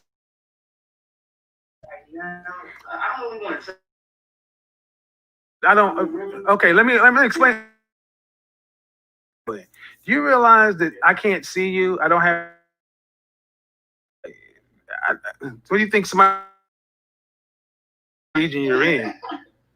I mean, you didn't call me, and let's be frank, dude. You didn't call me. You're not paying for this. If you really wanted this, you could have gone to my website and paid me for an hour of my time. So don't play these games with me. Where you at? I'm in, what state is this? I think this is like Delray, Florida. All right. The point is, hopefully you are working and you're making, hopefully you're making good money. Do you have benefits?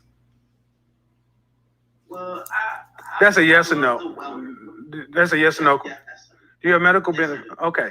Then counseling should be able to be in your benefits package. So I would, because none of the questions I'm asking you, man, I mean, I don't know you. Thanks for calling in. And life isn't over, man. Draw you into every situation you go in. I had to do that work. All right, man, I appreciate it. You said get into counseling and focus on that. Yep. First things first. Man, thank you, man. Bye-bye. Understand something. It's never easy, but you're not on screen. Your picture's not up there. Okay, I need you to mute the YouTube channel. Hello? Hi. Hold on just a second. I need asking for stuff to be able to assist you are. No one's going to come looking for you. Name? I don't want to say that first name. What do I call you? Okay, you're going to have to tell me. You call me T. T. T. What's the problem with this online? Okay, what do you need from me? What's the question? Well, thank you for taking my call. To your channel for a few days now. I've gotten some really good advice. So, knowledge. I want to know, like, to kind of get married. Well, the first thing you can do is name. Or what's your name?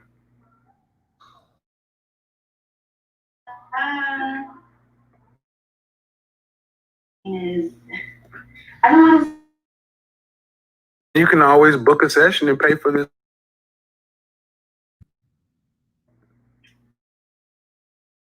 About that. I know. Is this on live for sure? Stop playing on my phone, grown woman. Just tell me your name. I'm so sorry.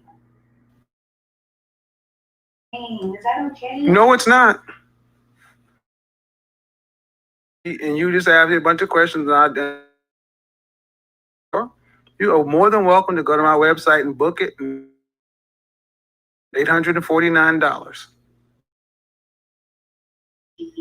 Thank you. It's right there. It's right there. I can see it.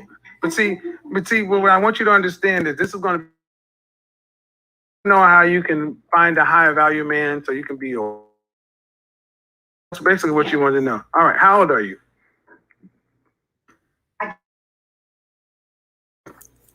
Any children? Yes. Yes, I do. Business administration. And did you get a BA or a BS? I got a BS. Okay. Yes. And you're 27 years old. And when you say a high value man, are we talking about do you want children? Yes. How many? 2 to 3. 2 to maybe 3. more. So 3. So once you are pregnant, do you want to have to work to pay significant bills? I don't want to work while the children are small. When they go to school, I wouldn't mind going back to work. So the answer is, when you're pregnant, do you want to have to work to pay significant bills? The answer is no. All right. That's because we got to just own what it is you want. I'm not judging it. I'm just trying to understand. And what region of the country are you in? North, east, south, west? I'm in the DMV area. The DMV area. All right. So in the DMV area, for a man to make the kind of money to afford a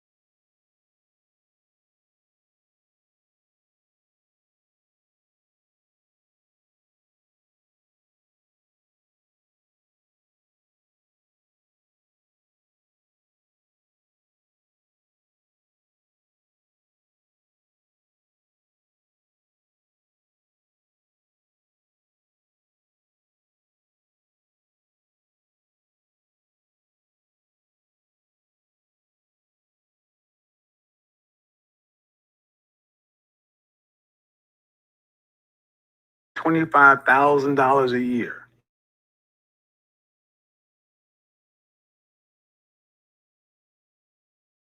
Kids are grade school age. That's assuming you did not homeschool.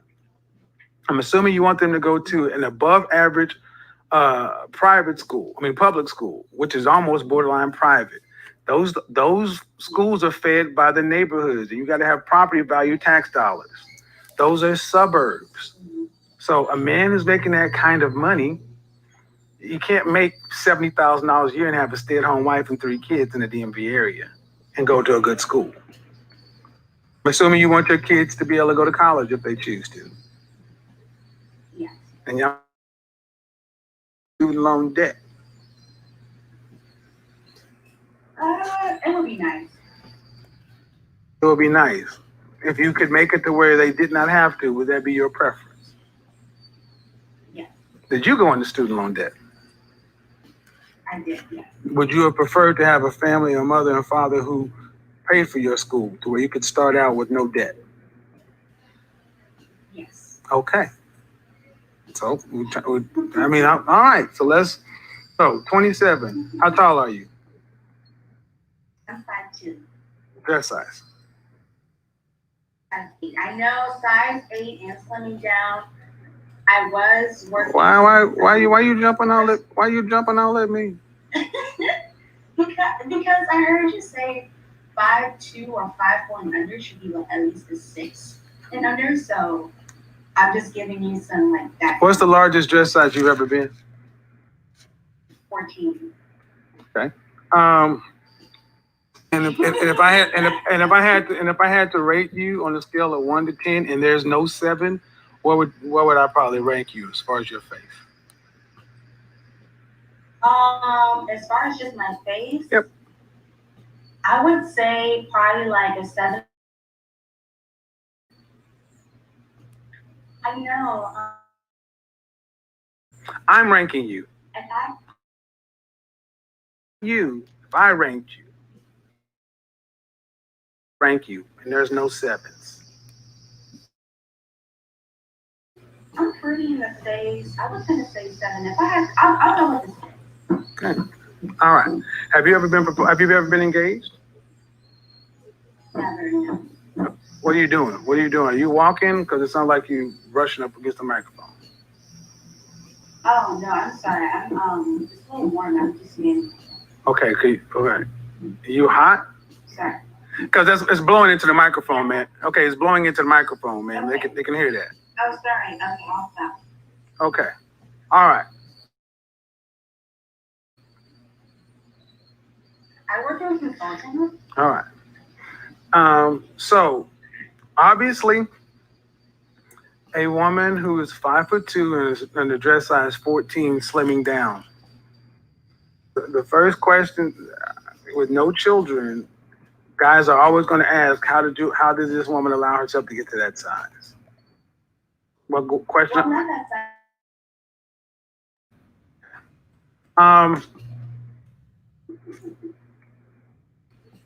When's the last long-term relationship you had?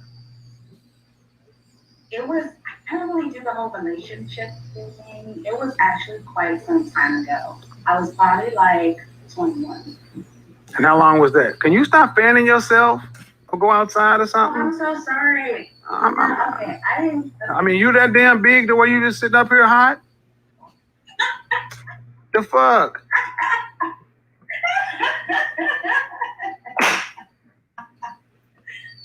Sitting over here sweating bacon bits and shit. Seriously though, your last relationship was 6 years ago? How long did that last?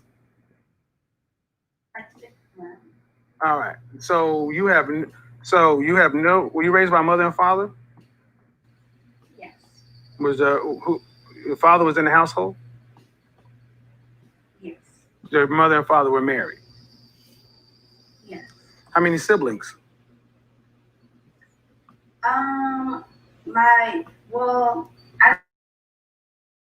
Many siblings. And all by your mother in the house? No, I only grew up with one brother in the house. And then your father had 3 children outside the house? In his first marriage. That's all I asked for, man. I'm trying to get to is what the family situation looks like.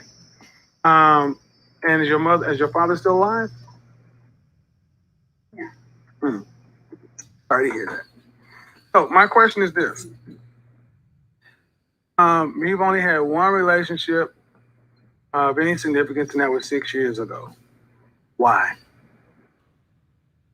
See, I talk to guys, but I'm a Christian, and most of the guys I talk to. You're what? are not. You kind of broke. You're a Christian. Okay. Yes. All right. And most of the guys that I have, so it doesn't really, I know I shouldn't be talking to them, so it doesn't really get. Yes. Proper virgin. You've never. Proper version. Okay. Well, you got a lot of things going on, man. 27 years old. The biggest one is your weight. I don't care if you're slimming down or not. There's no reason that a woman your age without children should have got to that size. So that you're having to slim down is problematic. And the fact that you won't rank yourself as far as your looks, I want that tells me that you are not where you think you are.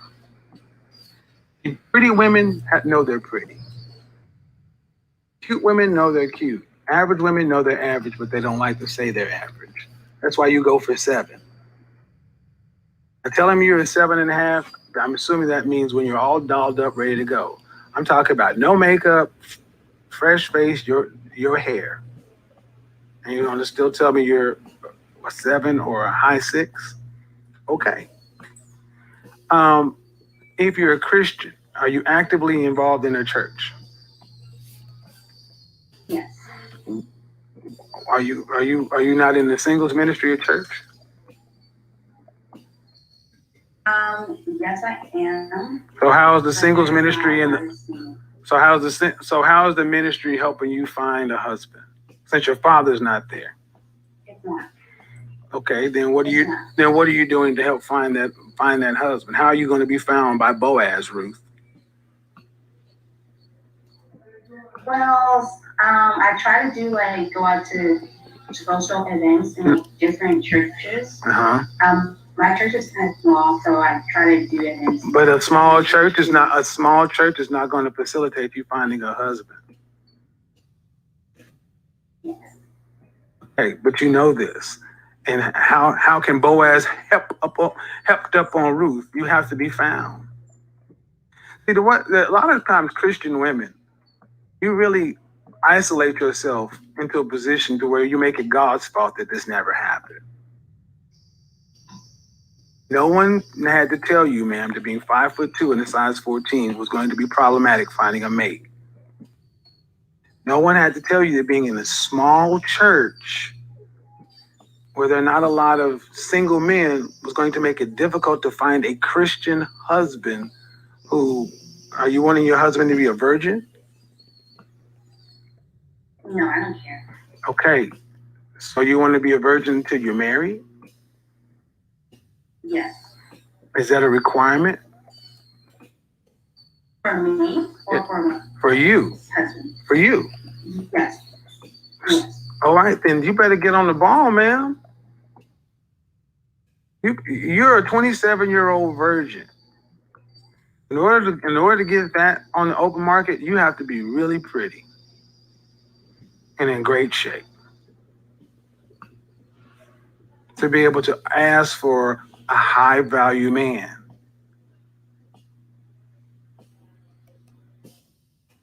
I understand. I'm not one of the religious women that just thinks that God is going to bring my husband, this and that. Although there is a part of that I do believe. I do believe that marriage is a choice and that I should actively present myself. But you're not.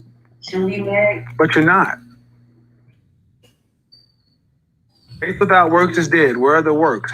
How are you actively presenting yourself to be married? Where are the works?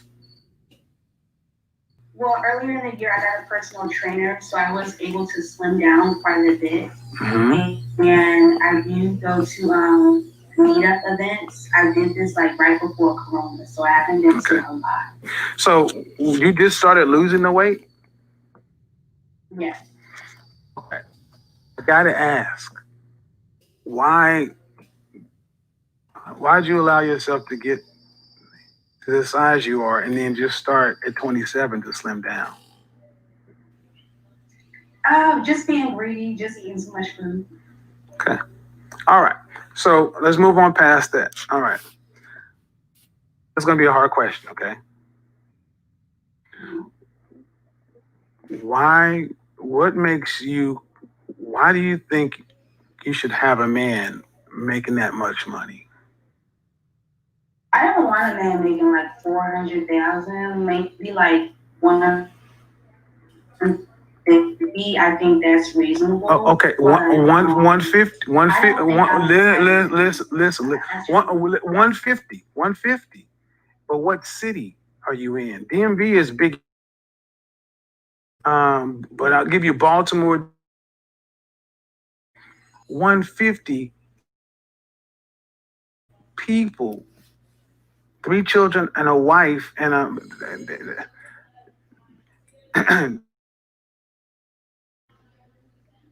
yes. Do you own a home? Yes. Okay. You own it or you purchasing it? Oh.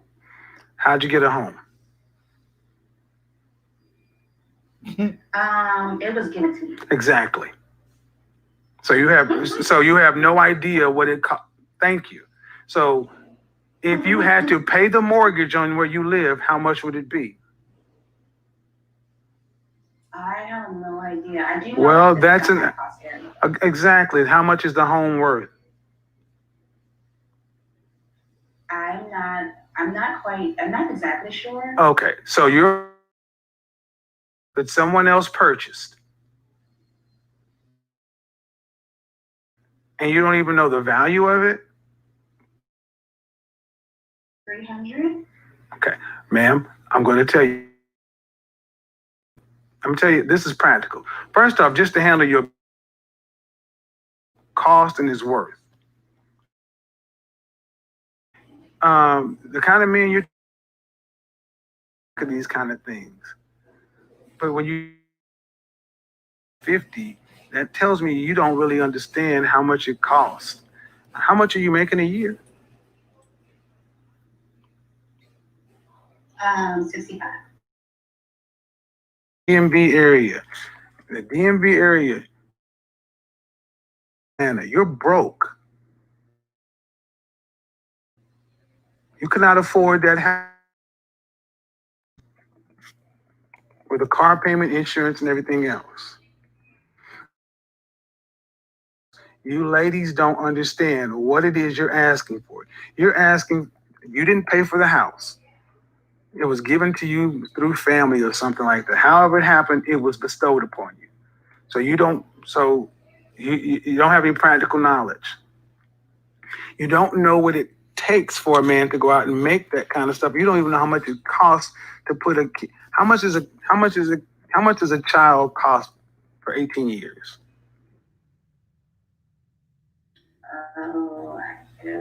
For like daycare, I'm not sure. No, no, don't give me the number. How much does it cost? I mean, average cost of a middle class child, 0 to 18. For 18 years in total? Mm-hmm. Yeah. Maybe like 200,000. Yep. So you're talking about $600,000 worth of children and a wife that's not working. You're chuckling, but this is what you're really asking for. Mm-hmm. With a straight face, and I'm saying that's cool, ma'am. But understand that's the dollars. And then I ask you the question: do men who make the kind of money that you need to be making, do they get women that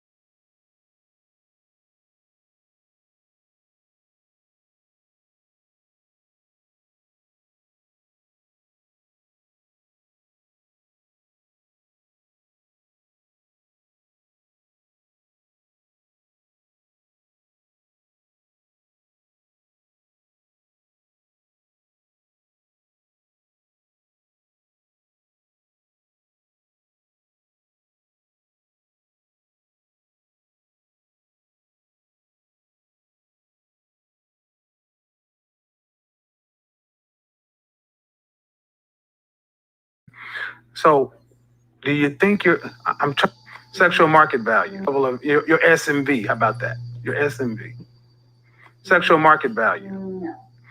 So, do you think I'm trying to help you understand you're overshooting your market value. Mm-hmm. It's not realistic.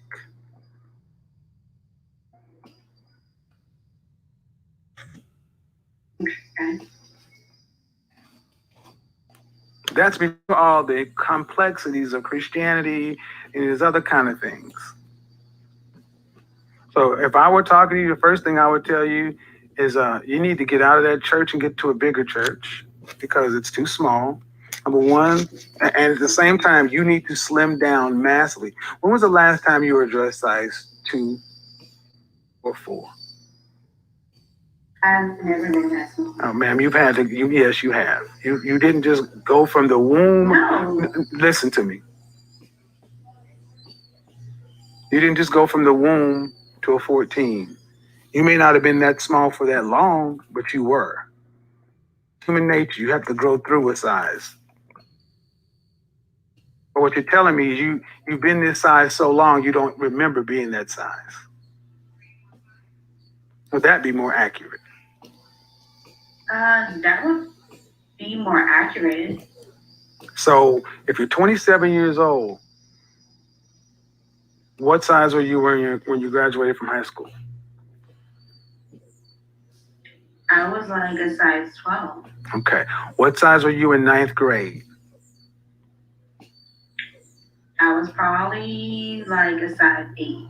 What size were you in 6th grade?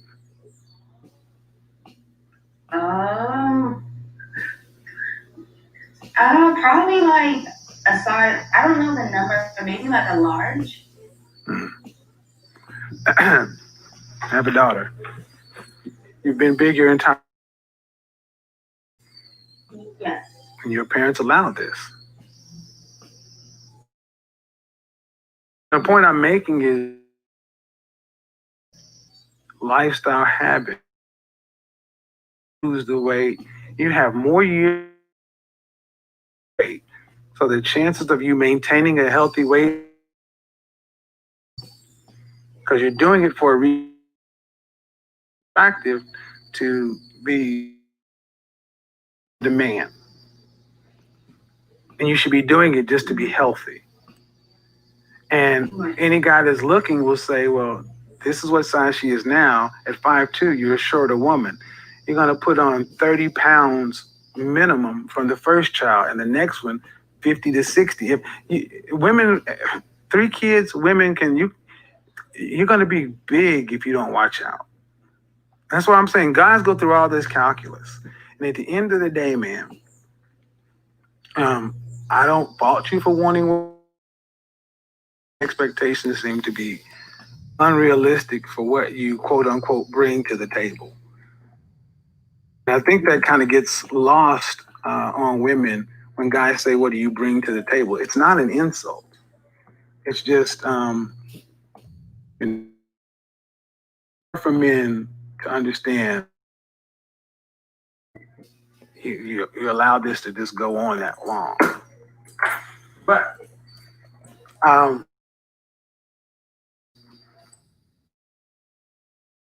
the control for a lifestyle and a plan to.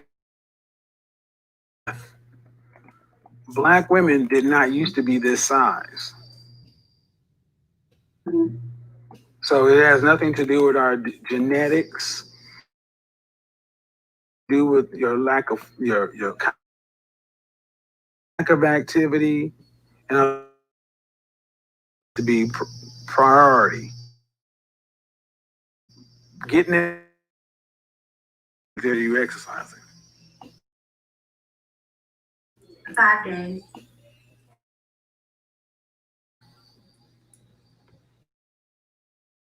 Go outside, I jog, and I jog. YouTube videos, workouts. No. Before coronavirus, were you going to the gym? Oh, yes, I was. How many days a week? 5 days. And what are you doing when you're working out? him in particular, do you lift weights? I lift weights, yes. Is it okay? Personal trainer, because to plan a healthy lifestyle. So that's really what it gets down to, man. But I think you also need to do just some adult stuff. I mean, you got a house, you don't even know what it's worth, and that kind of stuff. So you just need to kind of figure all that out.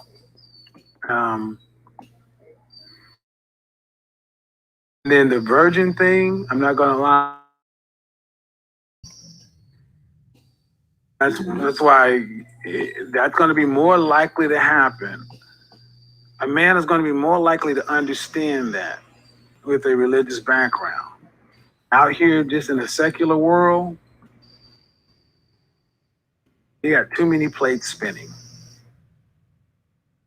Now it makes sense as to why well, it's uncommon for someone to not date for 6 years.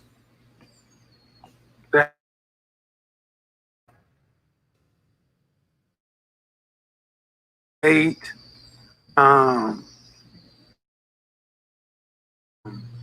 mean, human nature. People. So, can't on the phone. You really didn't want. Have to take everything you're telling me with a grain of salt.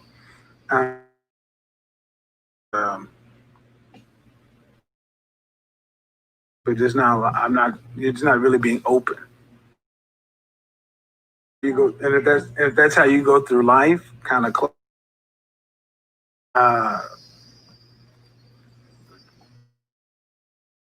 interacting with you. Well, I do have friends. I have a pretty good amount. You're pretty accurate. I am off person. Friendly though, so I do have a large friend group. But do you have men? I do. Well, you've never dated any. No. You never talked to them, so relationships. Have you ever talked to mating and dating and that kind of stuff? I mean, that's normally what. I talked to them about it specifically. I mean, and they hit on you. But I didn't like them, so I kind of just like.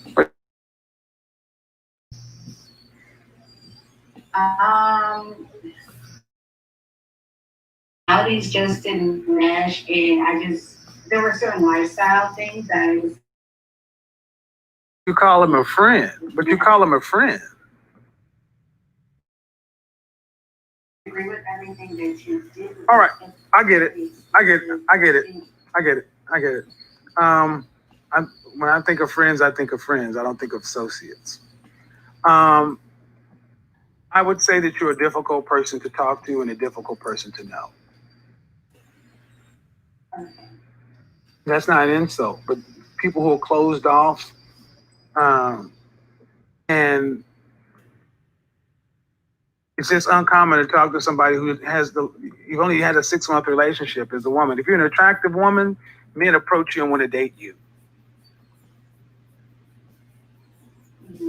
And if that's not happening, you're not an attractive woman. It's just human nature. That's just human nature. If men are not approaching you, trying to holler at you and date you, you're not an attractive woman. And for someone that says relationship for 6 months, but yet you rate yourself as a 7, 7 is pretty. Even a woman who's a size 14, if she's pretty, someone will try to holler at her. In the DMV area.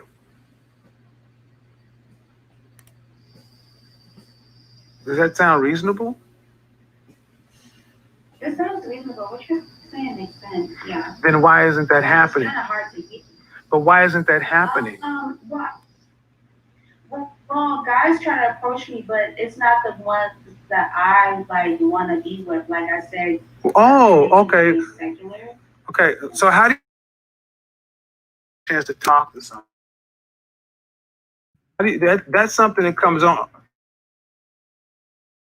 down the line after you introduce. You don't find. I mean, the first thing you don't say, hey, what church do you go to? Are you a believer in Jesus? Happens up front. That comes down the line after you.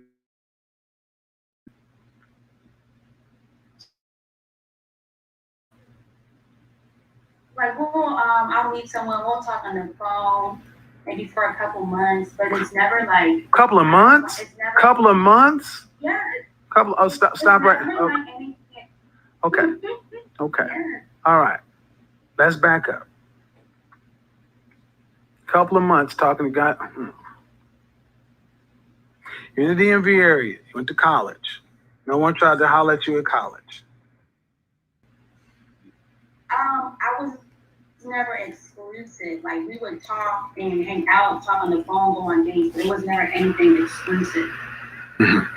A lot of you millennials go out in packs. I get that. But you're not in college anymore. You're out moving around one-on-one. You're telling me that since you graduated from college, men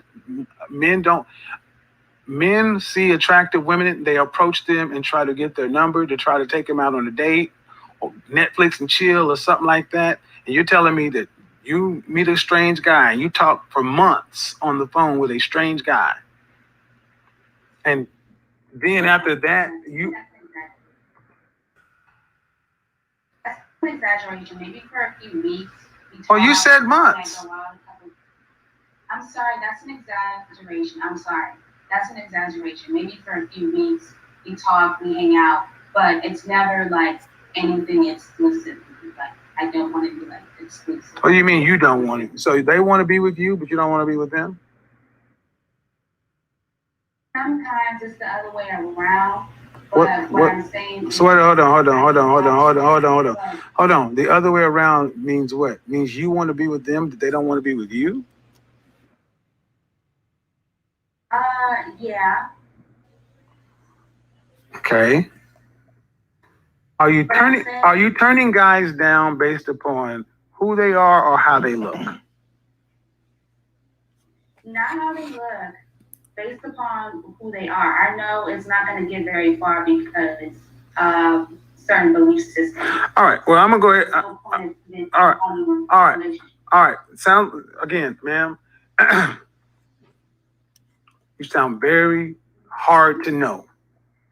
I typically don't have this much difficulty trying to get to know someone, but you're not telling me the complete truth. You're telling me bits and pieces, and that's fine. I don't know what it is you're trying to hide or trying to cover up, but whatever it is, ma'am, people don't interact this way. You may be able to get along like this with women, but women aren't trying to marry you or have sex with you. Men are not going to put up with all of this, especially for, and I don't want to have to be, you make it a hell of a lot more appealing.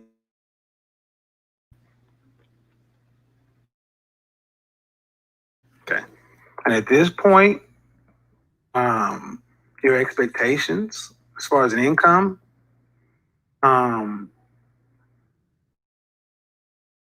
height, weight, I assume you look the end of the SMV with your quote unquote standard.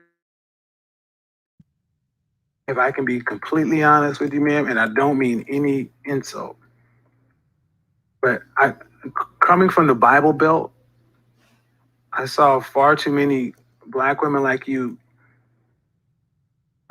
become spinsters in the true sense of the word. And I'm not trying to be funny, but the true sense of the word. I saw too many Black women like you, coming from the Bible Belt, I saw too many Black women like you become spinsters, old maids, unmarried, no children, no relationships for life. My aunts were 2 of them. I don't want to be like that. It doesn't matter. I'm talking to you and you didn't even want to tell me your name. There's something going on with you to where you want people. You asked me to talk to you, and so I don't know. Your father died when you were what? 2 years ago. Okay. Have you ever sat down with a therapist? Not Christian, clinical. And what was the diagnosis?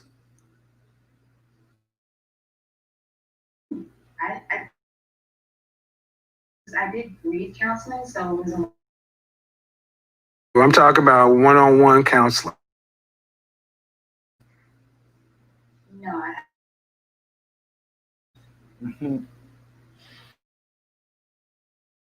Because if people who are hard to know,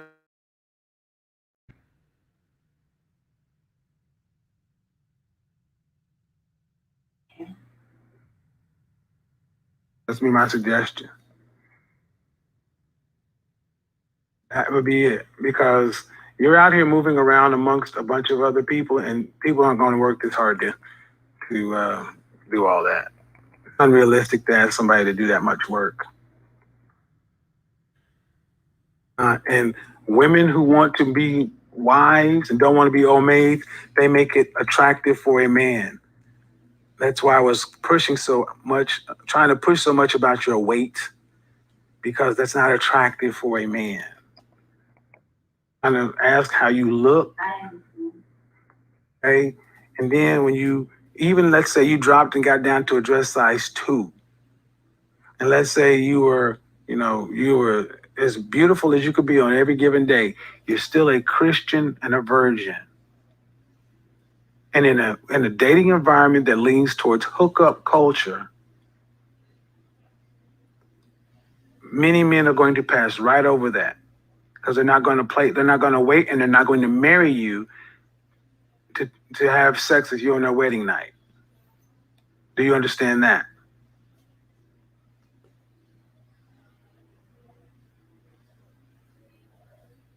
Hello? All right. Yeah. It's going to be enough. And unfortunately, yes. I'm here. I'm sorry, I think the Zoom. What I said? I did not. I said, even if you 2 beautiful best every day, day in and day out, a 27-year-old dating scene and they hook up, the rank and file is not going to wait 90 days. Is he going to marry you and then wait?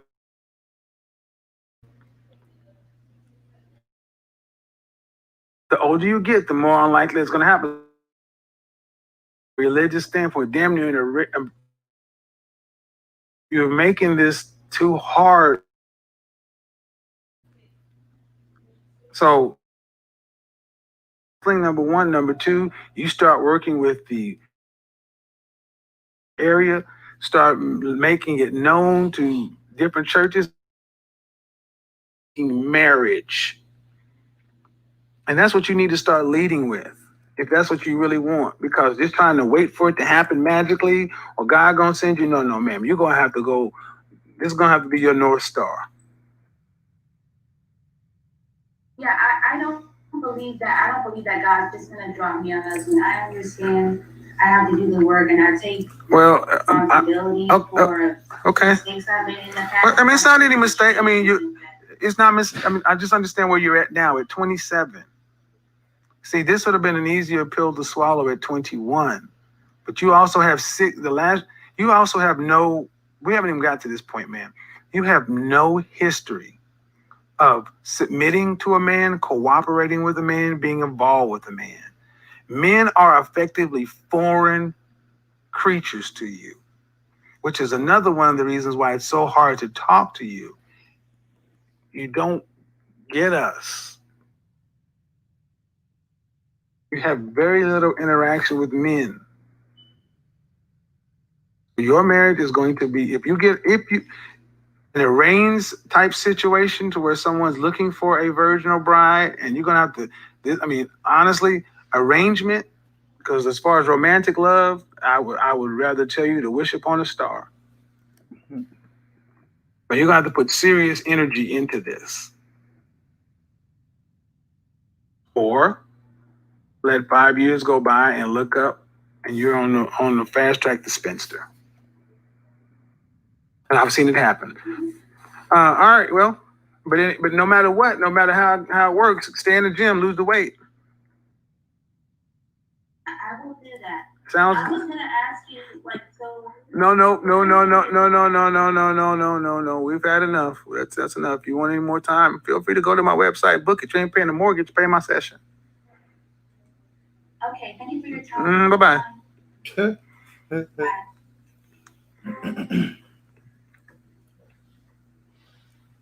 See, so we have to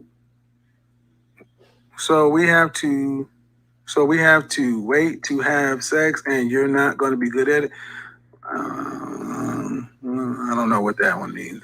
But see, honestly, I didn't hang up. I hung up. I'm not going to keep answering questions. See, I would say, honestly, I think one of the things we stumbled onto is, ladies, you need to understand what you're asking from a man. Saying, oh, I don't want to work, and what kind of income is it going to take? And the reality is, are you high enough to qualify for that man? The statement I made is, how the average black woman. You may not like the way that question is framed, to be said for it. The rate, as we've seen, an increase rate. Now, causation does not. Women have gotten to be larger. It's a decline in the black community.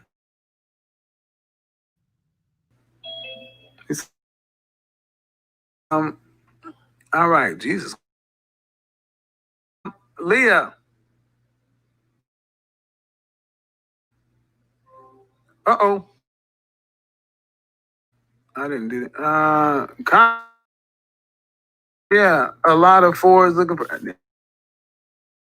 There are far too many women who are 4s, 9s, and 10s on the resource scale for men. There are far too many 4, 5, and 6 looking 9s and 10s on the resource side for men. Point blank, period. And the 8, 9, and 10 are not going to give their resources. That was a whole conversation. If they can't get a high value or a high earning man, not the average women. Go ahead and unmute yourself, Kayla. Hi, my name is Kayla. I apologize if this is something that you talked about or have discussed. I'm 22 years old. I recently graduated from college. I live in Atlanta, and since I've been watching your channel, I feel like I'm in a really good spot to really position myself to find a high value man. And I just wanted to know from your perspective, me being young and kind of new to, embarking on this, what advice do you have? Somebody asked what a spinster is. What do you mean? Go look it up. Don't ask me that. All right. Hey, Kayla, how are you? Sorry. So you said you're 22? Yes, 22. Did you go to college? Yes. Where'd you go to school? I went to Spelman College. Already. I did. Well, go ahead and tell me. I ain't gonna guess. See, but if I don't know if any of my sorors. Oh, just tell me one. Okay, it don't matter. It don't matter. It's gonna okay. Kiwi. See, I need you ladies to realize you do want to be known. You want to be known for a woman that's actually trying to get answers to try to get the stuff you want. Because stop worrying about how you look to women, look to men. All right, you're 22. Look at Spellman. If you watch my channel, Yes, eventually. how many? My goal is to have a boy and girl. But I know. To get it over in one. So two. So, boy and a girl. Do you want to have to work to pay significant bills after you're pregnant? As I've been doing more research and watching your channel, the answer is no. Like, I'm a career-driven woman now. Like, I'm really focused on establishing myself as a woman first. But I know eventually as I continue to grow and matriculate through life, then probably not. Mm-hmm. Wealthy firefighter. Everybody else seems to be just fine, dude. Check yourself, man. What's going on? Highlight me. So let's do this. All right. So you want to make sure. So you don't want to work. That's cool, and that's good for telling the truth. Height, weight, and dress size. I'm 5'7". Sometimes I can fit into a 2. And I just weighed myself today, and I'm 111, but my goal weight is like 130. 130. Stay at 120. Stay at 120. Give yourself some room to grow. Yeah, stay at 120. Give yourself some room to grow. Stay in the dress size.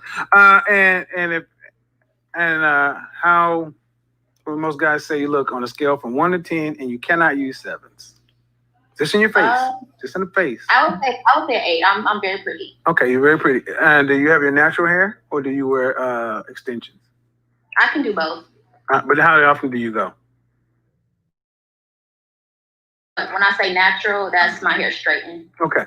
And do you wear makeup often, full face, or do you wear light makeup? Light makeup. So I usually do like lash extensions, so it's a natural, like, pretty lash look. Okay. And then full makeup. Do you have a dog in the background? Yeah, Right. it's like in bed. That's all right. All right. So if you're 22, and what's the last relationship you've been in? I've actually never been in a serious relationship. Okay. And the reason for that is because I've always been focused on, getting myself ahead, like school and things like that. And when it did come to me dating guys, I was a virgin for a very long time. So I recently lost my virginity when I was 21. Okay. And I feel like that scared a lot of guys away, especially, college guys. Yeah. Scared them because guys typically don't want to take a woman's virginity. At least men with some standards. Yeah. All right. So, and in order to have 2 children around in Atlanta and not work, what kind of income do you think your husband's going to have to make to sustain the family? I would say 200 to 300K. All right. Men with 200 to 300K. It's going to be closer to 3. Not closer to 2. It's going to be closer to 3. All right. First question. Do you date older men? See, that's something I know I need to do. But since I feel like I'm new to dating, I haven't had a relationship, I'm kind of scared.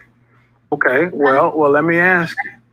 Real talk is that how many $300,000 26-year-olds do you know who are not playing basketball, who are not an athlete or an entertainer, who make their money legally? 0. All right. So, were you raised by mom and dad? Just mom. There's a problem. This mom, where's dad? My dad, he didn't live in the same city as me, so he wasn't in my life. At all? No, not really. I did have my older brother in the home, and he was like a father figure. So I wouldn't necessarily. How much older was your older brother? He's 27 now. So he's not a father figure. He's a boy too. Okay. He did the best he could, but that's too much pressure to put on him. Mm-hmm. Because is he married with children? No, he's not. There you go. You know, a lot of times black men, we grow up too soon, and we try to be the son, husband, and that's just too much. Definitely. Because older men it lets me.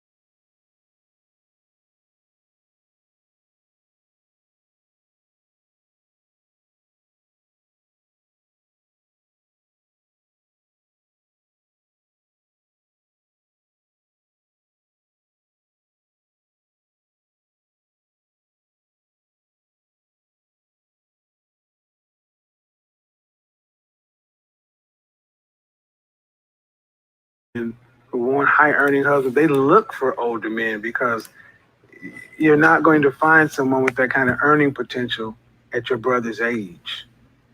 Right. So what scares you about dating a man 35 years old? I would say my lack of experience. And what? Kind of fill bigger shoes that I haven't. Lack of experience in what? Just like being with different life experiences. So being with somebody older, I know that they will have been, have done a bunch of things that I haven't even touched yet.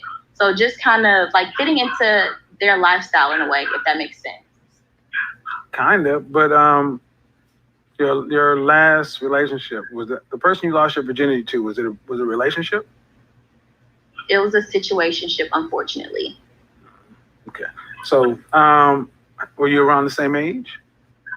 Yes, he was 22 when I was 21. Could he teach you anything? I did learn a lot from him. Yes, I did.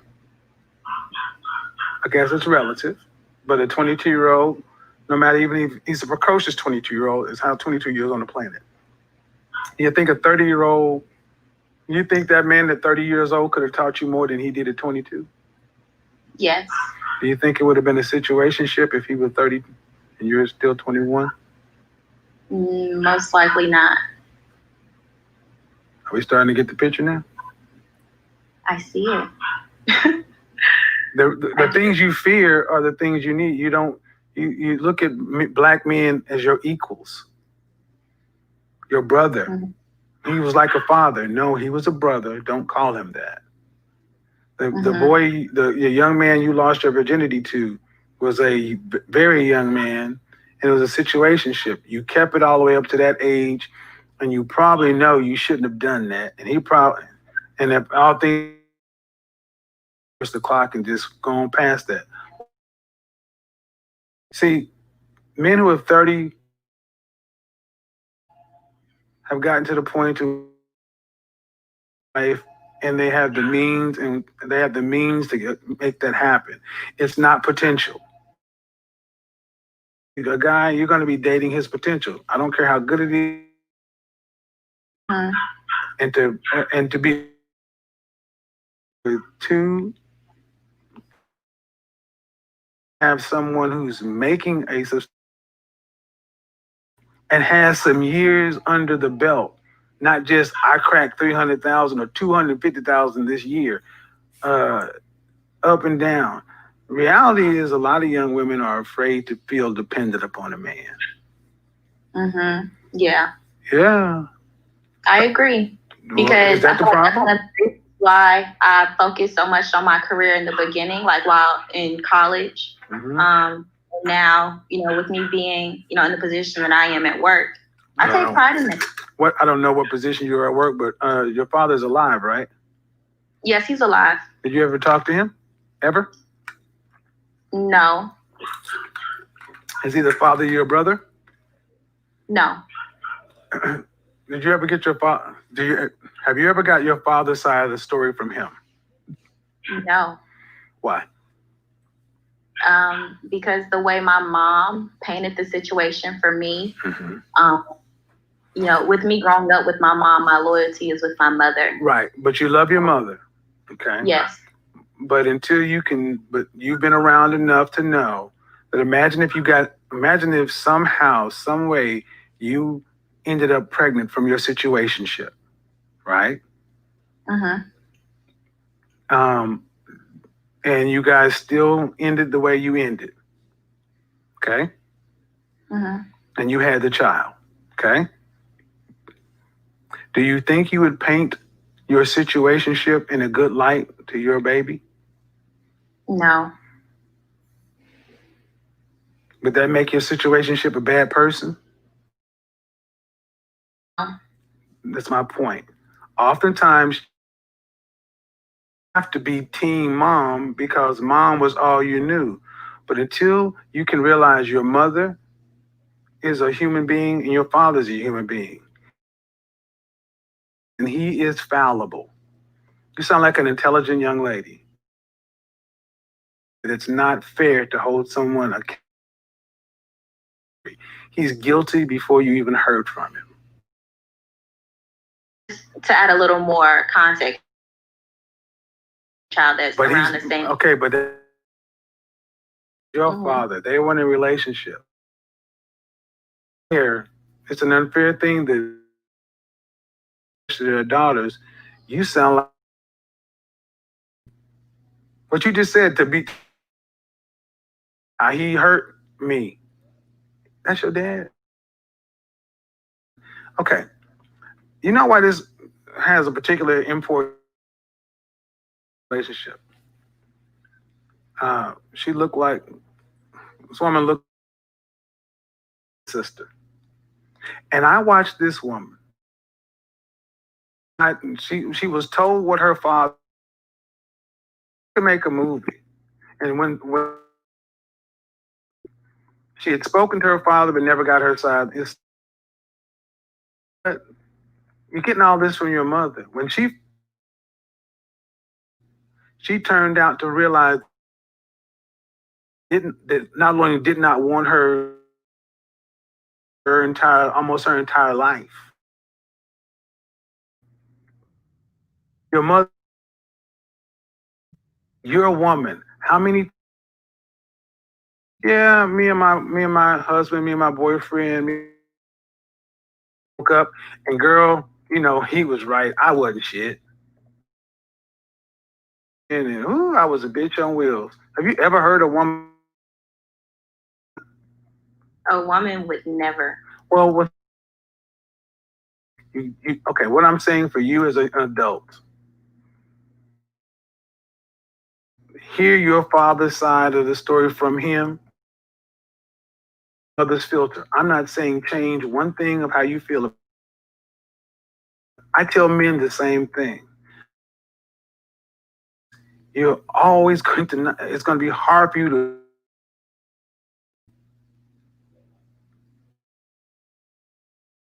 Mm-hmm. Father was just that. We're going to move on from that. That'll be my suggestion. Don't. You're going to need to hear it from your father. Of it. Different people. They're just adults who had a relationship didn't work. As a child came out of this one, and the child forward. So, are you involved in church? No. You want to be married? Of a picture perfect life for me. Right? And I feel like that's something.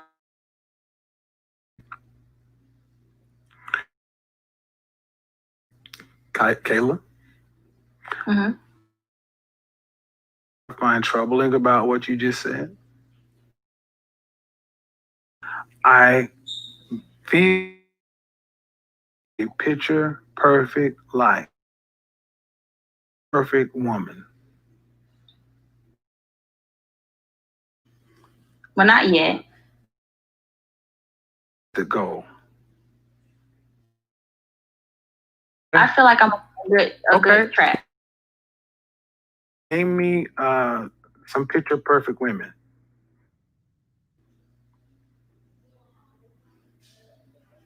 Michelle Obama. Michelle Obama's a picture perfect woman? Okay. In my opinion. Okay. Keep going.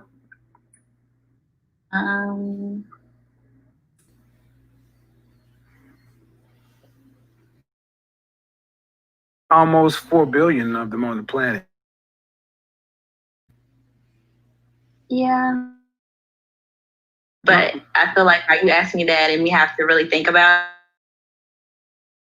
I mean, you're a smart woman.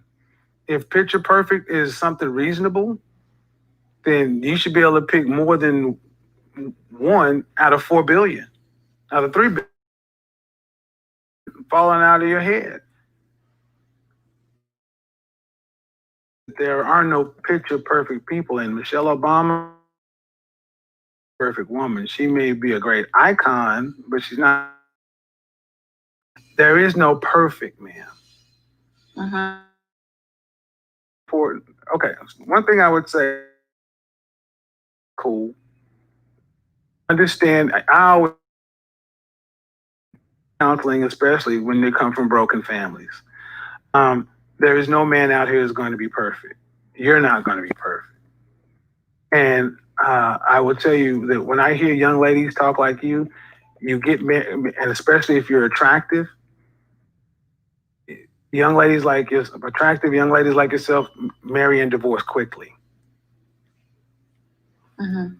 Because it's inevitably for irreconcilable differences. Because no human being is going to be able to live up to this impossible standard. I don't think, when I asked you about marriage, you said nothing about the man, nothing about the quality of the man. It was just this picture you have in your head. Disney. Marriage is not Disney. What history do you have of submitting, being cooperative, and serving a man? None. And why do you want to take on that role? Just because I have yet to experience it. Well, you've yet to be shot too. You want me to do that? No. Right. Just because you're pretty and you have a nice figure and you went to Spelman and all that, you look the part, but you're not the part.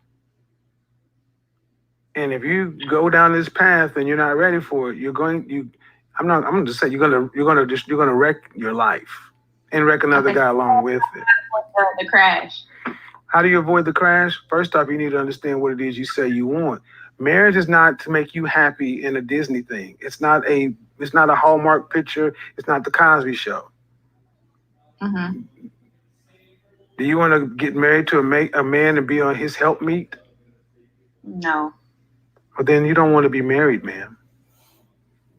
That's the purpose of marriage. You're a feminist, and that's okay, but that's what it is. Feminist leaning ideals, and these don't work in traditional marriages. You want a traditional income earning man, but yet some of this equality stuff doesn't work that way. Mm-hmm. And if you don't, and honestly, how do I want to put this?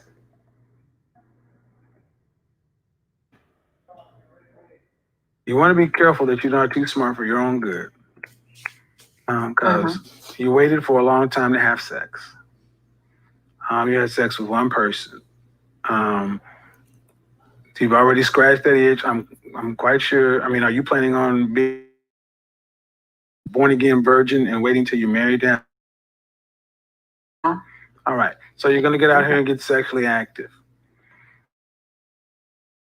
Get turned out if you mess around with the wrong dude. You join my group, The Mix. So you can be over there with age and older who can actually help give you more. Y'all can talk. Yeah. But you're primed to make a lot of mistakes. And the troubling thing was more than anything else. One, the idea of this idyllic, picture perfect marriage, be a helpmate to a man. That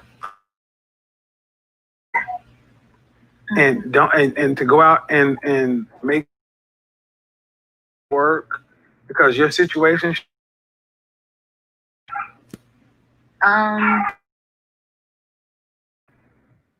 Because he felt like at times I didn't care about him, interest at heart, and that, of course. Yeah. Right, ma'am. I almost want to call this the AKA Delta disease. I'm a Kappa, so I had one of your sorors on my channel the other night. Almost here in the chat room. What was her name? Ariel. Shout out. Yeah. So yeah, go ahead and come on over. But your ex-boyfriend told you you did not value him as a man. He was just there.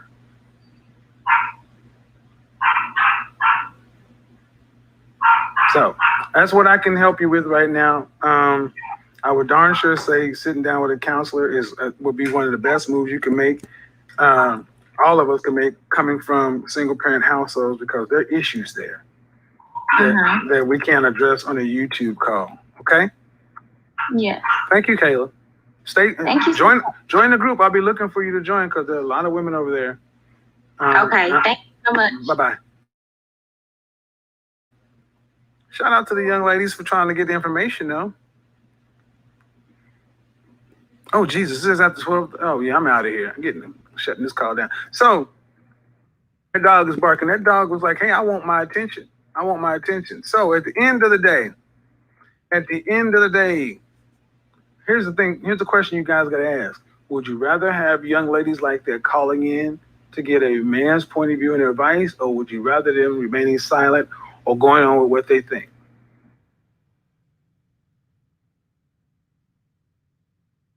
Would you rather them trying to reach out and say, I got some questions, and how do I...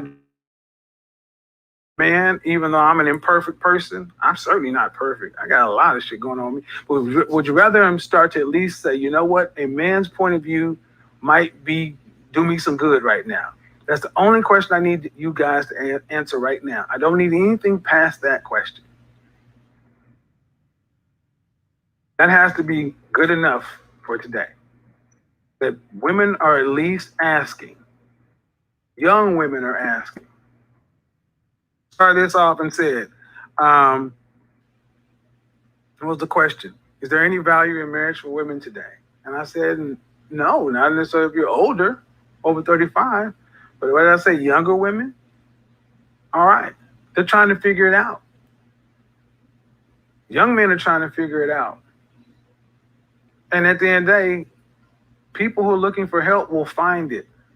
But we got to ask ourselves, what kind of help are they going to get? Because for every couple of 3 places they may be to hear from a guy, there are dozens more telling them the men ain't this and this ain't that and go do it your own way. And you guys know just like I know, you ladies know just like I know, all it takes is having sex one time with that person to end up with an oops baby. And what does that start? An oops baby becomes a single mother, and they da. And from that point on, you can't put that toothpaste back in the tube. All right, so that's why I need you guys in the chat room to remember, back off of the ladies sometimes. Give them a little credit for what they're doing. I gotta get up out of here. Until the next time, peace. We are gone.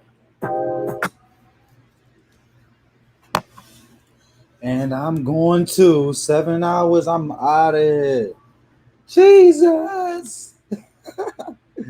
Jesus. I wish I could have 160 likes, but 7 hours strong. Shit. 7 hours strong, gang.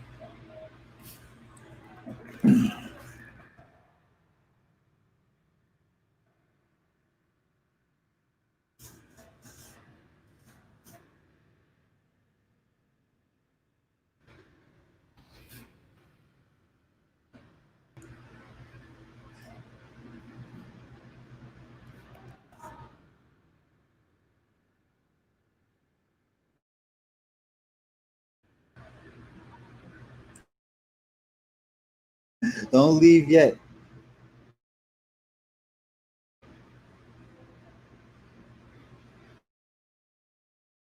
We can get 160 likes.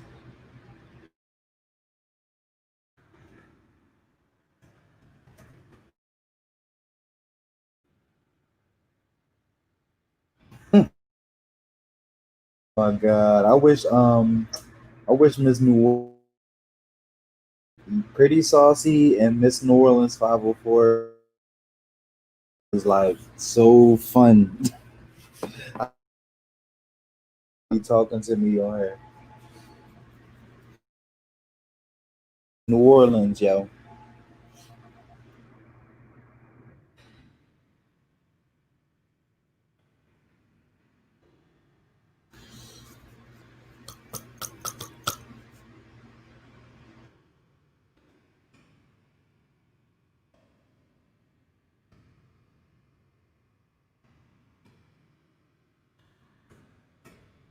Oh my goodness, 7 hours. I think I'm gonna stop it. 157 thumbs up. Only 3 more. Damn. I need 3 more.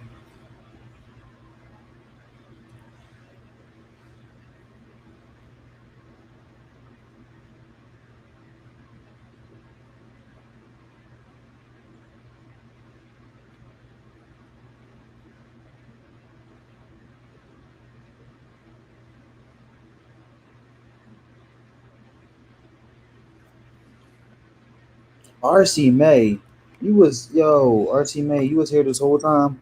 RC May was in the background for 7 hours. RC May vlogs was in the background for 7 hours. She talking about hair. Yo, RC funny as shit, dog. She is in a cut. I need to find out who I'm gonna make the header and the profile picture for this official channel, though.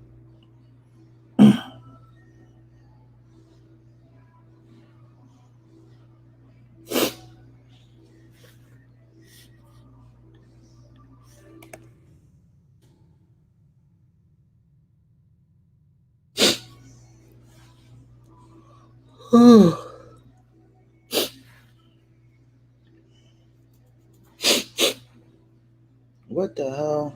Where am I? See, RC May got so many damn channels.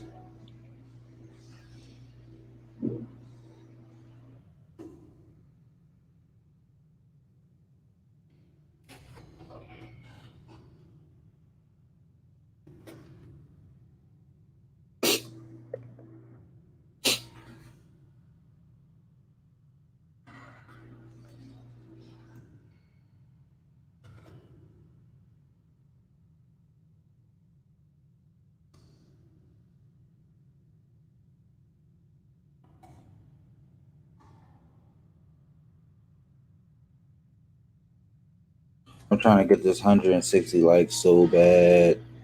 RC May, what the hell? I don't even know what channel that is. She got like 3 channels. I don't know what channel that is. RC May got like 3 different channels. Shit. What the hell that was? I'm about to go eat, take a shower, smoke, have a drink, go outside, come back in here, stream again.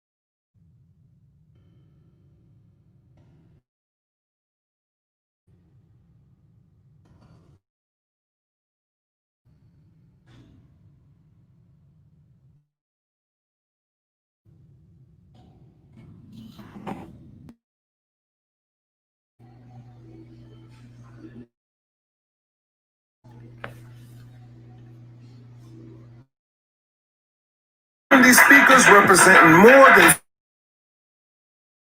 countries, 50 Centennial Conference. No other. They'll be vending, speakers, panels.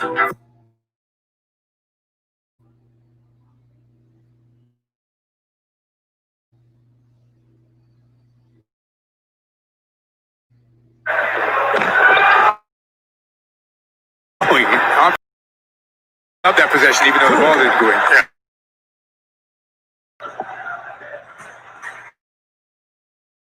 Pass, Haywood stays with it on the offense. It's a real baseline against two. Gordon with a real burst.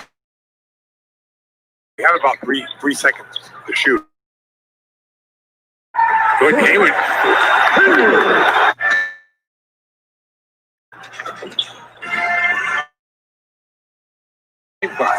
Ooh, however,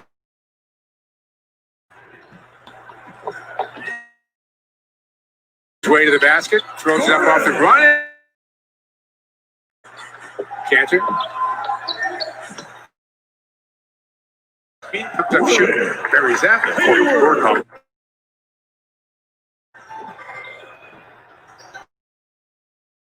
Comes up shooting. Drains a three.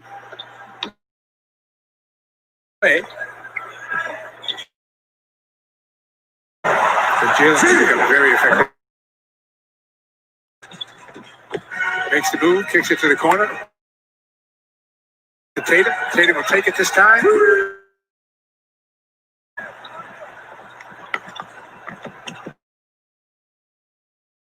Drills the 2-point. 20 now on the. Got Tice with him. Got lucky there. By Gordon Hayward. Haywood gets it back, takes the shot. By the Celtics. Rebound control by Haywood. To the head. Time Lord running the floor against you. Good job by the Time Lord. It's the first for the Magic. Yeah, Orlando had one to give. Yeah. To Haywood, easy two.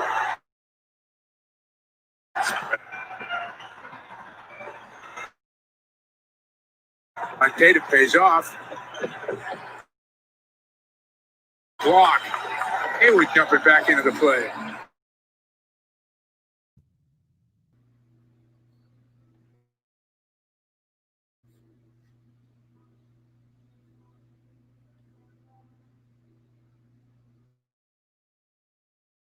Seven hours.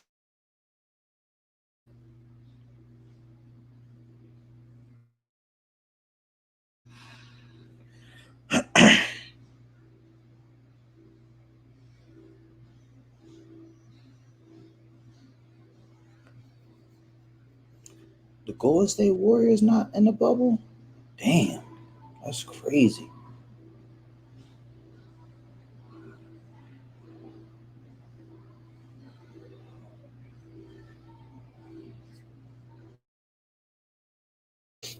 I could have swore the Golden State Warriors. Sorry.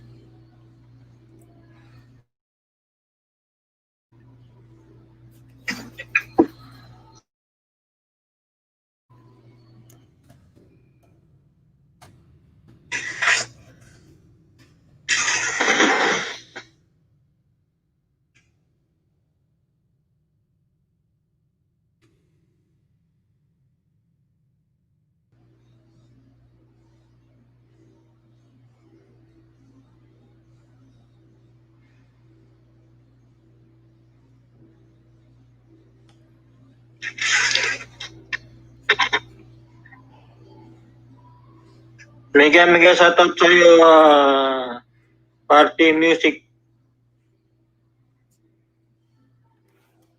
Di Jockey. Mega shoutout.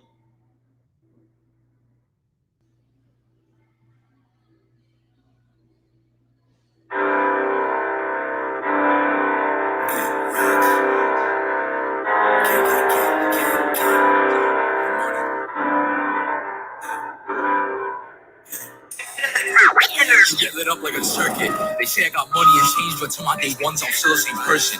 I'm reading his movements when I back it out. I can tell that he getting all nervous. If I catch him on the strip, you know my body, I'm clearing the surface. When I write the check into cursive, when I get respect, which I earned it. When I'm with your bitch, she gon' trick it. She jiggle my pose and she work at the circus. Your bitch, I'm telling me, beating her belly, and I'm gonna be her service. Give me the fucking shot in that. She hit my line, I'm not gonna read that. Squeeze over ready, if beating the squeeze that. It's as simple as 2 steps. Rule number 1, don't forget what to do next. Woman just got me a new tech.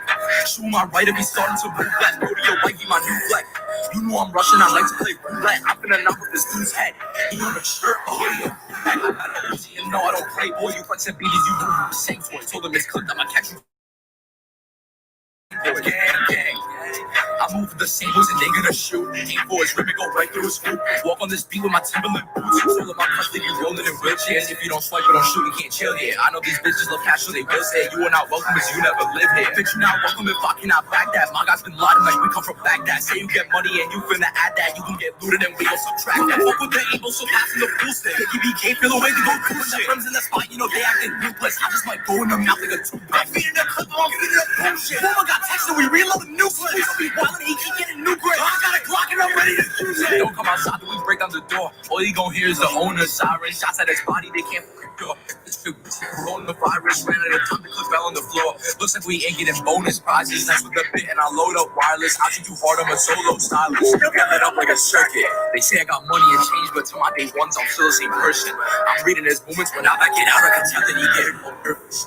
If I catch him on the strip, you know my body, I'm clearing the surface. When I write the check, it's cursive. When I get respect, which I earned it.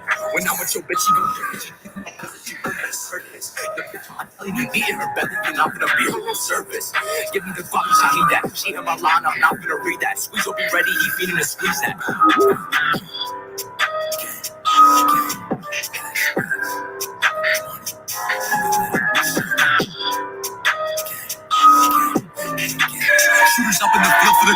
bay. Send 12 to his back. Watch it out like they airing. I'm stripping the sign of my jacket, Montclair. And if he jacket smoke, then no, it's never clearing. The devil be on my shoulder like a parrot. My ops watching face with a god, they be staring. When I make the word disappear, transparent, I make him turn red like he getting embarrassed. Show to the ceiling like bitches on FaceTime. How could I let the ops take me?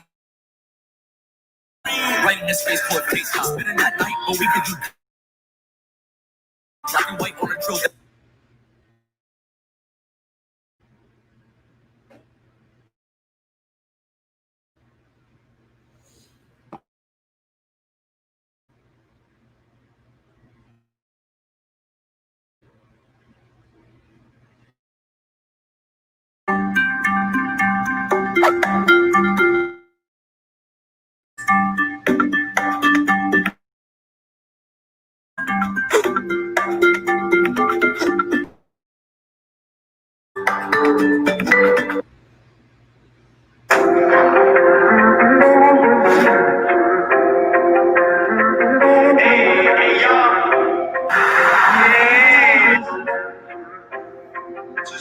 I do not feel that really for my brother till I get you out the way. So I don't even feel away, but when he catch it, kill him, he ain't gotta pay.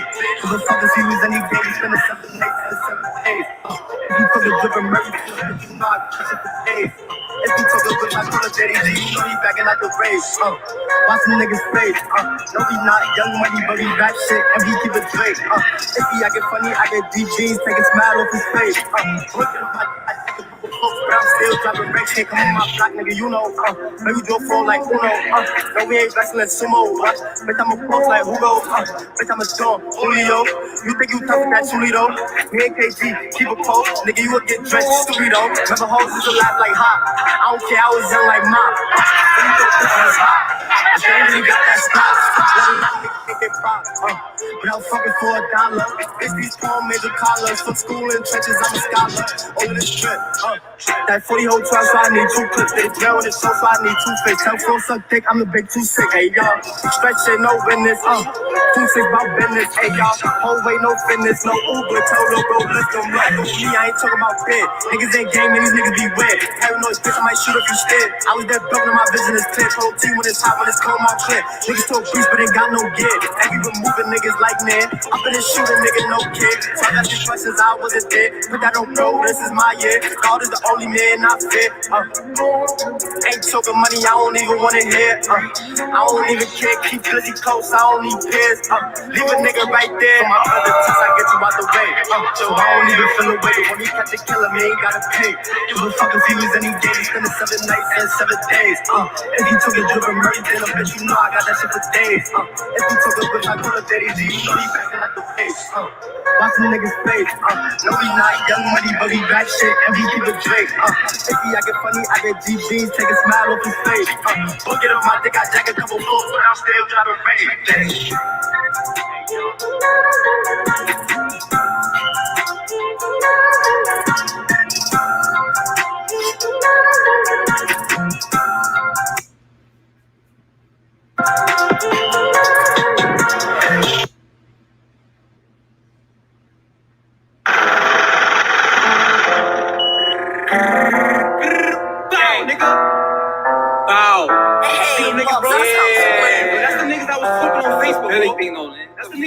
Don't understand that shit, like they really don't, bro. They really don't, bro. Not three. Hey, that's it, bro. Like that's it, bro. Like not three. Gang.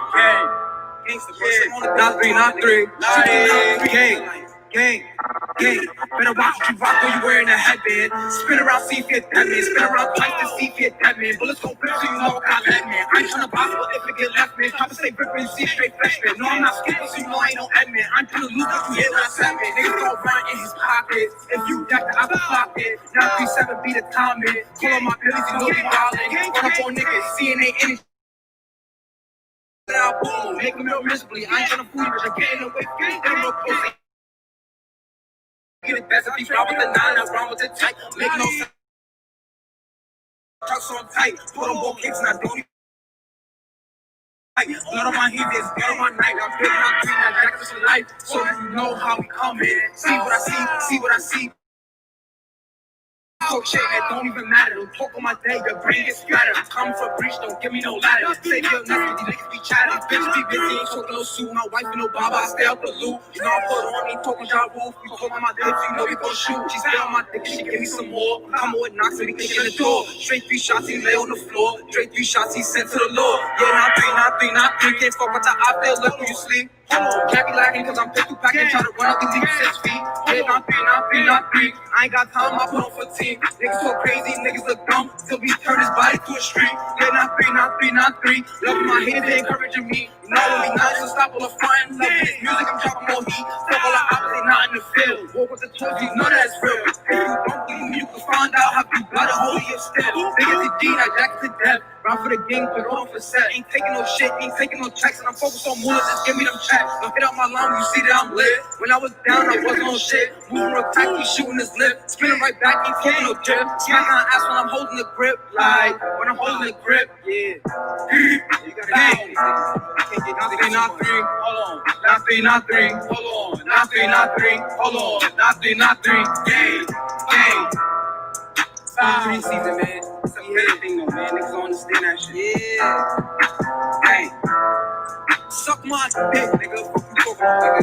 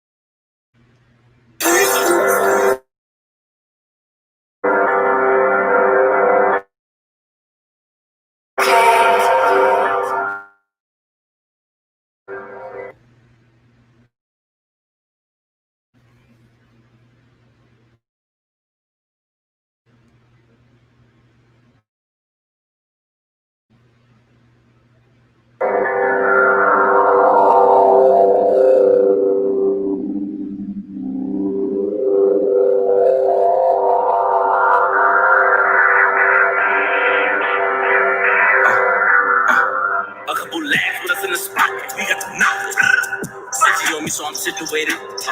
We gon' demonstrate it. If we take a hack, we gon' situate it. I know them niggas hate it. All my niggas come through, we shake the pavement. We shake the pavement. New pack, fuck that new shirt. I'm giving them new trip. That's swag. You over first. I cannot lack on my mouth to be hurt, so I keep it sitchy. Tell her get with me. I'm moving iffy, tell her I'm picky. Niggas cap, they never been on a drill. A drill, they never been rushing to move attack. Gotta make sure that the Uda back. When the school is clap, let them niggas scat. Shut that boy down, I got blood on my jeans, I got blood on my shirt, blood on my hat. They're like a course that nigga had. A friend lags with us in the spot. We got a knock. Stitchy on me, so I'm situated. We gon' demonstrate it. If we take a hack, we gon' situate it. I know them niggas hate it. All my niggas come through, we shake the pavement. And we shake the pavement. Finesse my way with that back pay. I'm no rapper, I don't get no back end. Max in. New form, take my hands off the wheel when I back in. Yeah, every say the wrong thing, he get packed up.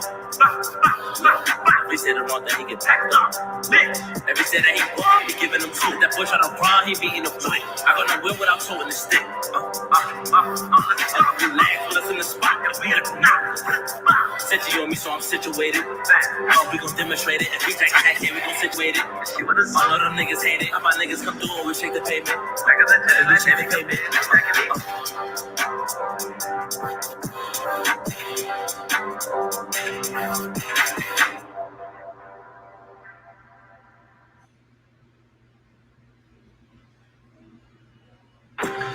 Listen to music with your screen locked. YouTube Music Premium. Start a 1-month free trial.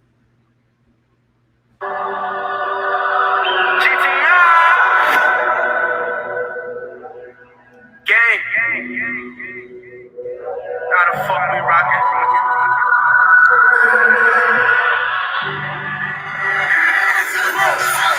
Shit up on my dad, homie, shit go on you, fucking back. Church boys volatile. On that time and that nigga ain't listen, we did them bad. Hoping drippin' designer, that's just a reminder that we be them niggas that's poppin' tags. Had enough for the sun, so now that I'm wildin' about to proceed to make niggas mad. Ain't no more responding for niggas, I'm pulling. All of you niggas like nothing is song. Realizing your song, little niggas, so keep pushing on little niggas. And I'ma perform you niggas. These niggas that take the hood, but ain't really in front of your mouth, I'm showing you how we have discussions. I'm talking no peace like in these streets, no surprise when my niggas start drumming. Call up bro, hey, I'll tell him go jail, show him I'm linked up on the beat.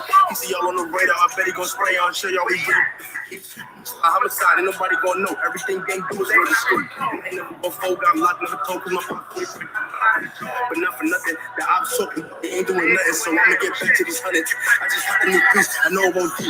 Call up J.O. for the fresh phone, after that it's AP, everything on me. That's some respect, you ain't moving regular until you get left. I earn my respect, but I was late. Many more niggas gon' die for talking no gang like being bitch slide. Any day, anytime, but just block in your brain and see what's on your mind. Strap bitches, you ready to ride? If it's niggas, you really gon' slide? I just think to myself all the time, cause niggas been telling them lies.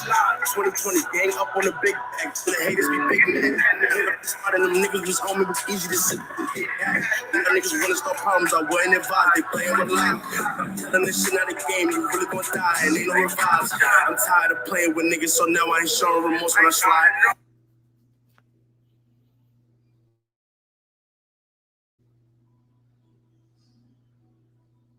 As experts in online education, Purdue University Global gives you all the flexibility you need to balance school, work, and life. Take classes 100% online to fit your schedule, your pace.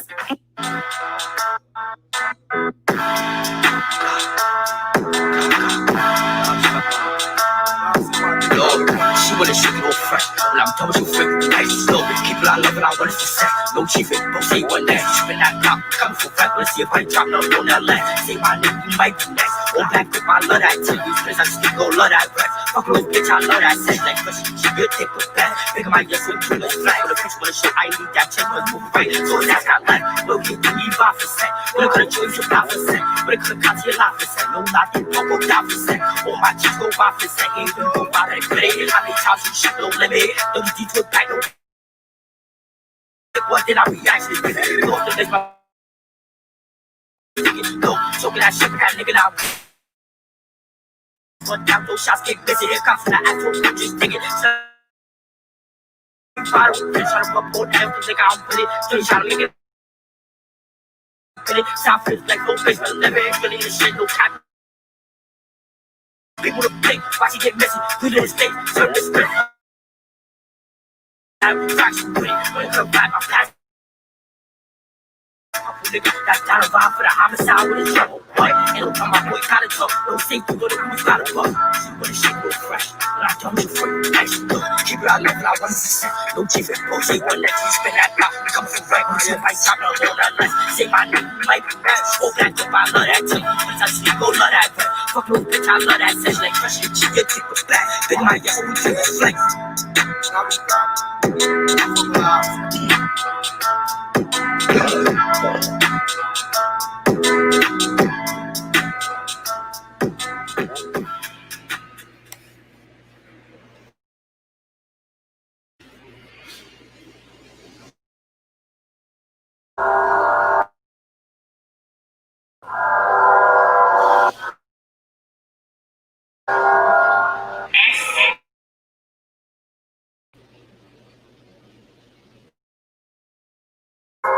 You niggas be frying, last nigga was bluffing up in the blind.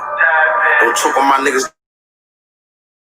And my spice stay with me, gang, bitch. Out of my city, rain, gang. We don't get shiggy, flame, him. 41.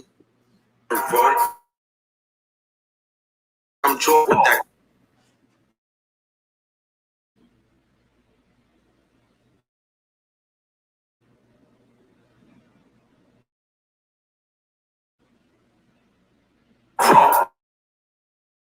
Bro, make them niggas sick.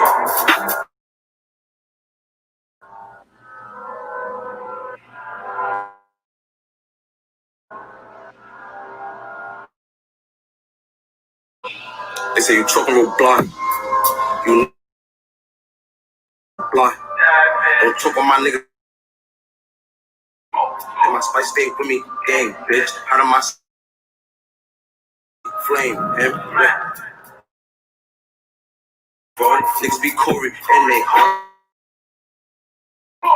Female B, you call me like Female B. Spice thing for outfit of rap from. When we step in, bitches right from. I had a click.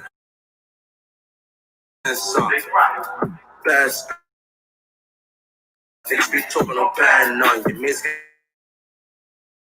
right from. When we step in, bitches right from. Bosco stand some.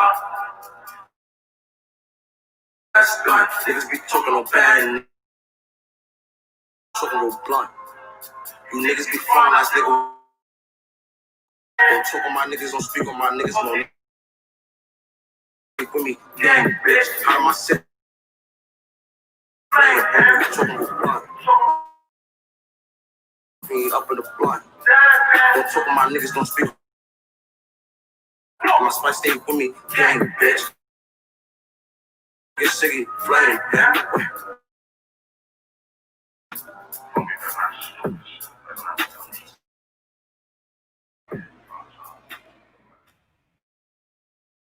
Already did that, yeah. She wanna fuck me, I already hit that, yeah.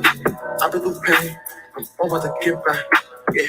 Stack these honeys, try to get to a big bag. It's my game, yes. I know they behind me, I need them fingers, but keep me the timing, yeah. I didn't perk my bro on a Molly, yeah. We out on the blocks with headies and wild. For my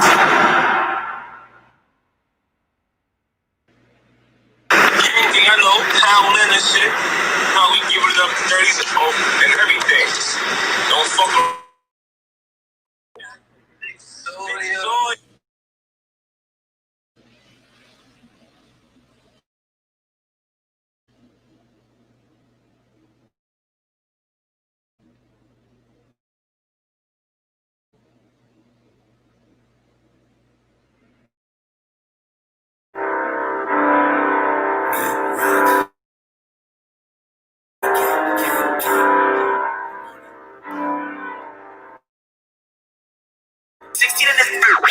Get lit up like a circuit. I'm still seeing her. Now I can tell that he getting all nervous. If I catch him on the strip, you know my body. Check it, cursive. She gon' trick it, she think I'm a circuit. And I'm gonna be below surface. Give me the clock, I need that. She hit my line, I'm not gonna read that. Squeeze up, be ready, he feeding the squeeze that. This box is simple as 2 steps. Boom, I'm a wonder, forget what to do next. Boom, it just got me a new tech. Shoot my right if he's starting to move left. I'm rushing, I like to play roulette. I'm finna know. I got a Uzi and no.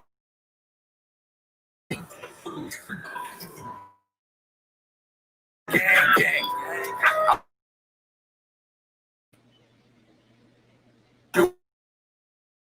Walk on this beat with my Timberland boots. Like, but don't shoot, you can't chill here. I know these bitches love cat. Live here. I crack that. My guys been lying. We're gonna add that. You can get looted and we gon' subtract that. Fuck with me. The way to go through the rims in the spot, you know they. I'm feeding the clip, I'm feeding the pimp. He keep getting new grade. I got a Glock and I'm ready to.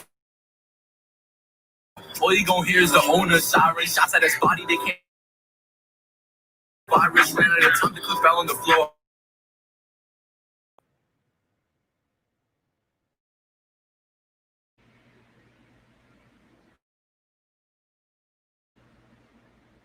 Can't get it. No wireless. I too hard on my solos. They say I got money and change, but to my day. There's moments when I back it out, I can tell that he get trip. You know my body, I'm clearing the surface. When I write, I earned it. When I'm with your bitch, she kiss. Your bitch, I'm telling you, eating her belly, you know. The fuck, she hate that. She hit my line up. Squeeze that.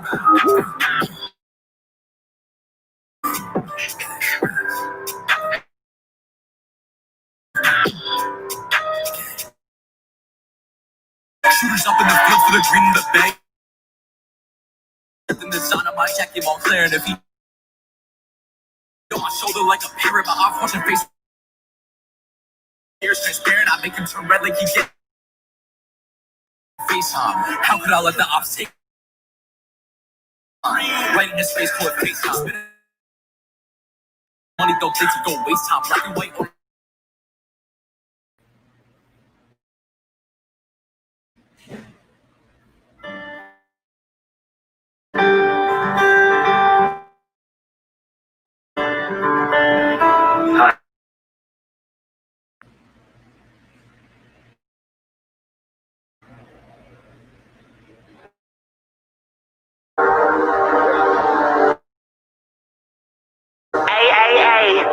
Hey, baby, one and only. Hey, motherfucking Bel-Air, deep up, in a motherfucking spot, bitch.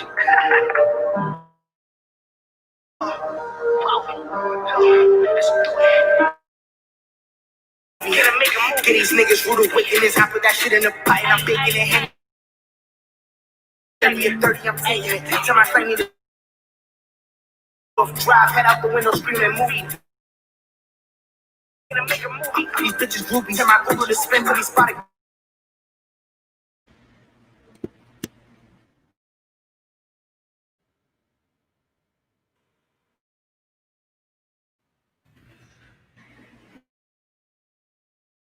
And we gonna make a movie.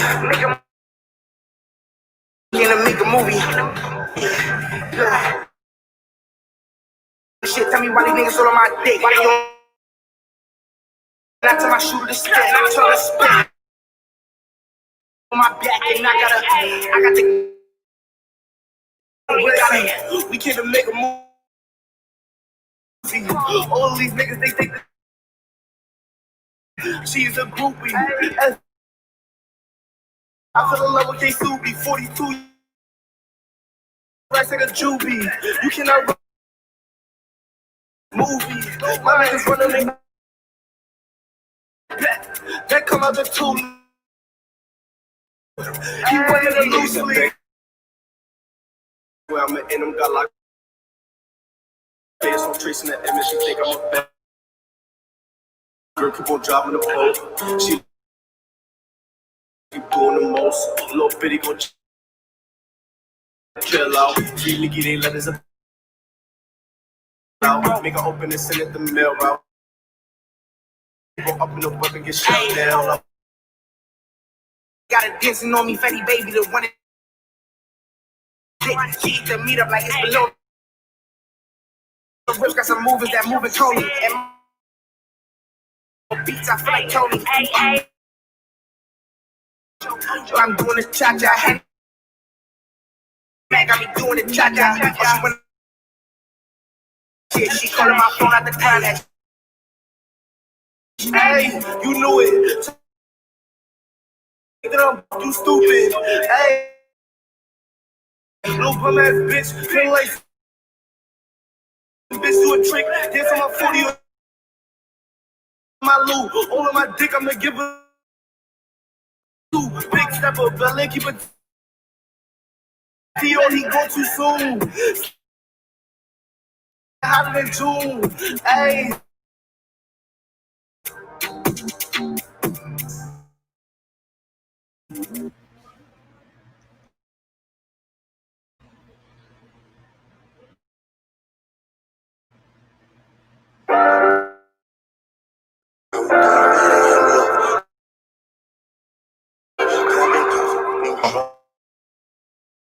Glory. I hurt myself. Showing dice when mama told me life again. Can't keep my pants on. As it does. No home at 5 p.m. That's the only thing they won't close.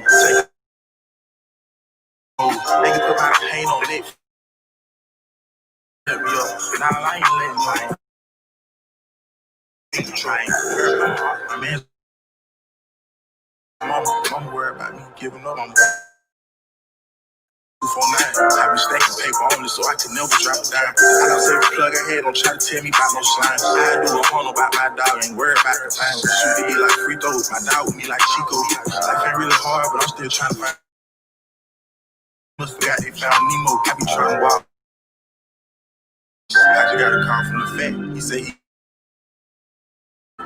believes. I feel like I was in the street in the studio. I took that money, put it up, needed life work because I was.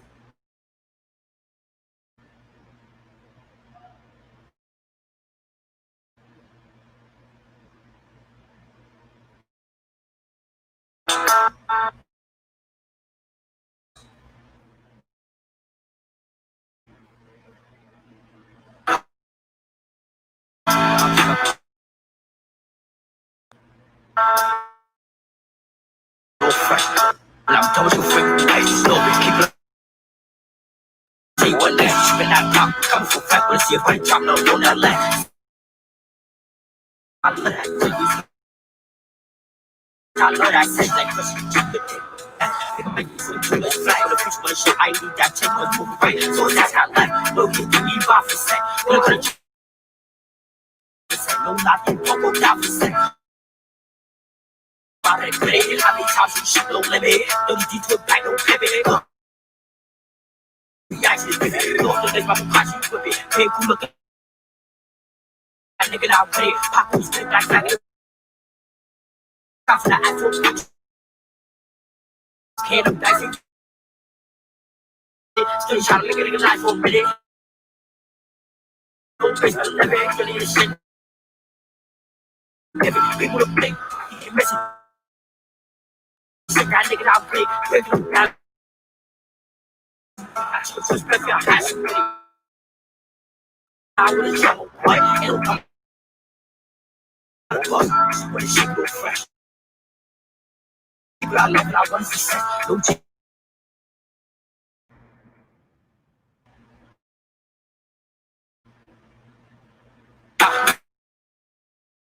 Say my name, might be next. Oh, but I fuck no bitch. Like,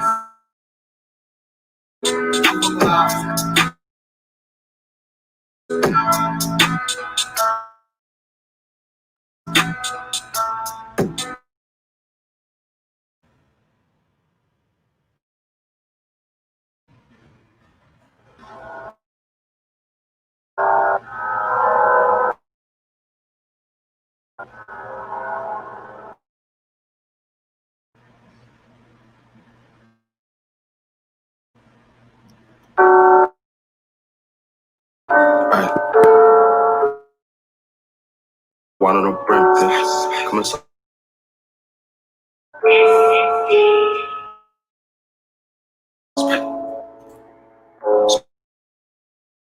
Oh, you fucking right.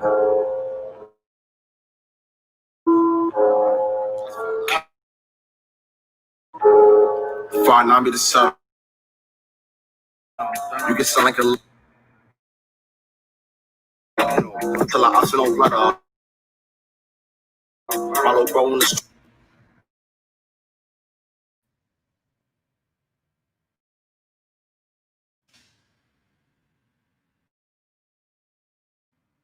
Don't move in the spot, be set up.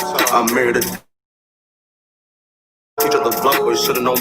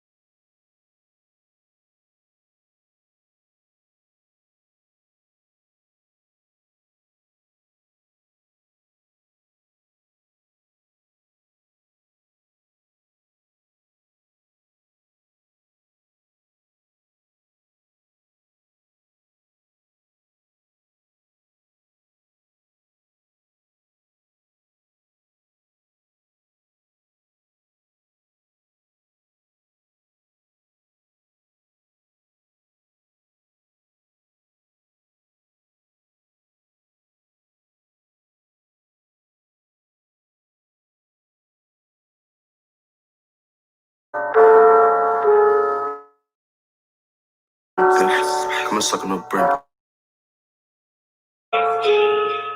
Bitch. Smash. Spice King Courthouse. Bitch. I'm married to that. Should've known better. Till I right.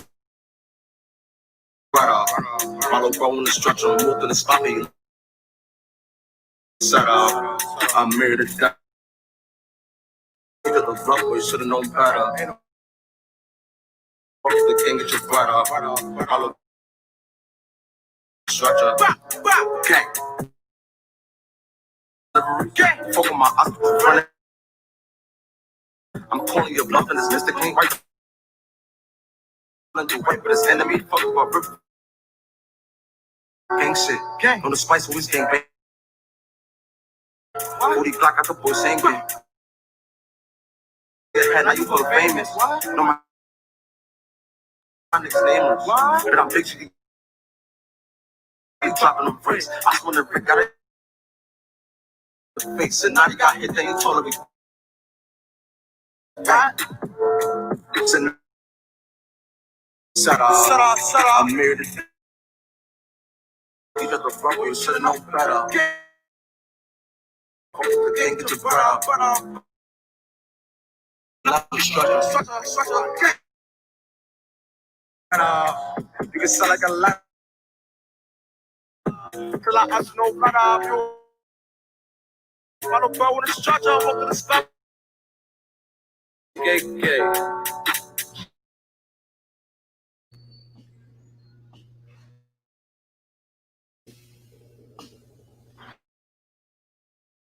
I went into hiding in this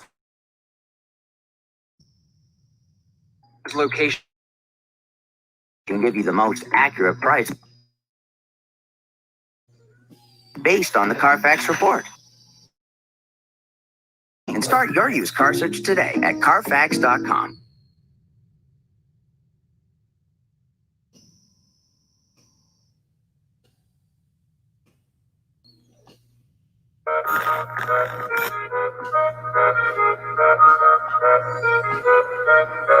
Whiskey K.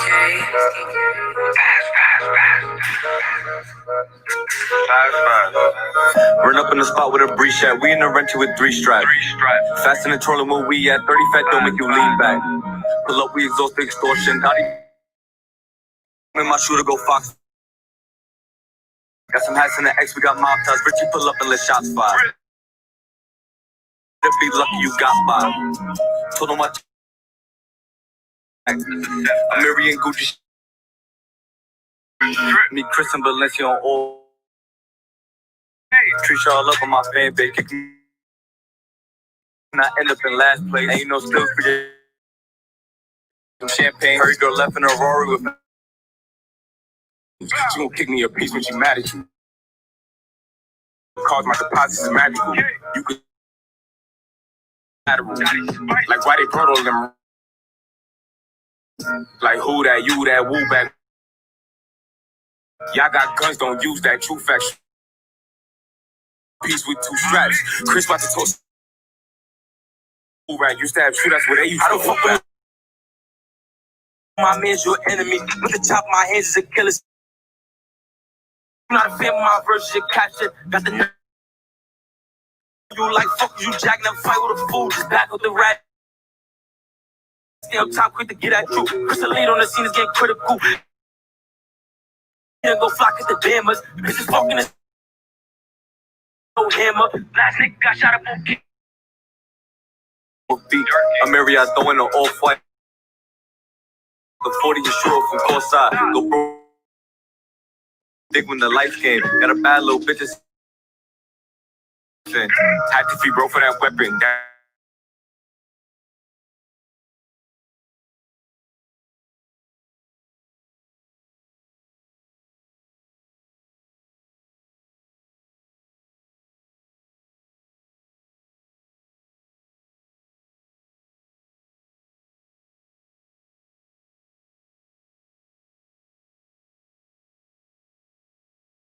shot him and his friends, free all of the bros, free out the pen.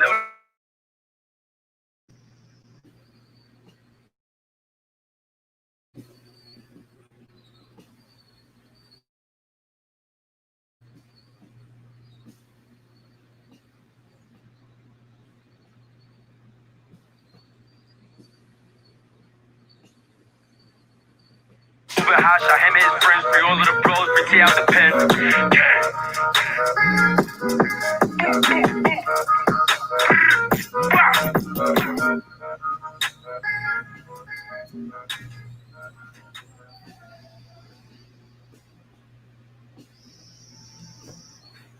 Oh shit, what the fuck? Yo, that shit look goofy as hell. What the fuck? Damn. God damn. It's like 10.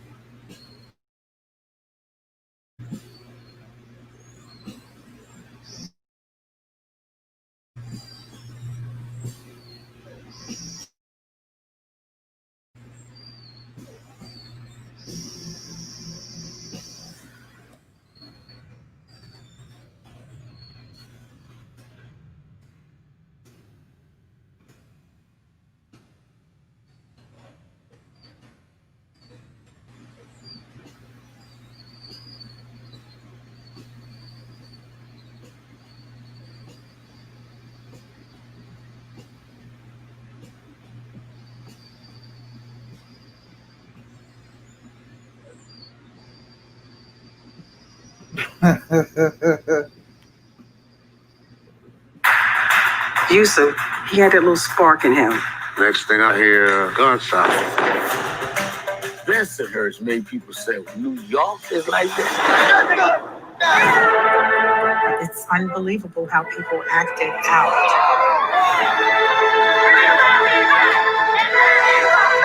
My brother's definitely down. People was yelling out his name.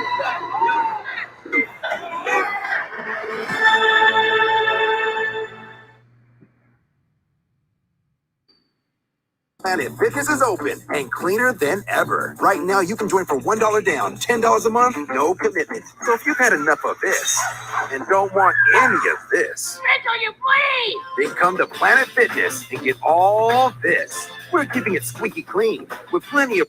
What's good, everybody? O'Shea Duke Jackson, back at it again with another episode of The Celebrity Junk. And today we're talking about a rising YouTube celebrity star, the Kevin Samuels YouTube channel. And some of you guys have been checking out his live streams. He's in the Manosphere community here. He's been blowing up, getting 3,000 to 4,000 people a night in the live stream. And his videos and his call-in shows have done so well that World Star Hip Hop is playing his video. So we want to give him a round of applause for that, for all the good work that he's been doing the last few months. But outside of what Kevin Samuels has been talking about on his call-in show, which is pretty much how women can get high-value men, and the truth about it, that high-value men typically don't like women that are a little bit obese, okay? Men that have a lot of money are very strict. They have a lot of options. And a lot of women call into the show only to, find out the harsh truth. And today we're going to be dealing with a woman that is actually responding to a video of Kevin Samuels. Now, Kevin Samuels will never respond to someone like her because, number one, she's a smaller YouTuber and it's just not worth his time. But I'm petty and I don't have anything to do. So this YouTuber is by the name of Makivia. Okay, she has only 16 subscribers. And she made a video called Stop Listening to Men Like Kevin Samuels. Listen to people like Sakis. I don't know who the hell that is. Don't care. But she's a woman that takes issue with Kevin Samuels' content. All right. And we're going to play her video very soon. And she's been married to her husband for 25 years, as what she says. But she has a problem with Kevin Samuels telling women that they need to lose weight, right? To get them in. She feels that it's okay for, a woman to lose weight for her own self to be healthy. But to get a man, you shouldn't lose any weight, right? And she always thinks that a man should take care of a woman. So I'm going to play just a small snippet of what she has to say. Now, fairly, I think she's a nice lady. Let's just be honest. I think she's a nice lady. I think she's trying to be balanced as possible. I don't think she's a bad lady or anything like that. So I don't want you guys going over and trolling her. I think she's nice. She's just trying to put her opinion out there. But I want to play a snippet of what she's saying, and then I'm going to respond to it. Let's go ahead and listen to that right now. So now you have people that are basically telling you that you can't get a man because you don't look a certain way. Now, I get it.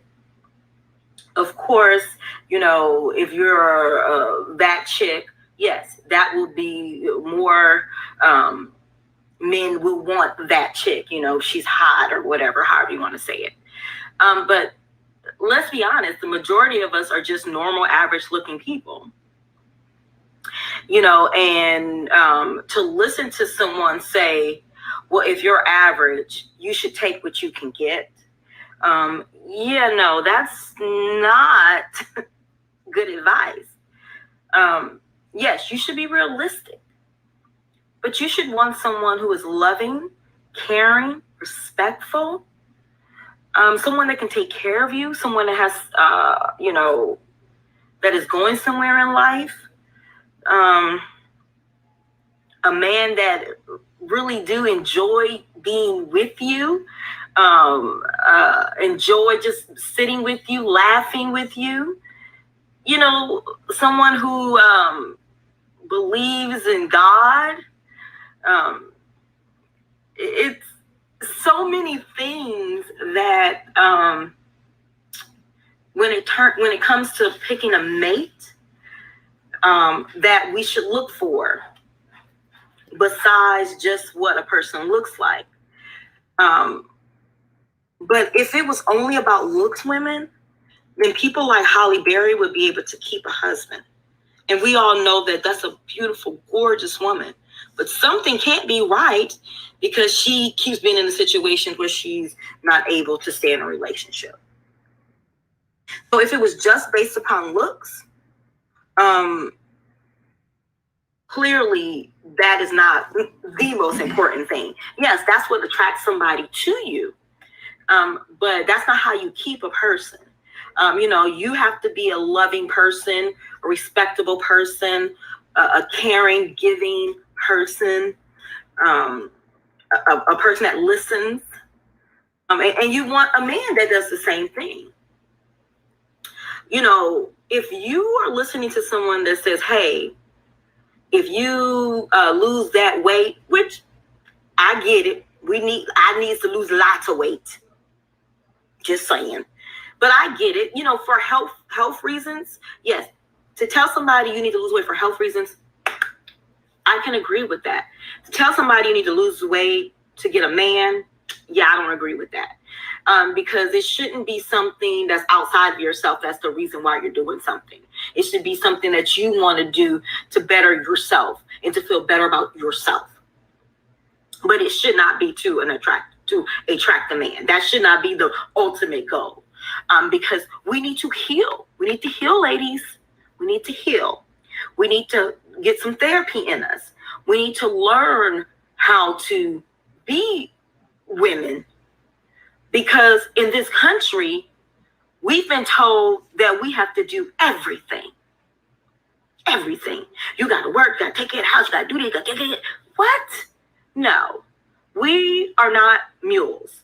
And I know black men will tell you that. Not all, I got it. But there are a lot of black men out there that think that they're not supposed to do a damn thing but sit on their ass. That's not a man you want either. You want a man that can take care of you. All right, you hear what she's saying, okay? And it's very interesting how a lot of women in the black community really feel that you can basically not lose weight and a man is supposed to take care of you. That's pretty much what she is saying, okay? Lose weight for you, but don't lose weight because you want to get a man and a man is supposed to take care of you.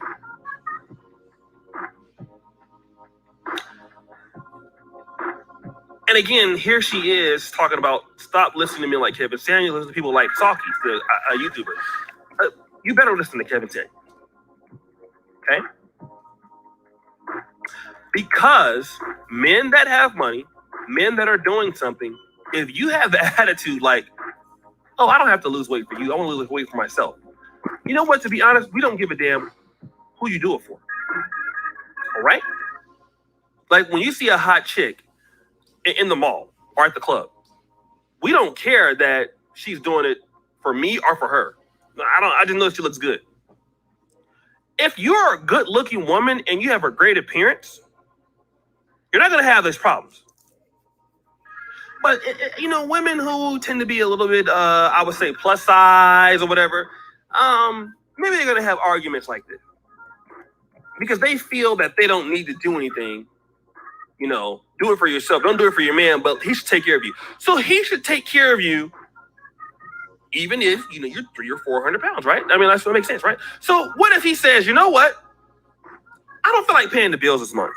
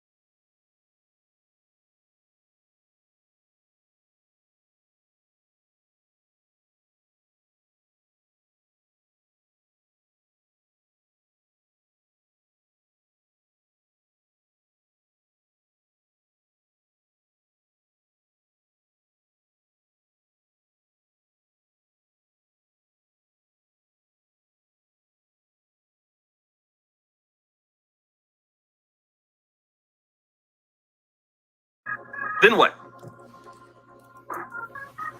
Because see, if you're healthy, then he can enjoy you. Just like if he's healthy, you can enjoy him.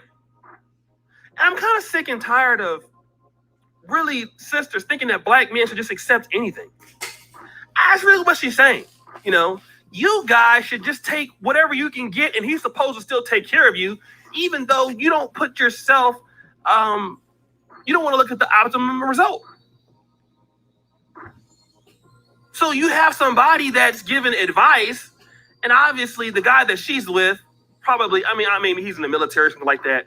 I don't know. I don't want to talk about him, you know, in a pejorative way, because I think she's a nice lady, you know. But again, Kevin's right.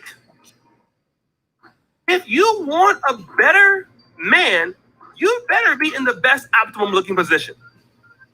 I don't care who you do it for. I really don't care. You don't have to do it for me. You can do it for yourself. You better be looking good. If you want to get with a guy that can really do stuff, because listen, guys that have money, guys that have stuff, and are doing very well, there are women out there that are going to lose weight to get them in. And here's the situation. Women like her are going to get a lot of black women really, like, doing really bad. Because you're not competing against, it's not like when she grew up, where, you know, interracial relationships were not as big. You have white women out there now. You have Hispanic women out there now. You have women out there, and interracial dating is more than ever. What are people telling their communities? You better look good. Look at Kris Jenner. All right, I'm gonna use Kris Jenner's attitude in Makivia. Kris Jenner tells her kids, "You better look good to get a high value man." You know what? All of Kris Jenner's daughters are, 2 of them or 3 of them are billionaires. They get surgery. They do whatever it takes to look good. While Makivia is telling you, "Oh, you don't need to look good. You know, you do it for yourself, not for no man." Okay, then you end up with broke Pookie. The guy that's this guy that's working at Wendy's in a drive-thru, boo, that's you. Okay? The dude at Jiffy Lube, that's you. The McDonald's guys on fries, that's you. Blame Makivia for it, because that's who you're gonna get. You'll be in a 2-bedroom apartment on Doodoo Drive, sandling it up, and you won't be getting taken to any nice vacations. He's not gonna buy you nice stuff until he's broke. Okay? Kris Jenner is smart enough to tell Kim Kardashian and Khloe, you better be looking good, the best you can look, if you want a high value man. That's the difference between the black community and other communities. And if sisters don't want to hear it, it's tough. It's the truth. You better be looking good, or the best you can. Because black men, if we want a good looking black woman, we better be earning good. We better be looking good. Because you know what, sisters? Y'all make us do everything. We gotta be working out if we want a good looking black woman. You better be having some money. You better be having a nice car. You better be having a nice house. See, all of those things you guys want. See, she wants somebody to take care. You want somebody to take care of you, although you don't look the best. Oh, no. Work too hard, went to school. Better be looking good. If not, gone. Bye. Bye. No, I don't accept that. I gotta work hard, and to do what I do as a win, you better be looking good. And if not, bye-bye. Go.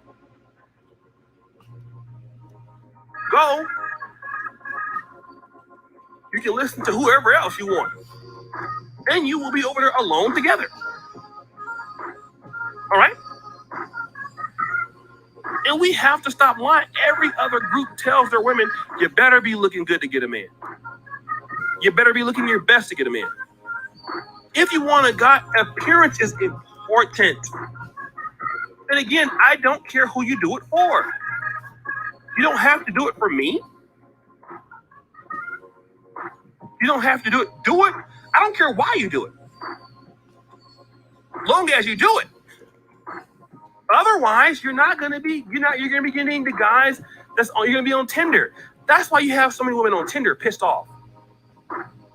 Mad in their dating profiles. You better not be sending me no D pics. But you wouldn't be on there if you would actually do what you're supposed to do. You wouldn't be on there getting harassed and Tinder pics and getting pumped and dumped if you were actually looking good. Okay? Really beautiful women don't use Tinder, I don't think. That's for chicks who just don't, middle bottom of the barrel. There you go. That's you. That's you. So, guys, what do you think? It's your boy, O'Shea Duke Jackson, back at it again with another episode of Celebrity Junk. Subscribe to the bell. It's your boy, O'Shea Duke Jackson. Check me out on Patreon. Check me out in all the things that I do. All the information is pinned to the first comment. Check out the Black Unicorn t-shirts. And guys, I really appreciate you guys so much. And as you know, the buffoonery remains at an all-time high. I'm out.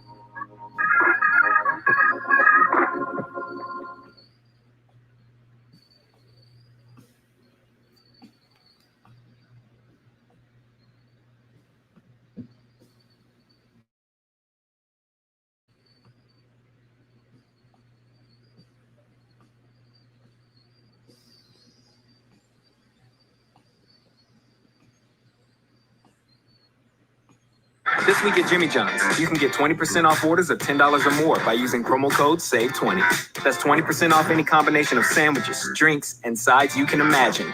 Combos for days. Just use SAVE20 online or on our app. Don't overpay for Best Buy. WikiBuy can save you money. It's a browser extension that automatically applies coupon codes to your shopping cart. It's super easy to use and it's free. So do yourself and your wallet a favor and try WikiBuy. This is your news report for the second stimulus check update and your stimulus package update as of Monday, August 10th. The leaders of the Democrats, they want to continue the negotiations for the stimulus package, and they are open to a smaller stimulus package. We'll be covering President Trump's executive orders for the extension of unemployment benefits, as well as the payroll tax holiday. COVID-19 cases in the U.S. are trending downwards. This is your Monday news, and I hope you're having a very nice day. People are criticizing President Trump's executive orders as a stunt and as a negotiating tactic. Yes, President Trump did sign off on these executive orders, but now it's just a question of whether he will actually implement these. White House Press Secretary Kayleigh McEnany said on Fox News this Monday morning that President Trump certainly intends to implement the 4 executive orders pertaining to unemployment, student loans, the payroll tax holiday. This is definitely putting pressure on the Democrats to compromise on the next stimulus package. The Democrats left off the stimulus package negotiations, reducing their request to spend $3.4 trillion down by $1 trillion to $2.4 trillion. The Republicans, they want to spend $1 trillion. Treasury Secretary Steven Mnuchin now says that the Republicans are not stuck at $1 trillion. He says that we are prepared to put more money on the table, but we're not going to go to unlimited amounts of money. Mnuchin also said, let's pass legislation on things that we agree on. We don't have to get everything done at once. What we should do is get things done for the American public now and come back for another bill afterwards. And what I'm about to say, it's not my opinion. This is not my opinion. This is a fact that the Democrats are against passing a bill piece by piece as the Republicans are proposing. This was explicitly said by the leaders of the Democrats, Nancy Pelosi and Chuck Schumer, multiple times. Now, President Trump's executive orders, it puts the Democrats in a very difficult situation. Whether you like President Trump or not, these executive orders, it was a stroke of brilliance by President Trump's advisors and his campaigning team. If the Democrats challenge President Trump's executive orders, then the Democrats, they're going to look like the bad guys. The Democrats, they're now even considering letting President Trump move forward with these executive orders and not challenge him. Democrat Senator Dick Durbin said that challenging the executive order's legality in court is a moral dilemma. Even though that the Democrats say that the executive orders lack presidential authority, the Democrats are, again, they're considering not even challenging him. However, this could possibly backfire on the Democrats because then President Trump would look like a hero. He would take all the credit, and this would be a huge victory for him. Therefore, with either option, this does not play out well for the Democrats. The third option for the Democrats is to negotiate on the stimulus package, which would probably be the optimal option for the Democrats. It's very sad that all of this, the stimulus package, the executive orders, it's all about political games. When the priority and the goal, it should have been, and it should be about helping the American people in need. Let's cover the executive orders. Besides the legal aspect of presidential authority, the Democrats are coming up with all sorts of reasons why President Trump should not implement these executive orders. The Republicans, they're saying that these are just excuses coming from the Democrats, and the Republicans are answering back against the Democrats. Joe Biden is saying that the payroll tax holiday would undermine the entire financial footing of Social Security. The Trump administration has answered back and said that this is only a temporary payroll tax holiday just for the remainder of 2020, and that payments to retirees would not be affected. The payroll tax holiday would allow employees to postpone paying your Social Security Medicare taxes, which is automatically taken from your paycheck. The Democrats are saying that this will create a big surprise bill to the American people when the payroll tax holiday ends. But President Trump said that if he gets reelected, that you won't need to pay this back. White House economic advisor Larry Kudlow said that this payroll tax holiday will create a gigantic wage increase and will also help essential workers and will also encourage people to get back to work. When it comes to President Trump's executive orders for the extension of unemployment benefits for $400 a week, President Trump wants the federal government to cover $300 of that, and he wants the state governments to cover the remaining $100. Leaders of the Democrats in the Senate, Chuck Schumer, is saying that the state governments do not have that $100. Schumer says that the state budgets can't afford this because they have other things to pay for. He said, for example, to boot, it depletes the Hurricane Trust Fund to pay for this money when we're at the height of hurricane season. Schumer says that these executive orders are unworkable, weak, and far too narrow. He also said that as the American people look at these executive orders, they'll see that they don't come close to doing the job. New York Governor Cuomo said President Trump's executive orders to extend unemployment benefits for $400 a week was laughable. Cuomo said that he's not even sure if New York would take the federal money to extend the unemployment benefits. Treasury Secretary Steve Mnuchin said that the states have plenty of money to cover the $100 share because state and local governments still have leftover money from the previous stimulus package. Let's take a look at the COVID-19 news. Good news is that the corona cases are trending downward nationally. The Johns Hopkins University is reporting 46,935 cases as of Sunday for Sunday's daily counts. We're floating in the 40,000 to 60,000 daily case range, so we're at the lower end of that spectrum. And we're still getting more lockdown talks. The presidents of the Minneapolis Federal Reserve Bank says that we need the entire country to lock down for 6 weeks to save the lives of people and the economy. However, Dr. Fauci is saying that the United States can manage COVID-19 without another lockdown. That's the news for today. Please subscribe. I'll keep you updated. I'll save you some time, and I'll give you any advice when applicable. Thank you so much, and please stay safe.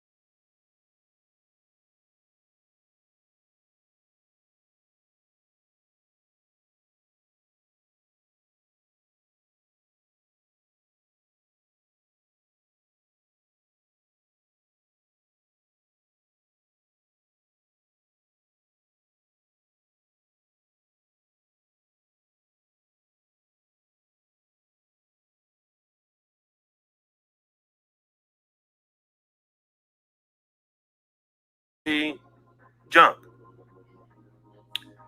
Guys, we have word about singer Chris Brown.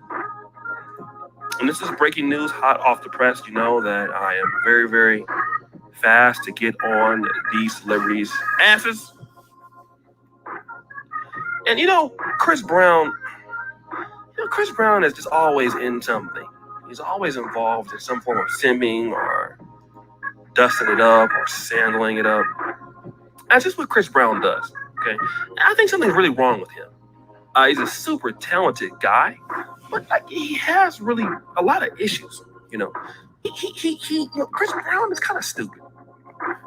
Not kind of stupid. Chris Brown is very stupid, but he's super talented. I like the guy. He can sing his ass off, he dances his ass off. He's just pretty dumb. No doubt about it. Chris Brown is a dummy. Now that I've trashed him a little bit, this generation is very different from ours. When you break up with somebody in our generation, we would tell it to your face. We would have a last conversation. We'd say, listen, it's over, it's not working out. You need to get your ass on, okay? We'd come to an understanding that it's over. But the new generation doesn't do that. How the new generation handles it is, well, they unfollow each other. That's even, true with white people. We talked about Aaron Rodgers and Danica Patrick. Okay? That's what happened with them. Like, all of a sudden, he just unfollowed her. And that's how you know that they're not together. That's pretty stupid, but I guess it's like saying something without saying anything. And Chris Brown has dumped his baby mama, Amika Harris.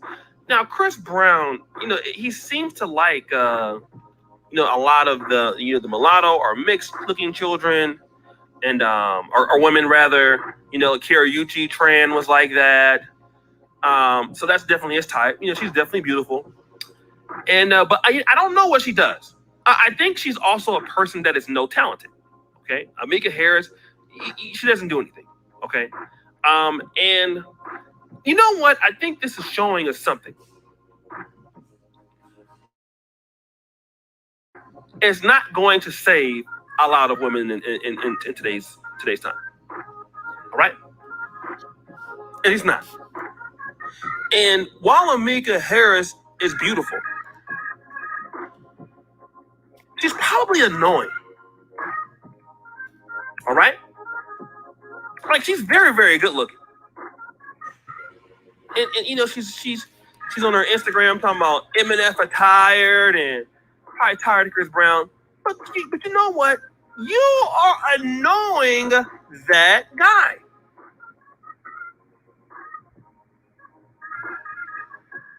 It doesn't matter that you look good. See, guys, I want to teach you something.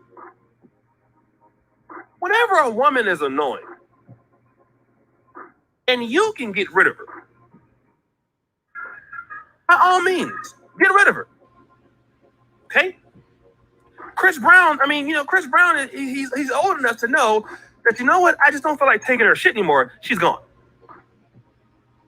Blocked. And what made it worse is she's in Germany and Chris Brown's in LA. That made the breakup even that much better.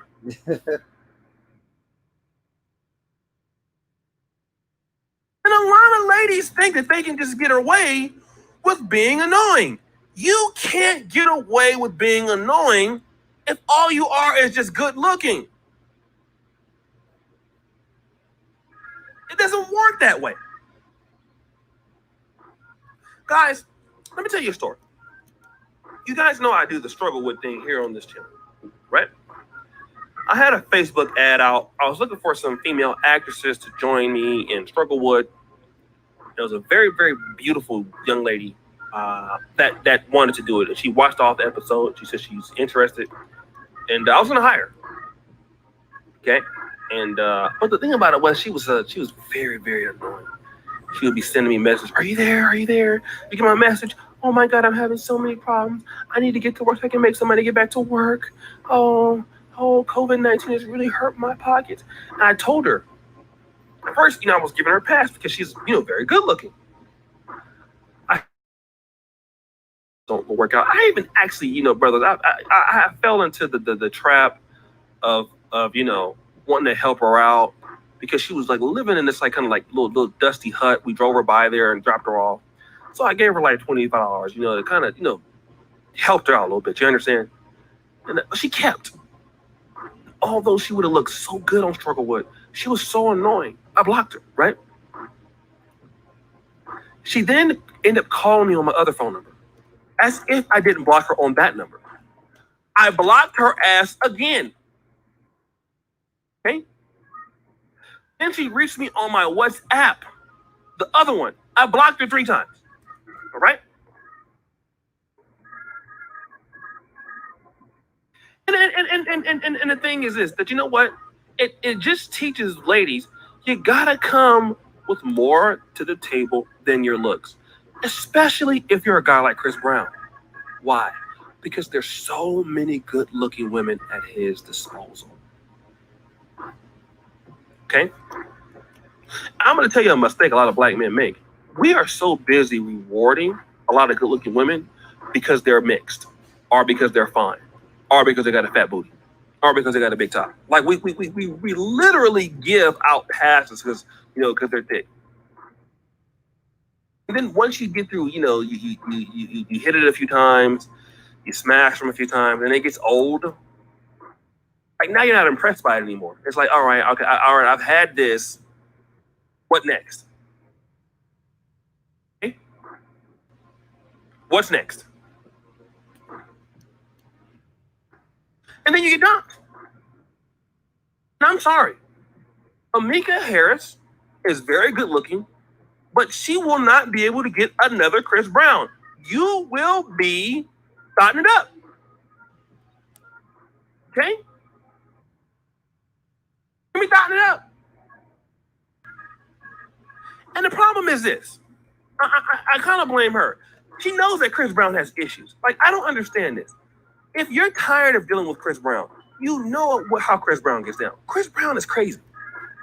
Look at the guy in his multicolored hair. Chris Brown is insane. Chris Brown's insane. Okay? He has problems. Everybody knows he has problems. But you keep dealing with a guy like Chris Brown, but you do it anyway because Chris Brown is insane. You know what he did to Rihanna, but you still want to mess with him. Now you're a single mom. You're going to be thotting it up. And the next thing, you're going to be with me. With me. And that's pretty sad. For a lady that looks as good as you. And let it be a lesson to a lot of the women out there. Femininity goes a long ways. Good looks is one thing. Being able to cook, being able to do things around the house, being able to be of value. Women spend too much time on their looks. Well, let me just say this. The good-looking women spend too much time on their looks. There's a lot of women that could be good-looking that don't spend any time on their looks. But spend more time on not being annoying. Being annoying is something that men really hate. Annoying and bothersome and just rude. Not fun to be around. Just anti everything that's fun. Okay? It will keep you single, all right? And guys. So here, I'm here. I'm around. Guys, thank you so much. It's your boy, O'Shea Duke Jackson. Back at it again with another episode of The Celebrity Jump. Subscribe, hit the bell. We will definitely say a prayer for, the baby mama. She's just got dumped. Please call me. Here's my number. Miss Amika Harris. I do love you. I'm a simp. Subscribe to the bell. Check me out on Patreon. All the other things, guys. Always remember the buffoonery remains at an all-time high. I really appreciate all that you guys are doing on the channel. And as you know, the buffoonery remains at an all-time high. Don't forget the Black Men in Perfect t-shirts. Peace.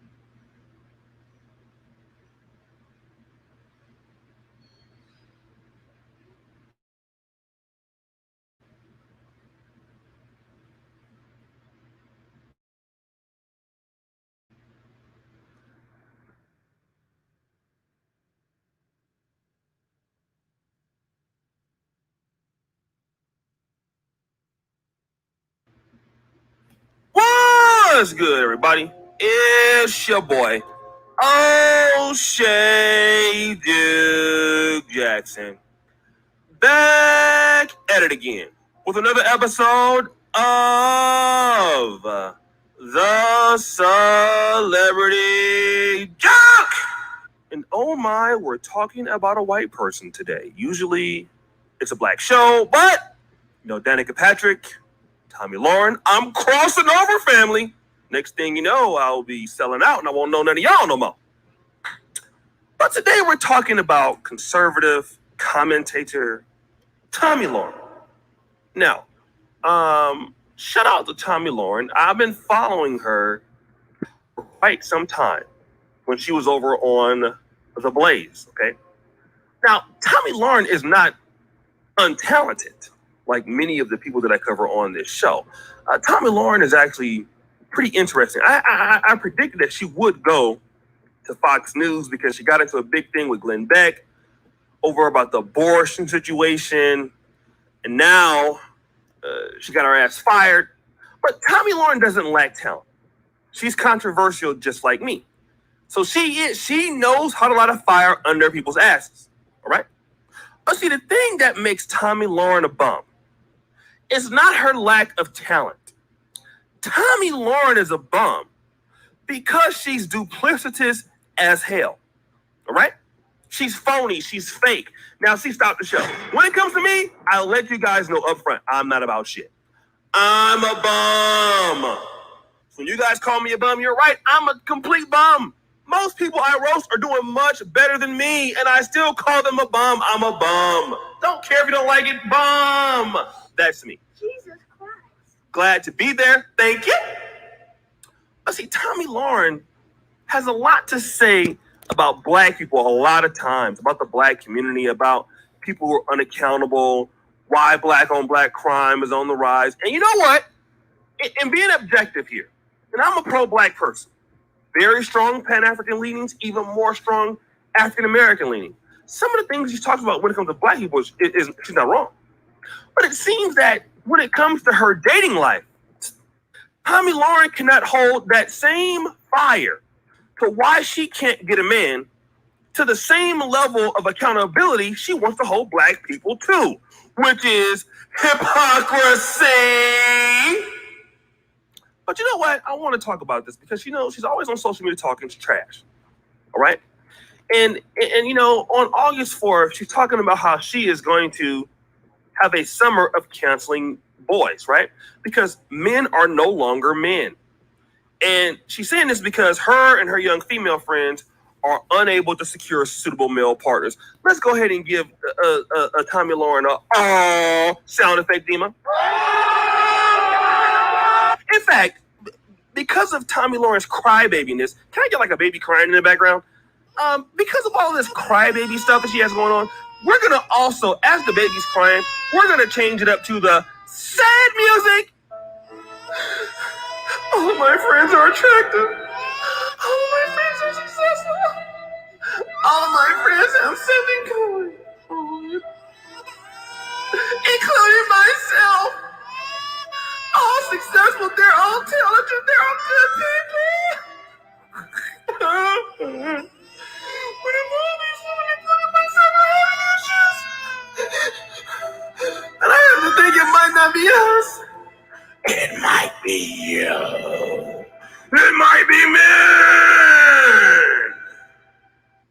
Sad music? Oh, actually, angry music? Now, I have often talked about the coachification of America and how men are no longer men. I told my mom about it. She said, maybe it's just men in Texas. Maybe it's the guys in LA. It's not just the guys in Los Angeles, Dallas. And they're not any better than the Midwest. They, quite frankly, I think they're all trash all over this country. And the age range of 20 to about 60. A lot of men are trash. A lot of men don't know how to treat women. A lot of men don't know how to, quite frankly, pull their hair out of the city and pay attention. He started blacking out. He started snapping. Tommy, you know what? It's just sad, you know. Crazy bag. Guys, here's what I want to do as a conservative. That Tommy Lauren should be trash. And Obsidian talks about this also. So it's not just black women that you guys can blame for this. We see that now there's white women doing it too, right? It's not just sisters blaming their problems on men. There's white women also. See, Tommy, the fact that you are conservative, you're 27, white guys would find you somewhat attractive. I mean, you know, I'm not into the white girls and the blonde hair. I'm pretty sure a lot of the black guys will find you attractive.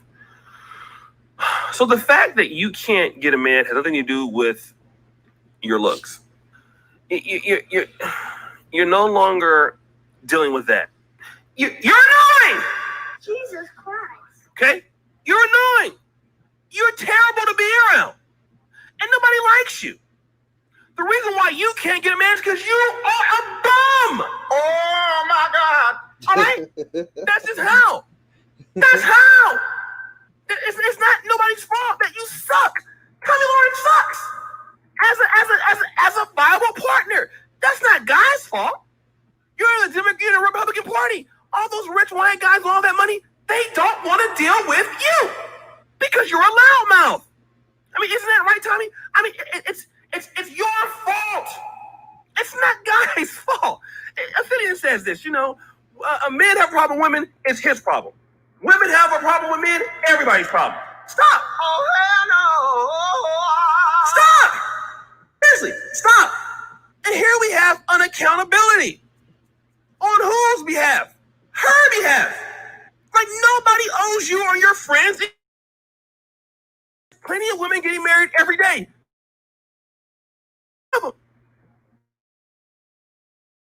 Tommy Lauren has hit the wall.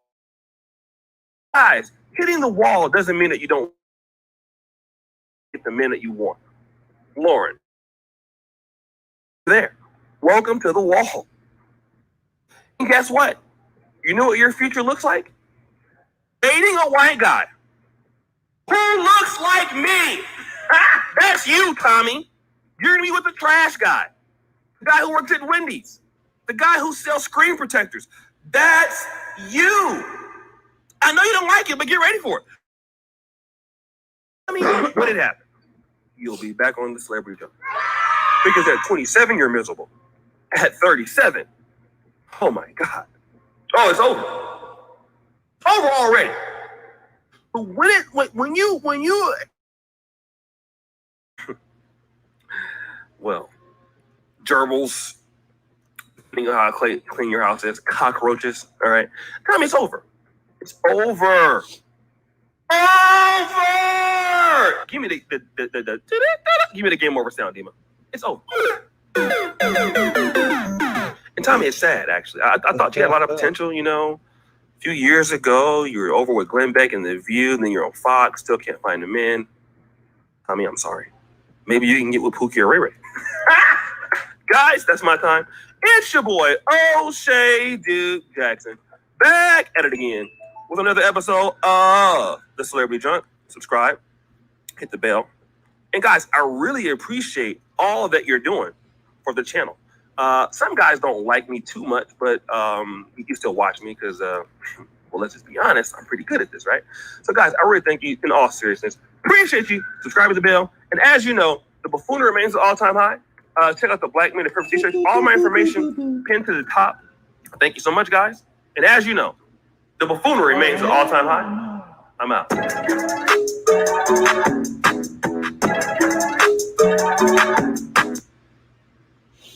Oh hell no!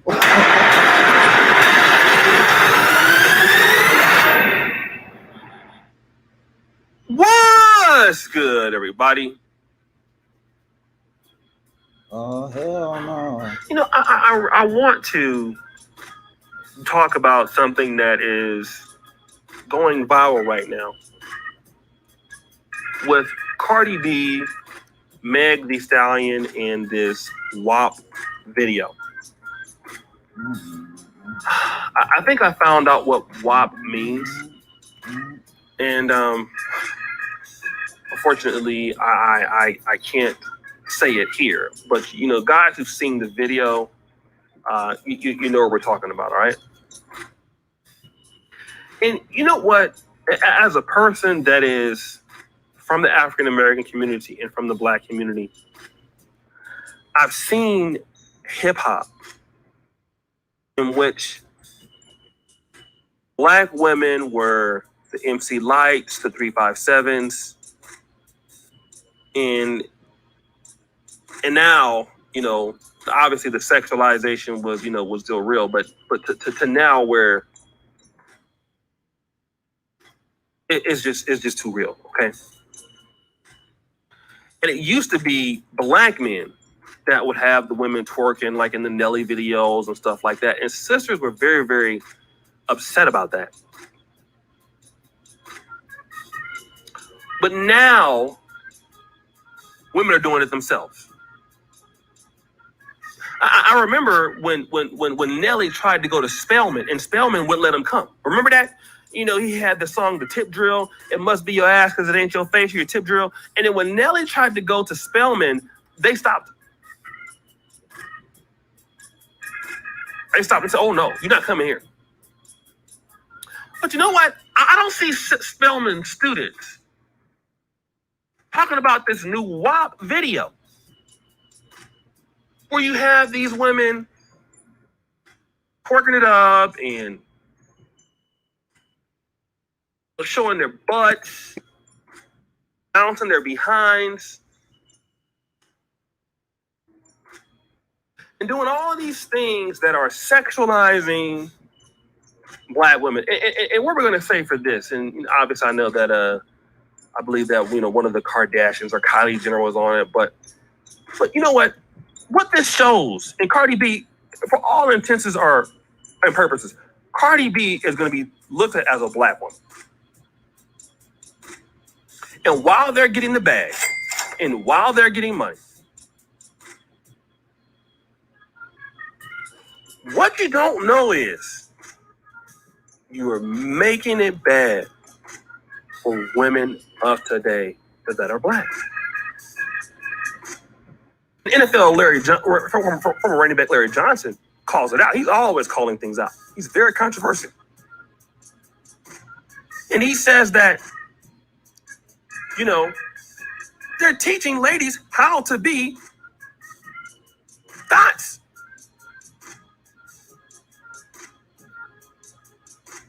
You know, and teaching women to almost, I want to say, prostitute themselves. He talks about that in Leviticus 19:29, with a screenshot right here. Do not prostitute thy daughter to cause her to be a whore. And when I look at this, combined with the fact that many African-American women come up without a father, and it's liberal, you know, Zonique Pullen is talking about she doesn't want to get married. She wants to have a baby. And then you look at Meg Thee Stallion being rewarded with the Revlon and Cardi B and all of this. And, you know, Cardi B's a dummy. What I'm going to tell you is that they are leading younger Black women down a terrible path. And I think this is all part of the plan. I think a lot of our people are just too stupid to see it. They don't want Black men to have women that are worthy enough to be wives. And they don't want Black women to have men. I'm talking about that. You know what I'm talking about. And our people are falling into the traps. And I'm looking at these young ladies objectively here, Meg Thee Stallion. They come from these environments. And for them, this is the best they're going to do in life. What they don't know is the influence they have on the impressionable minds everywhere. Not even just family. It's not just in America. All around the world, family. This is going on. All around the world, family. You know, wherever, especially in Africa, do you know Cardi B sold out in Accra, Ghana, and Nigeria? This is what people are looking at.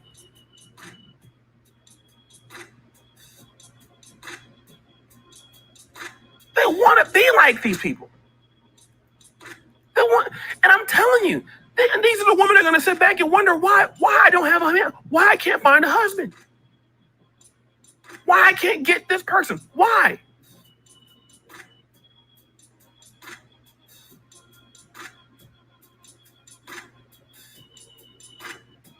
And then when they don't know, come back to the WAP video. And a lot of guys that are looking to, let's be honest, most people are average people that want to work every day and work hard. When the average guy sees Cardi B or Megan Thee Stallion, nobody's thinking about, like, I want to marry someone like this. Okay, let's just be honest. Nobody wants to marry a woman that portrays herself like that, even if it's not true. And then you're going to try to act, young girls are going to be trying to be like this. The average guy don't want a woman like that. The average guy that wants, the average man that wants a woman or a wife, he wants a woman he can have some respect for. And you're going to hear that men don't have respect for women. Well, if women allow themselves to be portrayed like this, well, what are you going to expect? And again, it's so loud when men are making women look bad like this. And I understand it. But when women are doing this to women, it's quiet. The video has 40 million views. And I can tell you who's watching that. That's women watching it. Men don't listen to Cardi B. Men don't care about Meg Thee Stallion. Like, nobody ever says, who's your favorite rapper? Nicki Minaj, Meg Thee Stallion, or Cardi B. I'm like, no guy who listens to them. These are women that consume this content. And with black people, you know what? I would say, when it comes to black people, family, we have to be careful what we listen to. See, other groups can listen to rap music and it don't impress upon them that much. Like a white person can listen to, like back in the day when I was in high school, they would go to, all the rap concerts. They would listen to it and they would turn it off and then they would go back, they go to law school. It doesn't matter. Black people, we're a little bit different. Because see, we identify with a lot of things happening in this music. White folks can identify, so it's hard for them to take it on. But for us, living the life of being poor and not having a mom, and a lot of us will look at Meg Thee Stallion and be like, oh yeah, that's definitely, I can align with that. A lot of women can see themselves aligning with that. And it's big trouble in that, family. It's big trouble in this. And women are going to be complaining about, men are controlling her, are disrespecting her image. They'll be blogging about it on Gossip. They'll be blogging about it on Madame Moore. Well, then where are you when Cardi B and Meg Thee Stallion are making black women look like this? It's sad. Because I'm going to tell you one thing. A lot of black women don't deserve to be portrayed like this. They don't.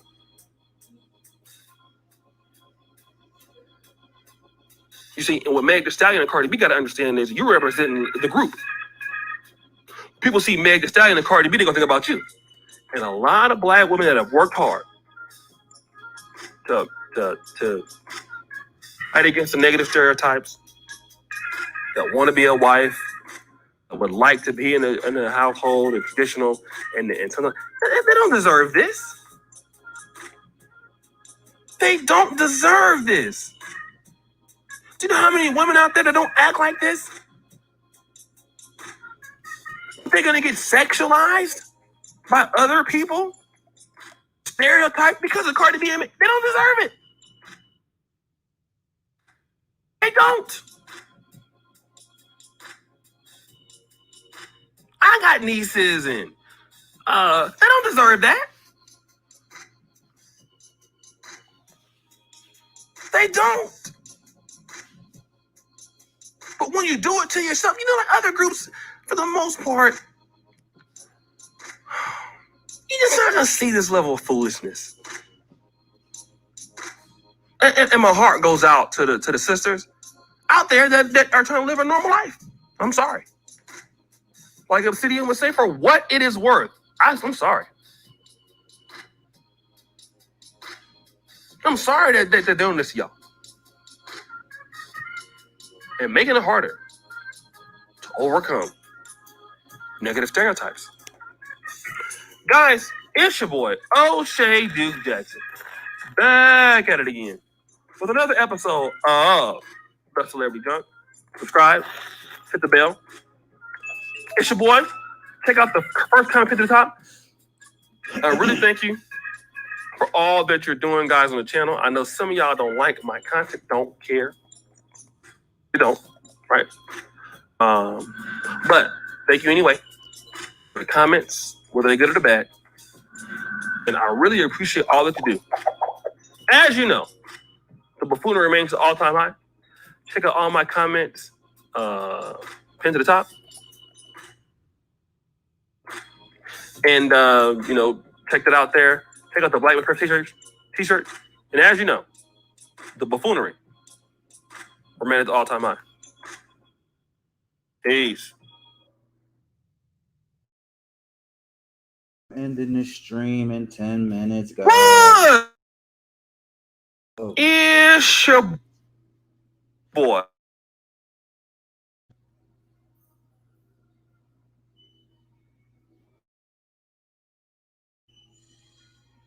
Episode of The Celebrity Junk. Guys, this is going to be one more of my serious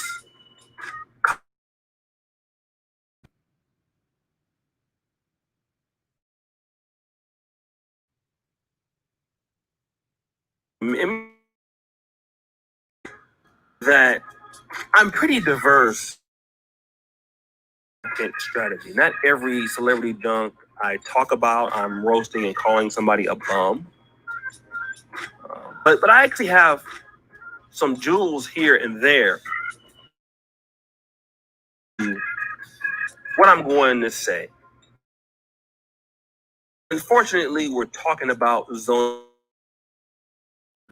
Now, family, Zonique is the daughter of Tiny, which is already a bad thing. Let's just be honest. I mean, Tiny's your mom or parent. It's just a really, really bad sign of things to come. I'm sorry. I hate to say it like that, but we got to be real. Nonetheless, T.I.'s her stepdad, which is even worse. But Zonique is, I think she's a very attractive young lady. Okay? Very attractive young lady. Probably has a very, very bright future. And, it seems like these celebrity ladies, such as this, that have everything at their disposal, family, mom, dad, and all of this, for whatever reason, they find a way to mess it up. And what Zonique doesn't understand is that you find a way to mess your life up by making one mistake. And the mistake was that she got pregnant by Bad Hunter Izzy. Now, Bad Hunter Izzy, I would think, I don't know if he's a bum rapper, I'm not sure. I've never heard of the guy before. I'm pretty sure that he's a bum. I know that he has 2 children that he has already. And Zonique, who had no children, allows this guy to get her pregnant. But what is even more disparaging is the interview that she did with HollywoodLife.com. And in that interview, she exclusively said this: dating music! I feel like at my age, I don't really want to get married right now. I feel like that's even a big commitment. I hate to say that's even a bigger commitment than a baby, but getting married just seems like so much. So right now, that's really what I want to do. That's not really what I want to do. Now, interestingly enough, Bad Hunter would like to get married. She doesn't want to get married, and he's a bum. Okay? But I want brothers to understand that you have women that share this sentiment. I'm not saying all women, because I'm going to tell you right now, if you're a woman listening to my channel, you better not get pregnant without being married. I don't care what anybody tells you. You better make a guy marry you before you have a damn baby. I don't care what anybody tells you. Don't be stupid. I love you sisters enough to tell you the damn truth, and you brothers out there. I don't care if you don't like me. You don't have to like me. But before you sit there and carry, like Minister Jap say, marry before you carry, and you better do it. But when you're a woman like this, and you say that at your age you're ready to have a baby, but you don't want to get married right now, that's very controversial. Because why would you want to bring a child into this life when you're not even fully committed to the father?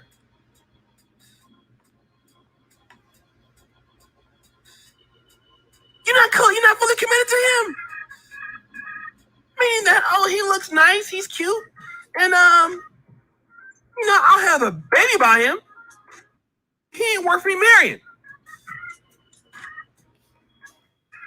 And then, if something goes wrong in this relationship, she'll come out and talk about how he's a bum, brothers ain't nothing, they can't find guys. And then they'll go right over there to the Hotep and Shaza Bay community and get called queen all day. And get bigged up. And everybody in Black America is going to be behind her talking about congratulations, baby showers and all this. You should be celebrating this. Celebrating what? The fact that she's going to end up being a single mom. The fact that she chose a guy with tattoos on her face goes to show how much she just doesn't care about that kid. All she wanted was somebody she thought was attractive to be the genetic plant. She gonna raise that baby. And so many sisters out there saying, you know what, we don't even want you. Give me your seed. There's a YouTuber in heaven right here on Black YouTube. They don't care about you having children with nobody else. They just want, oh, you look good? I want my baby to look good. It's all right, I'll raise the baby. You can take your ass on. And then they will sit around and call Black men dusty and beta males and dusty baby. You understand what I'm talking about here, right? But they don't want to get married. But then they will complain about, well, you're not leading.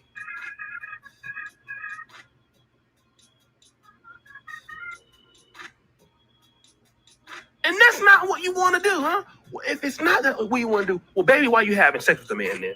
If he not good enough to marry, why you with him? It's either one or two things. You can't get nobody better than that, which I believe that might be the truth. Based on how you was raised. Brothers, you have to really look at how a woman is raised. If a woman has T.I. as a stepdaddy,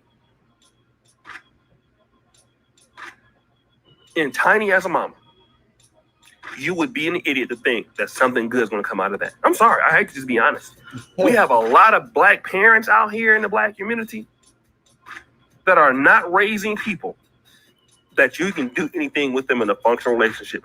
You better, like Jesus said, you better let the dust hit your feet. You better get the hell up out of there. You should be running, getting out of their family, and run fast. Carl Lewis, nigga, get out of there. Because as beautiful and as much of a future as this young lady has, she don't understand. She just ruined it.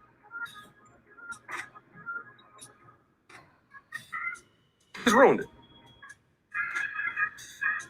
And a lot of women in Black America have the same mindset. You wonder why you get a lot of children encountering police brutality. I'm gonna talk about it right now. A lot of people in Black Lives Matter. I want Black Lives Matter to look at this. Black Lives Matter. You want to know why a lot of times Black children encounter the police outside of racism? We also play that says the hats mentality that's adding to the problem in the Black community. See, you should also talk about this too. See, it's just not white people creating our problems. People like Zonique are also creating our problems. Because when a woman says that I'm not committed to the man, but I want to be a mama, and when that man is not there, and that child gets raised with all emotional issues and things like that, and that child can't be taught nothing. A lot of times, most people that encounter the police are single mother-led home children. What will you say? You'll be complaining to them about stop killing us. Why are you doing this? Why are you treating us like this? Why? And a lot of us are our own enemy. We don't even trust each other. All we want to do is we just want to basically engage in sex with one another. We're not good enough to marry. I wish I would think like that. And a Black woman is good enough to marry just like a Black man is good enough to marry. And to bring a child in a world with a family, imagine that. Getting married seems so much.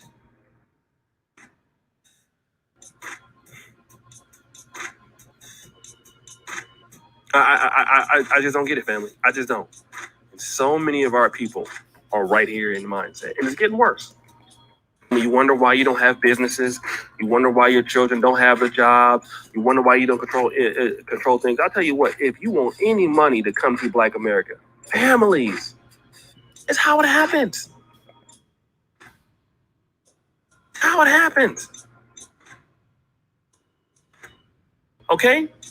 Families pass on wealth. Families, if you have a single parent, you're already starting off on the wrong foot, family. You just are. It's hard to overcome that. Young women that are listening, if you have a baby, it's hard to overcome that. Let me say this story. I know I'm a little long with it, family, but let me talk to you guys here. The other day, I talked to a sister. And the sister was on my Kinganda channel. She did a Miss Kirby rating.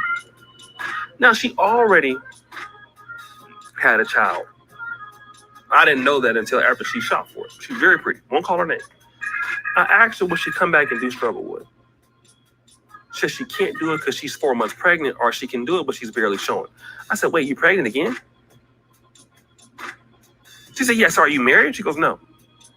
I said, where's the guy at? She said, oh, we broke up 2 months ago. So you're in Uganda and you're about to have a baby without the dad there again? Do you even care about the outcome of the child? You don't even care about the child, do you? Well, guys, that's my time. It's your boy, O'Shea Duke Jackson, back at it again with another episode of The Celebrity Junk. Subscribe, hit the bell. Guys, I really thank you for all that you do. And as you know, the buffoonery remains at an all-time high. Check out the first comment page at the top. I really thank you, brothers. I'm out. Oh, by the way, don't forget the Black Men in Purse t-shirts. Thanks, family.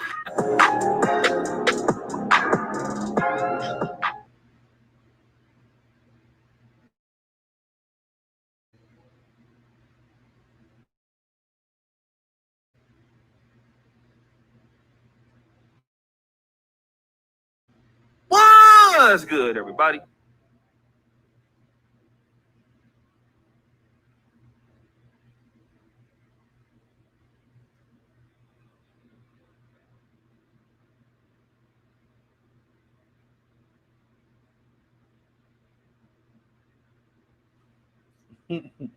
I can't deal with no more of this shit, man.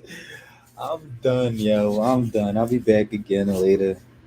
Get this shit popping again. Got 180 likes. I'm definitely happy about that. I love you guys.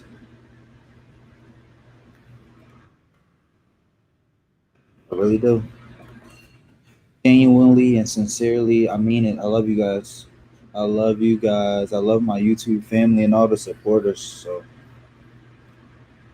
I'm gonna holla at y'all in 10 hours.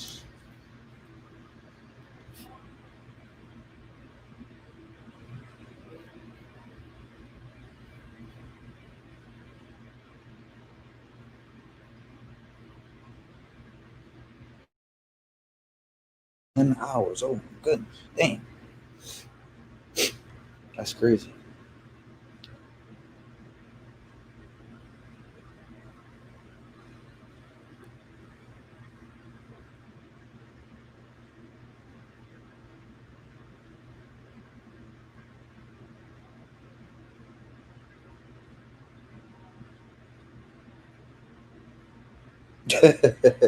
Yo, I'm done. I'm done. Hey, look, it's you. No, I'm not joking. Look closer. That's you chasing this. Oh, that's good, everybody. You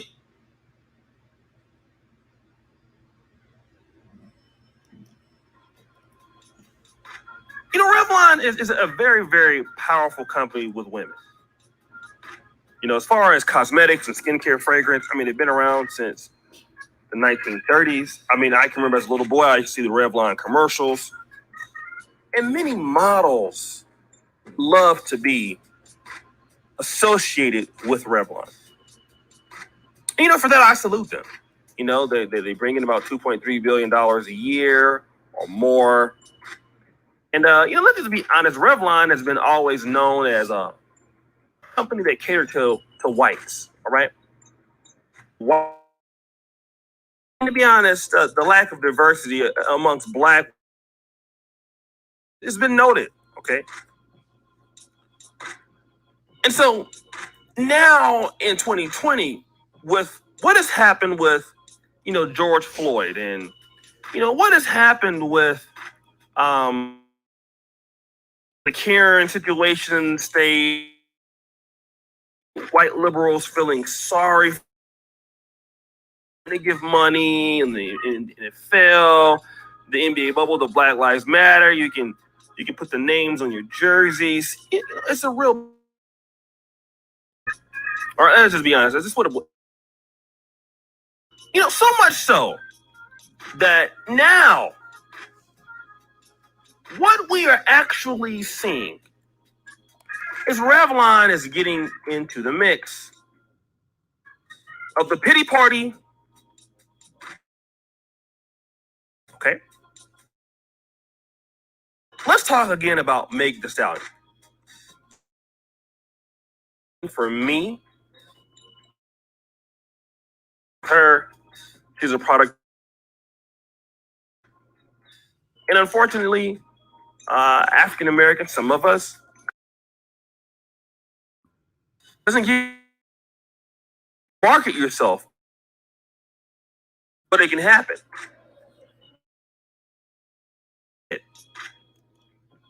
Meg Thee Stallion pretty much puts out every negative stereotype about Black women, about Black people. If you look at Meg Thee Stallion, look at what she raps about, it's a shame. It's a crying shame. I'm sorry. I don't care if we're in a liberal agenda, if we're talking about, you know, women have more rights today, they can express themselves more. It's a shame. All right? And that type of woman that Meg Thee Stallion portrays in her music is what keeps a lot of Black women negatively stereotyped. Even though most Black women are not like Meg Thee Stallion, it is really a bad image. But because Meg Thee Stallion also makes very bad decisions, puts herself in harm's way, gets shot by a guy that she knew that was carrying a gun, and she creates a whole bad situation for herself by dealing with an idiot. Revlon decides to reward her with bad behavior by making her a spokesperson of the brand. And people are celebrating this because, you know, I guess the pity party was, you know, she's a brand ambassador And, nobody sticks up for black women and all of this. And even though Megan Thee Stallion caused her own problems. So Revlon says, you know what? We're going to reward you because you got shot in the foot by somebody that was crazy that you decided to deal with. So we're going to make you the brand ambassador. And do you know what this does? It adds on to more entitlement to women. And what it says for women out there that want to do the right thing, I got an email from a sister the other day, and I won't discuss it, but it was really touching, okay? Women who want to, find a nice guy, find a great guy, do things that they see, the traditional white women doing, the Asian women doing, even African women doing in America. You know what our women are going to say? They're going to say, you know what? Well, I can be like Meg Thee Stallion and I can be rewarded. I can gain brand ambassadorships by doing nothing, by getting myself into trouble, and I will be rewarded. But see, Revlon doesn't care about the black community. Revlon doesn't care about Meg Thee Stallion. Revlon is trying to make themselves viable because their brand is changing. They want to get into this hip hop and bag industry too. They want that black dollar too. But do you know what it does?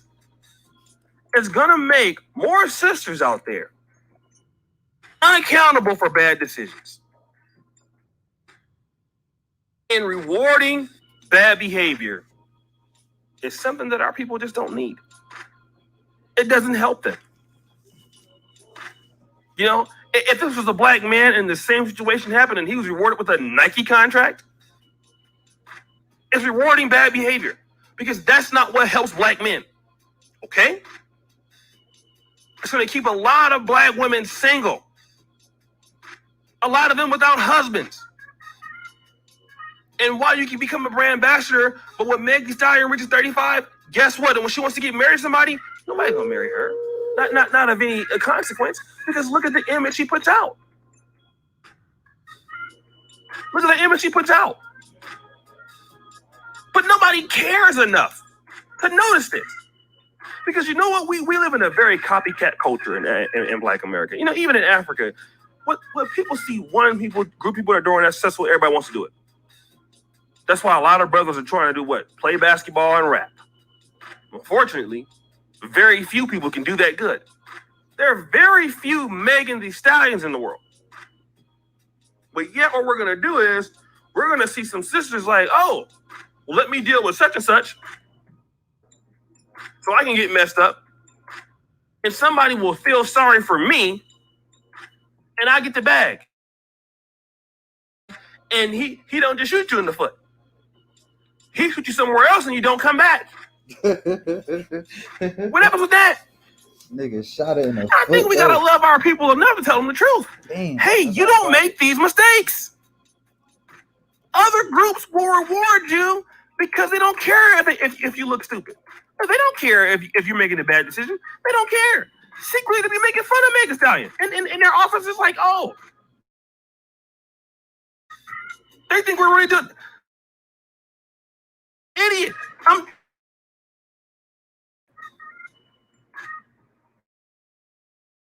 Make themselves look good. They don't care anything about her. It's Charles Revlon's and children. You will. Never. Go out here embarrassing the Revlon family name like that. Do it. Because they don't take you serious.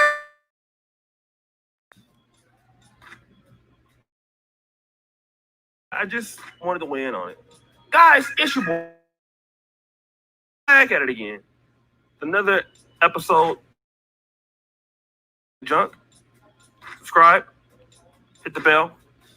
And guys, I really thank you for all that you're doing. Subscribe, hit the bell on the channel. Check out the first content at the top. All my information is there, my email.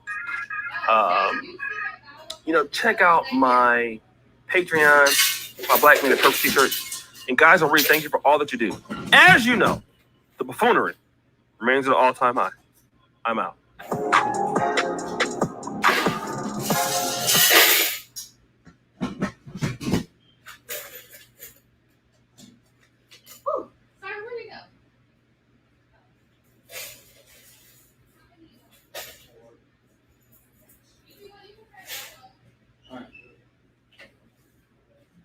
Man, what happened?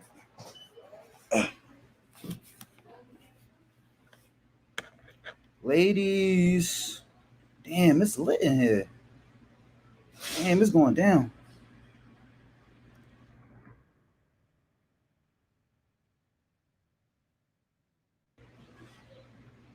Sasha.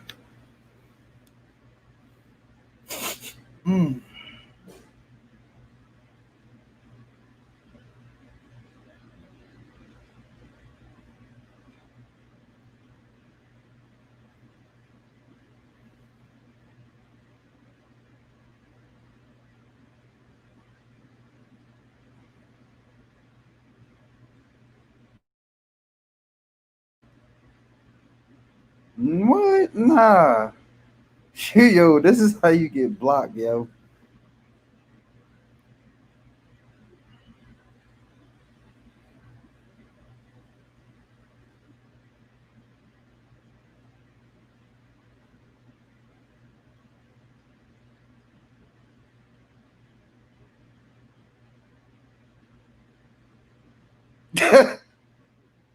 Yo, I gotta get off the internet. I gotta get off the simple internet, stock man. pattern This shit traded is just over and over OD. again, month after month, year after year, made me a This multimillionaire. shit is OD. Just one. I've used it to trade popular stocks, and I've used it to trade low price, no name stocks. It's the biggest wide open blue ocean right now on Wall Street, because all it takes is an internet connection and trading this very specific pattern in a very specific way. And that's it. The problem is most people aren't doing this, which is why if you click this ad, I'll take you to a quick video training where What's good, everybody? Oog Jackson, back of the celebrity junk. And guys, we're going to talk about my man Benzino.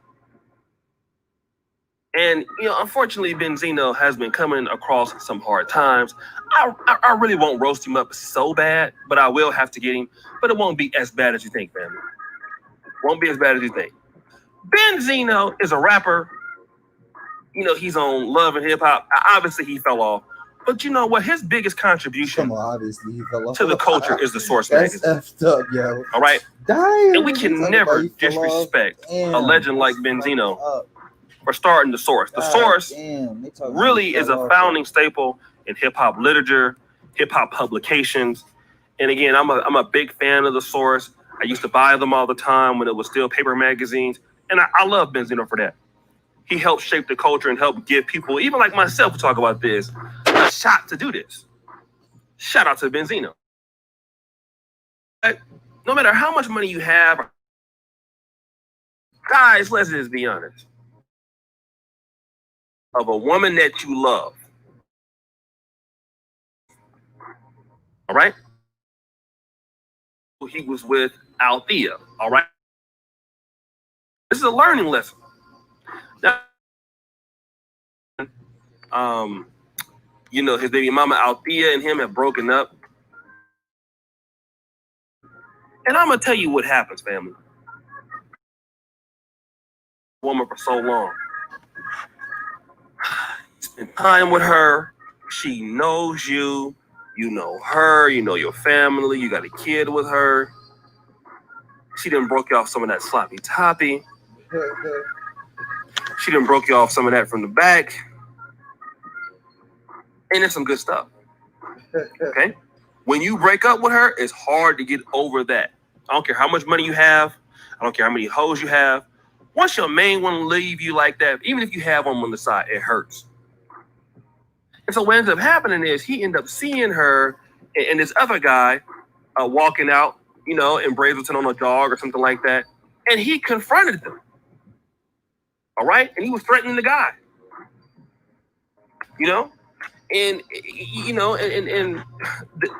shout out to the dude. He don't know about what they got going on. It's not his fault. He just hollered at her and they kicking it. They screwing or whatever.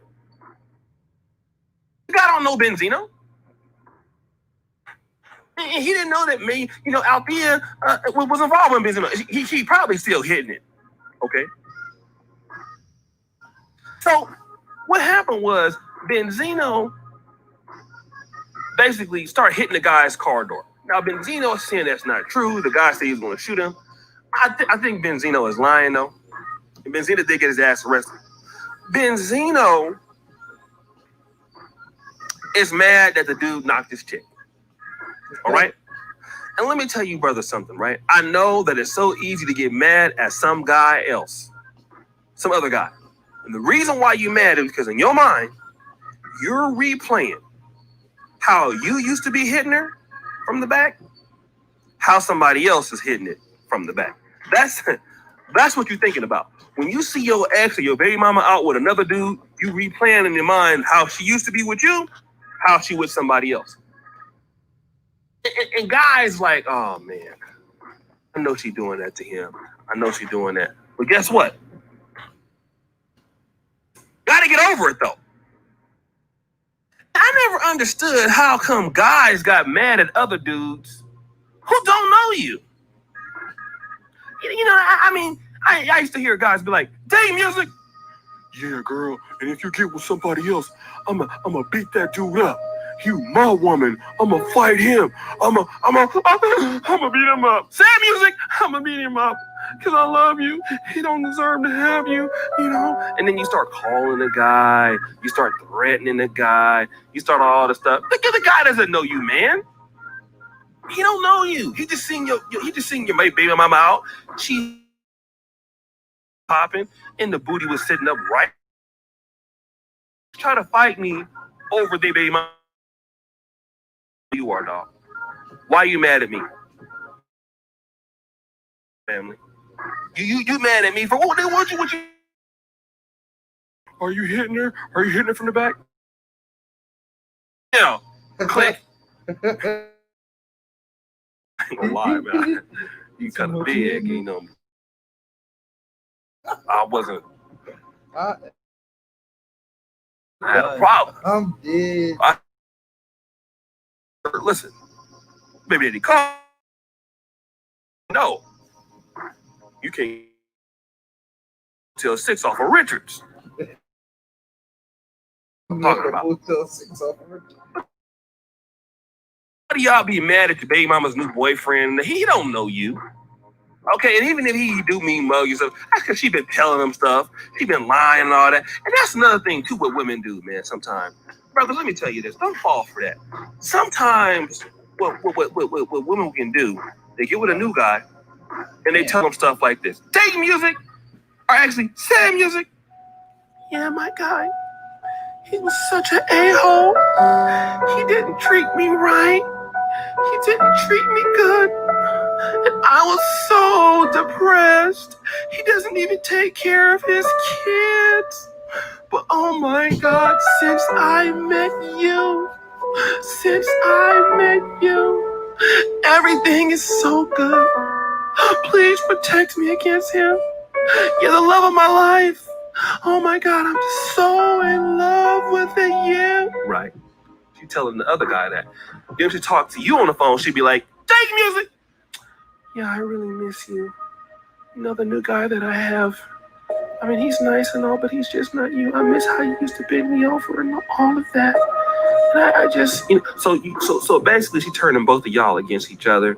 She'll go post pictures on the Instagram and post. So both of y'all think that y'all, you know what I'm saying, y'all are having actors be telling you two different stories.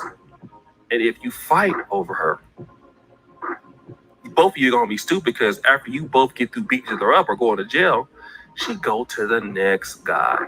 And who looks stupid? You look stupid, man. I'm telling you as an OG in the game. I've had this happen to me at least 3 times. The third time was a charm. All right? So you guys don't make the same mistakes because what they're going to be doing is they're going to be telling the new boyfriend something, then talking about how they miss you, and then they'll use the new guy, be taking pictures with him on Facebook, on Instagram, trying to make you... Let her go. Don't even respond to it. She got a new guy, let her have him. All right? Don't block her on Facebook. Don't look at her on Instagram. And then she'll be the ones hating on you after you get a new chick. Here she comes trying to fight you now. She be with a whole nother guy talking about, Date music? Oh, hell no. You ain't gonna be having that girl around my kid. Oh, I will kick that bee's butt. I will do this to her. I would. But she got a whole new boyfriend now. Whole new boyfriend. You see how it works. So don't be like Benzino simping, fighting over somebody that don't want to be with you. You're too much of a high value guy, Benzino. You don't need her. She's hitting the wall. Okay? She is going to hit the wall. And she'll still be entitled. So guys, be smart. Don't be stupid, all right? It's your boy, O'Shea Duke Jackson, back at it again with another episode of The Celebrity Junk. You know, man, I'm just glad to be here. It's your boy.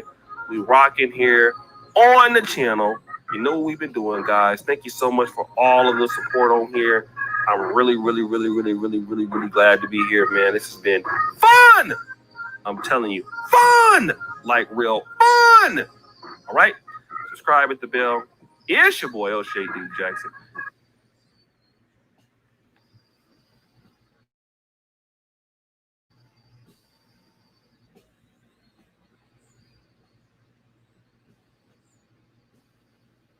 Meet Melio, a free online payment solution tailor-made for small businesses. Sync all your business bills.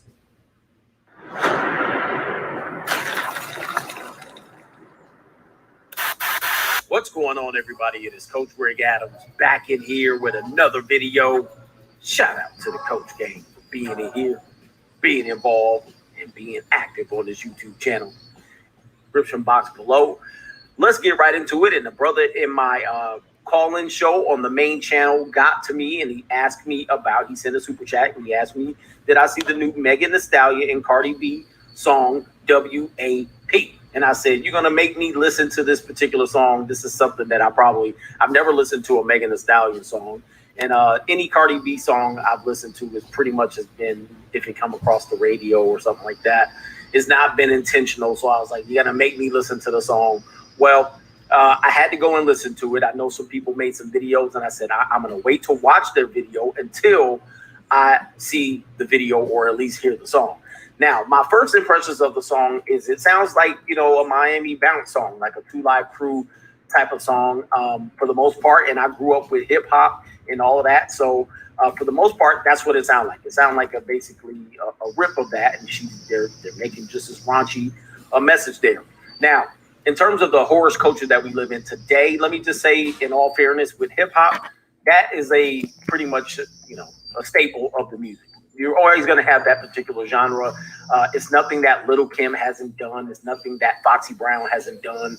It's nothing that even the one girl, Nicki Minaj, hasn't done. And even before them, there's nothing that, you know, Horrors with Attitude or HWA, which was an offshoot of NWA, they haven't done this. So for the most part, yes, I mean, this is something that has been a staple of hip hop going forward.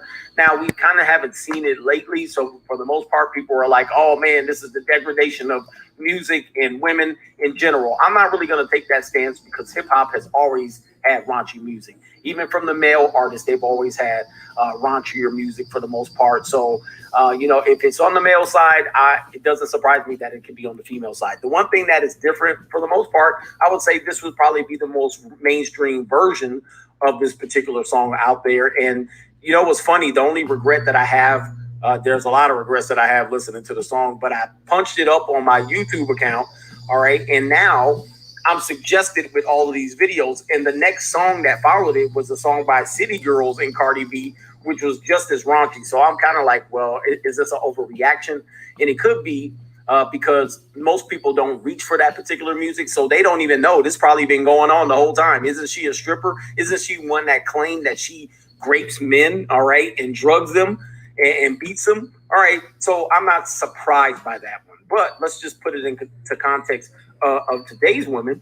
If this is going to be a mainstream song and it has like 3 million likes on it so far, the last time I checked, it's a mainstream song. So the vast majority of people in the community that listen to this is going to be a further reflection of what you're going to see. You already have a high single mother rate. You already have a high single mother rate in that community. You already have a high level of STDs. Go look it up yourself with a lot of those women carrying STDs there. You already have a high level of abortion in those communities. I mean, how much worse can it get? All right. We're almost to the point where that community is a cesspool in the women that it produces. So if these are the type of young girls who produce this, well, the future looks bleak. All right. And it looks bright if you are not of that race, but it looks bleak if you are of that race. The selection of women that come in from that community is going to be almost nil.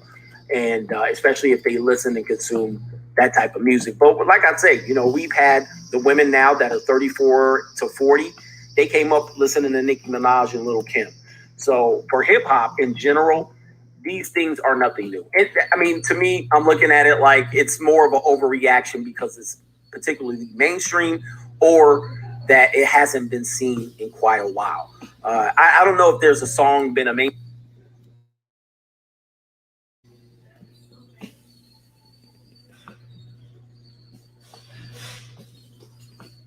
Yo, what's good, everybody? This is Feast, and this week's episode is amazing. But what I need you guys to help us do is we're trying to hit 100,000 subscribers, and we need you guys' support. So go ahead and hit the subscribe button and the bell, guys. We would really, really appreciate it, guys. Get these likes all the way up, guys.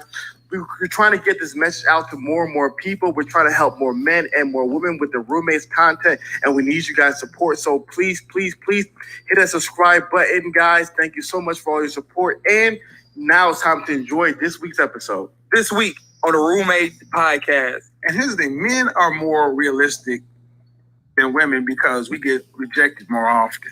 But it's still out there. They still want it. So here's the thing. I tell guys, want what you want, but buy what you can afford.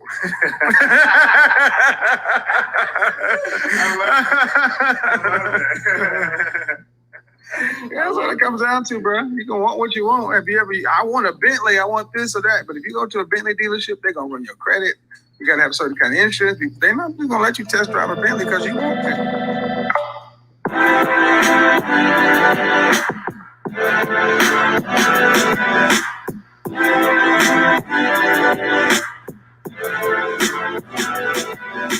Yo, what's good, everybody? This is Feast from the Roommates, and yes, I am rocking the suit for the first time. But you know who the guest is, man. You've done seen the thumbnail, so you know I had to do it. As you guys know, I've been doing my new series, Lessons I Wish My Big Brother Taught Me About Women. Right now, I believe we're on part 5, so check it out if you haven't done so already. Episodes drop every Saturday at 9 a.m. Eastern Standard Time.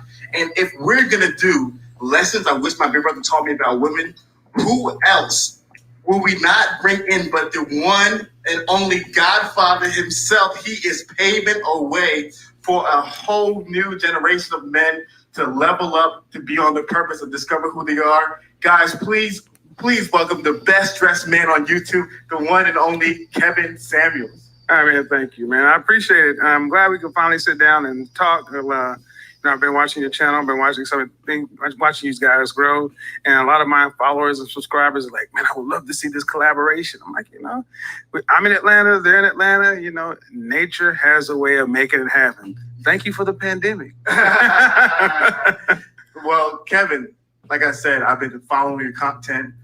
So let me tell you this story. I promise to tell you the story. So I think I found you about a year ago or so when you did your video with Rebecca's, the response to Rebecca's video. When did that video come out? It was probably about a year and a half because she did her video almost, I want to say, coming up on 2 years ago. Okay. So that's how I initially found your video. And I was like, oh, I really enjoyed it. I was like, yo, this is what I've been saying. Very similar message, right?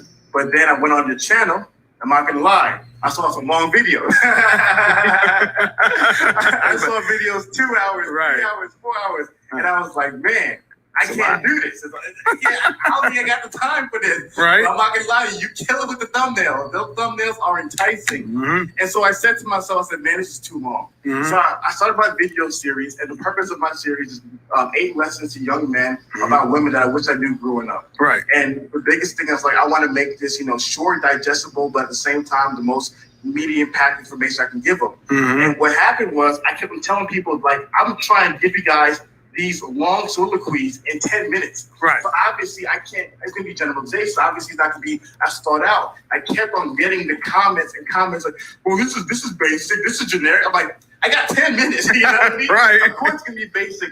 And I was like, guys, if I wanted to do a video, I would have to do at least 3 to 4 hours to explain these topics. And then, ding, ding, ding, ding, ding, a bell rung on my head. I said, no wonder why his videos are so long. Right. I saw the video and I've been hooked. And the thing about YouTube, you know, any content, videos, high impact thumbnails, about things that your big brother, your father should, you know, how long does it take father while shaving? It's just casual. And when we're actually trying to teach men to have something that they can actually have that's actionable, it can't be bullet points. Yes, sir, and I agree with that 110%. So, like I said, I know who you are, but for the audience who don't know who you are yet, can you give them a bit of an elevator pitch synopsis about who you are and what you do? Oh, yeah. For those who don't know, my name is Kevin Samuels. I'm a personal and corporate image consultant. I spent 20 plus years in corporate America in business-to-business sales. Whenever we went from inside sales to national account manager, background is chemical engineering. Long, complicated story, but the net of it is, my job is to help men become the best version of themselves, look good, smell great, and be your best each and every day. That's very high level. So basically, I'm a look style coach because after the appearance, see, when people think about image, they think it's just appearance. It's actually A, B, C, D. Appearance, behavior, communication, and digital footprint. Once you look the part, you still got to know how to behave, how to communicate, and how to look online. And that's where the longer videos, the longer content tends to happen. And when I speak on colleges or universities or go out to speak with a company doing soft skills training or whatever, usually a part of the keynote speech has something to do with the behavior and communication part. So that's a very short synopsis of a very long, complicated issue, but we try to make it as digestible as possible. Yeah, appreciate that. That was good. Yeah, man. Yeah. You've been doing it. Yeah, man, background. Yes, sir. So what I really enjoyed about your content when I discovered it is your experience into really giving men hands-on practical wisdom and application. You know, one of the things I've always critiqued people on YouTube is that a lot of people are children learning from children. You know, people are going to these, you know, I'm a young adult myself, going to young adults for information. But I've always told people, why don't you start, when you reverse engineer your life, find out people who are where you want to be. You know, because like you said, anybody can make money in a month. Anybody can have a nice shirt or a nice car. Who can really have a legacy? Who's had 5, 6, 7, 10 years in the game? And what you provided into the landscape is the longevity, the wisdom of ages. And so I've really come to appreciate that. And so my question is, why did you get into this space? What made you decide to get into it? Strangely enough, having a career in sales, first in telecommunications and advertising and marketing, spun off and had my own advertising and marketing boutique firm with a partner. I was over the sales portion, obviously, and the PR portion. One of our biggest clients is actually tell us they're going to have to leave. We're going to have to leave because I'm going to be put up for a judgeship. And she said, but here's the thing, I'm a great attorney, but I dress like, you see me, I dress like a little Oompa Loompa. And I'm sitting there thinking, I'm going to lose 30% of our revenue base. She's like, you know what? I really need somebody to help me. I need to look like you. You're good at that. How much are you charging for that? And I was like, she's like, isn't that like what an image consultant does? So I said, yeah, that's what I think it is. And I got to my car and I went and searched, what is an image consultant? And strangely enough, a video popped up with Alpha M. He's here in Atlanta, Aaron Moreno. And he had a video talking about how I became an image consultant. In 7 minutes, he talked about how he went from being a gym rat and a personal trainer to the largest men's image consultant on YouTube and influencer. I followed what he did step by step with my own twist.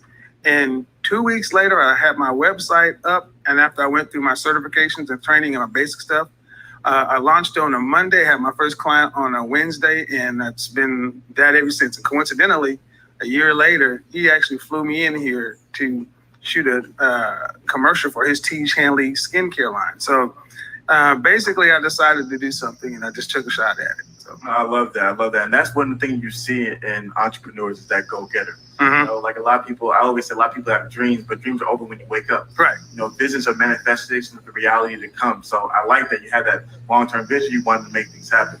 So let's do the fellas first. Like I said, we'll give the women half an episode. Right. We'll do the fellas first. Okay. And so one of your strongest messages is the high value. Your conversation about being a high value. Right. So, in your personal opinion, what would you define a high value male is? Well, one of the reasons I focus there is one, because my career, like I said, college, white collar, corporate salesperson. And if you want to get to the top, you have to separate yourself from the crowd. And one of the things is high value men determine who high value men are. There has to be a resource component. There has to be a money value and homeless. So you have to be able to make the money. You also have to have it be consistent over a long period of time. You can have a great season. Anybody can be Jeremy Lin, but you're not going to get to the Hall of Fame. Then you have to have a network, and then it has to be confirmed by other people. Generally, we use as a $1,000 a month. That ticks a lot of people off because that puts a very hard line. But the top 10% of earn at $100,000 or more, but that's where you tend to hear. That's a barrier to entry. Is it hard? No. What net is a high value man is, do you have high value friends? Do you have a high value mindset? Or do you have a high value network? And are you being used? Yes, you should be used because you are useful. It's almost impossible to be high value and useless. So that's why we kind of focus on this whole high value thing, because it is a bar that needs to be pushed. It needs to be rare. It needs to be hard to get to. And it needs to be more than money, because if you just said it was all about money, then anybody with a bunch of money could be high value. But we know that's not true. So that's just about as short as I can make it. And I probably ticked off about half the audience. But it is what it is. And here's something that, like, one of the things I like to do when I consume content, and I challenge all the audience to do so, is I try to understand what the communicator is trying to say. I try to infer using my own opinion. I don't let my emotions react. I like to really think critically about what you're communicating. And one thing that you communicate on multiple occasions is being high value man does not mean that if you're not high value, it doesn't mean that you're valueless. Right? You can live a perfectly happy, amazing, content, great life without being high value male. You talk about that all the time. All the time. But one of the big things that you're saying is that you've noticed that a lot of people aspire to be high value men, right? And so if you want to have this aspiration, like you said, it has to be certain qualifications. Right. The same way anybody can play basketball and be happy playing basketball. If you want to make it to the NBA, there's certain types of qualifications. Exactly. And see, people tend to want to have a high value lifestyle. One of the biggest things that I've become synonymous on YouTube is this hashtag show your work. See, the work tells the truth. The suit looks nice, the gift of gab, ha ha ha, but you know what? Shut up, turn off the volume, and look at the work. The work is either here or it's here. Men across the world, men from time immemorial, people respect work. And that's the difference. Talent is wasted every day. Ability is wasted every day. Depending if you're a sports fan, you can go to the NFL, NBA, MLB, and see plenty of people who had possibility and potential but never functioned. But the people who actually put in the work. Now, the other side of it, I make a distinction between, you don't have to be white collar. You don't have to be blue collar. It's all in, are you useful? And if you aren't high value, that doesn't mean you're nothing. That just means you're not over here. Look, everybody doesn't want to drive a Ferrari. You may just have a great F-150 truck and love it. That's it. I love that. And it's so interesting because Gary Vee talks about that a lot. He talks about, like, you don't have to have these things to be happy. Right. And one of the big things, going back to some of the high value conversation, is you make reference to people want the high value lifestyle. They want the cars, they want the power, they especially want the women, you know, and so what happens is, and I love that. I love how you do it. Right. Because you're honest. You're like, if you want these results, you have to put in this work. If you want this output, it requires this input. So you're hearing all these guys complaining, well, I want to have this woman. I want to have this respect. I want to have this kind of power and prestige. And you're like, well, if you want those things, you yourself as a man must have these things. But a lot of people feel as though they should get the benefits without any of the work. Right. And you know, one of the things we've done in this country is Gary Vee often talks about, I don't believe in 8th place trophies. You know, I talk about men should be CIA, confident, intelligent, and assertive. To become the best version of yourself, if men are just living that way. But the A is the most important part, asserting. You have to do something. You know, this 8th place trophy, everybody gets a prize, there are no losers, it's not real. This is a competitive, capitalistic society, and there are winners and losers. And here's the thing. I always ask guys to understand, know your why, start with why. Good book, by the way, pick it up, Simon Sinek, Start with Why. And then chart your path. There are people who are making $50,000 living off the grid who are ecstatic. And there are people who are ready to ready to exit this planet earning more and on medication. Know why you want to do it. That's why I think social media has been great for us. I'm glad I lived during this time, but there has to be moderation. You know, having this lifestyle, if you're not that person, can be miserable. And I'll tell you, I lived that personally when I lived in New York City. When I went from Oklahoma to New York, there's a big difference in economy of scale and things like that. And the more I realized, you know what, I'm really not, Gordon Gekko. I'm kind of more right in here. And I like being right in here. I can appreciate Gordon Gekko and that kind of stuff, a movie called Wall Street. But knowing yourself and knowing what fits me. So I think one of the things when people talking about high value is a mindset. If you can actually understand, rate yourself well, always push yourself to be the best, then good things will tend to follow. And that's where the push, continue to push. They want to get to a point to where they can put their feet up. How many times they're like, man, I love what you guys are doing. Man, I wish I could do what you guys do. It'd be great to be a content creator and, just make videos, get paid for it. I'm like, you think that's all it is, huh? We just make a video and get paid for it. Okay. There's a lot of work that goes on behind it. You see about 5% of the cool stuff. And the other 95 is, what did Elon Musk say? Eating glass while staring into the abyss? That's the other part of it that no one sees. Yeah, I love it. There's this image I saw on going around social media about the iceberg. Mm-hmm. It talks about success is just the tip of the iceberg. Mm-hmm. And then below the surface, 90% of the mass is hard work, perseverance, long nights, suffering, difficulty. Brother, I got stories. I got stories. I can only imagine. But one thing that you said that I think to me is probably the coldest thing you do, but the best thing that you do. And you talked about ranking yourself. Yes. I think one of the biggest problems in today is people lack self-awareness. Yes. You have people right now, and no due respect if you're a short man, but who are 5'2", wanting to be the starting center for the Lakers. Yes. You can want it. Get it.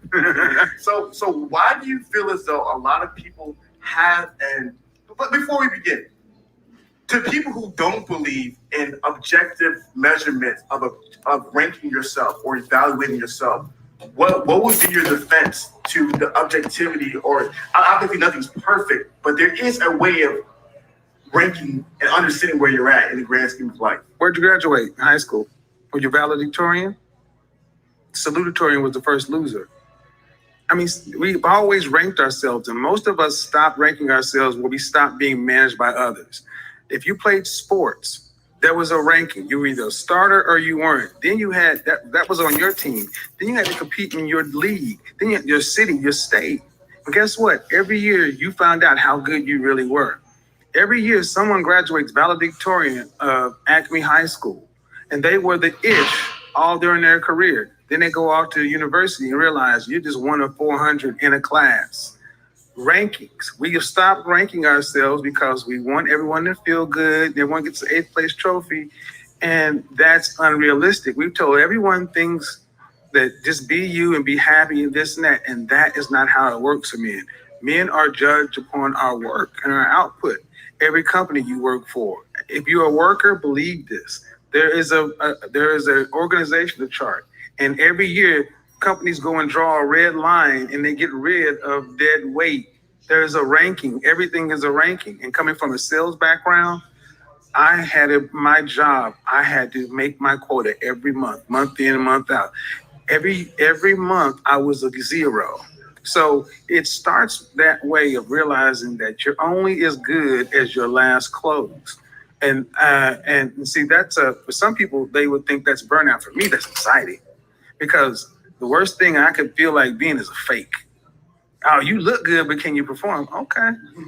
So even what you think you'll find about competitive men is they'll be competitive in a lot of different areas. You know, Michael Jordan would talk about how he was competitive at golf and all other kind of things. If you know a competitive person, they're competitive on video games, chess, you know, martial arts, work, such and so forth, and it's all because they are trying to push themselves to become something greater than they were yesterday. No, and I think the beauty of the ranking is, I've always said it's okay not to be okay, but it's not okay to stay there. Right? So there's this idea where, like, there's people right now who don't want to face the reality of where they're at. Yes. They don't want to face the reality of, okay, maybe you're overweight. They want to face the reality of maybe you don't have a high position in your job. You're not respected. So they want to be oblivious to that. But if you don't know where you're at, right, then you don't know the steps to work to improve to where you need to be. And so I feel as though one of the things that you're trying to do is you're not trying to shame people. You're not trying to, you know, harass people or just make fun of people. You just want people to understand this is where you're at now so that you can know where you need to go in the future. Well, you know, as an image consultant, I am a consultant and I mage. I mean, I work almost like a physician. Your oncologist can have the nicest bedside manner, but if you have stage 4 leukemia, he has to tell you what you have. See, I'm an image consultant, but I've always done something. I don't know, have you ever taken spin class? You know what spin class is? Yeah. I'm a cyclist, and I used to teach spin class. And when I would say, okay, crank it up to 10, we're climbing this hill. And I could tell when people, they would sit down there and look like they're turned up, but I can see you're bobbling on the seat. I'm like, your tension's not turned up. And I say, you know what? You don't have to. But remember this, you got to see you naked getting out of the shower.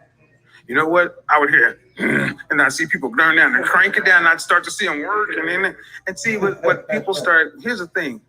When we do work to get better, we feel better about ourselves. You may go to bed tired.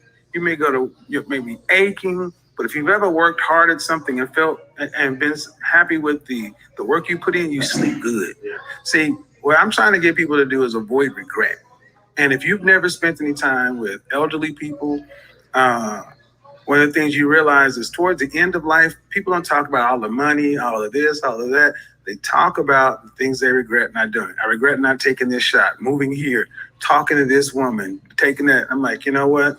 I just have no regrets. And complacency, being just happy with this, if you're really not truly happy with it, you're going to set yourself up for a lot of regret.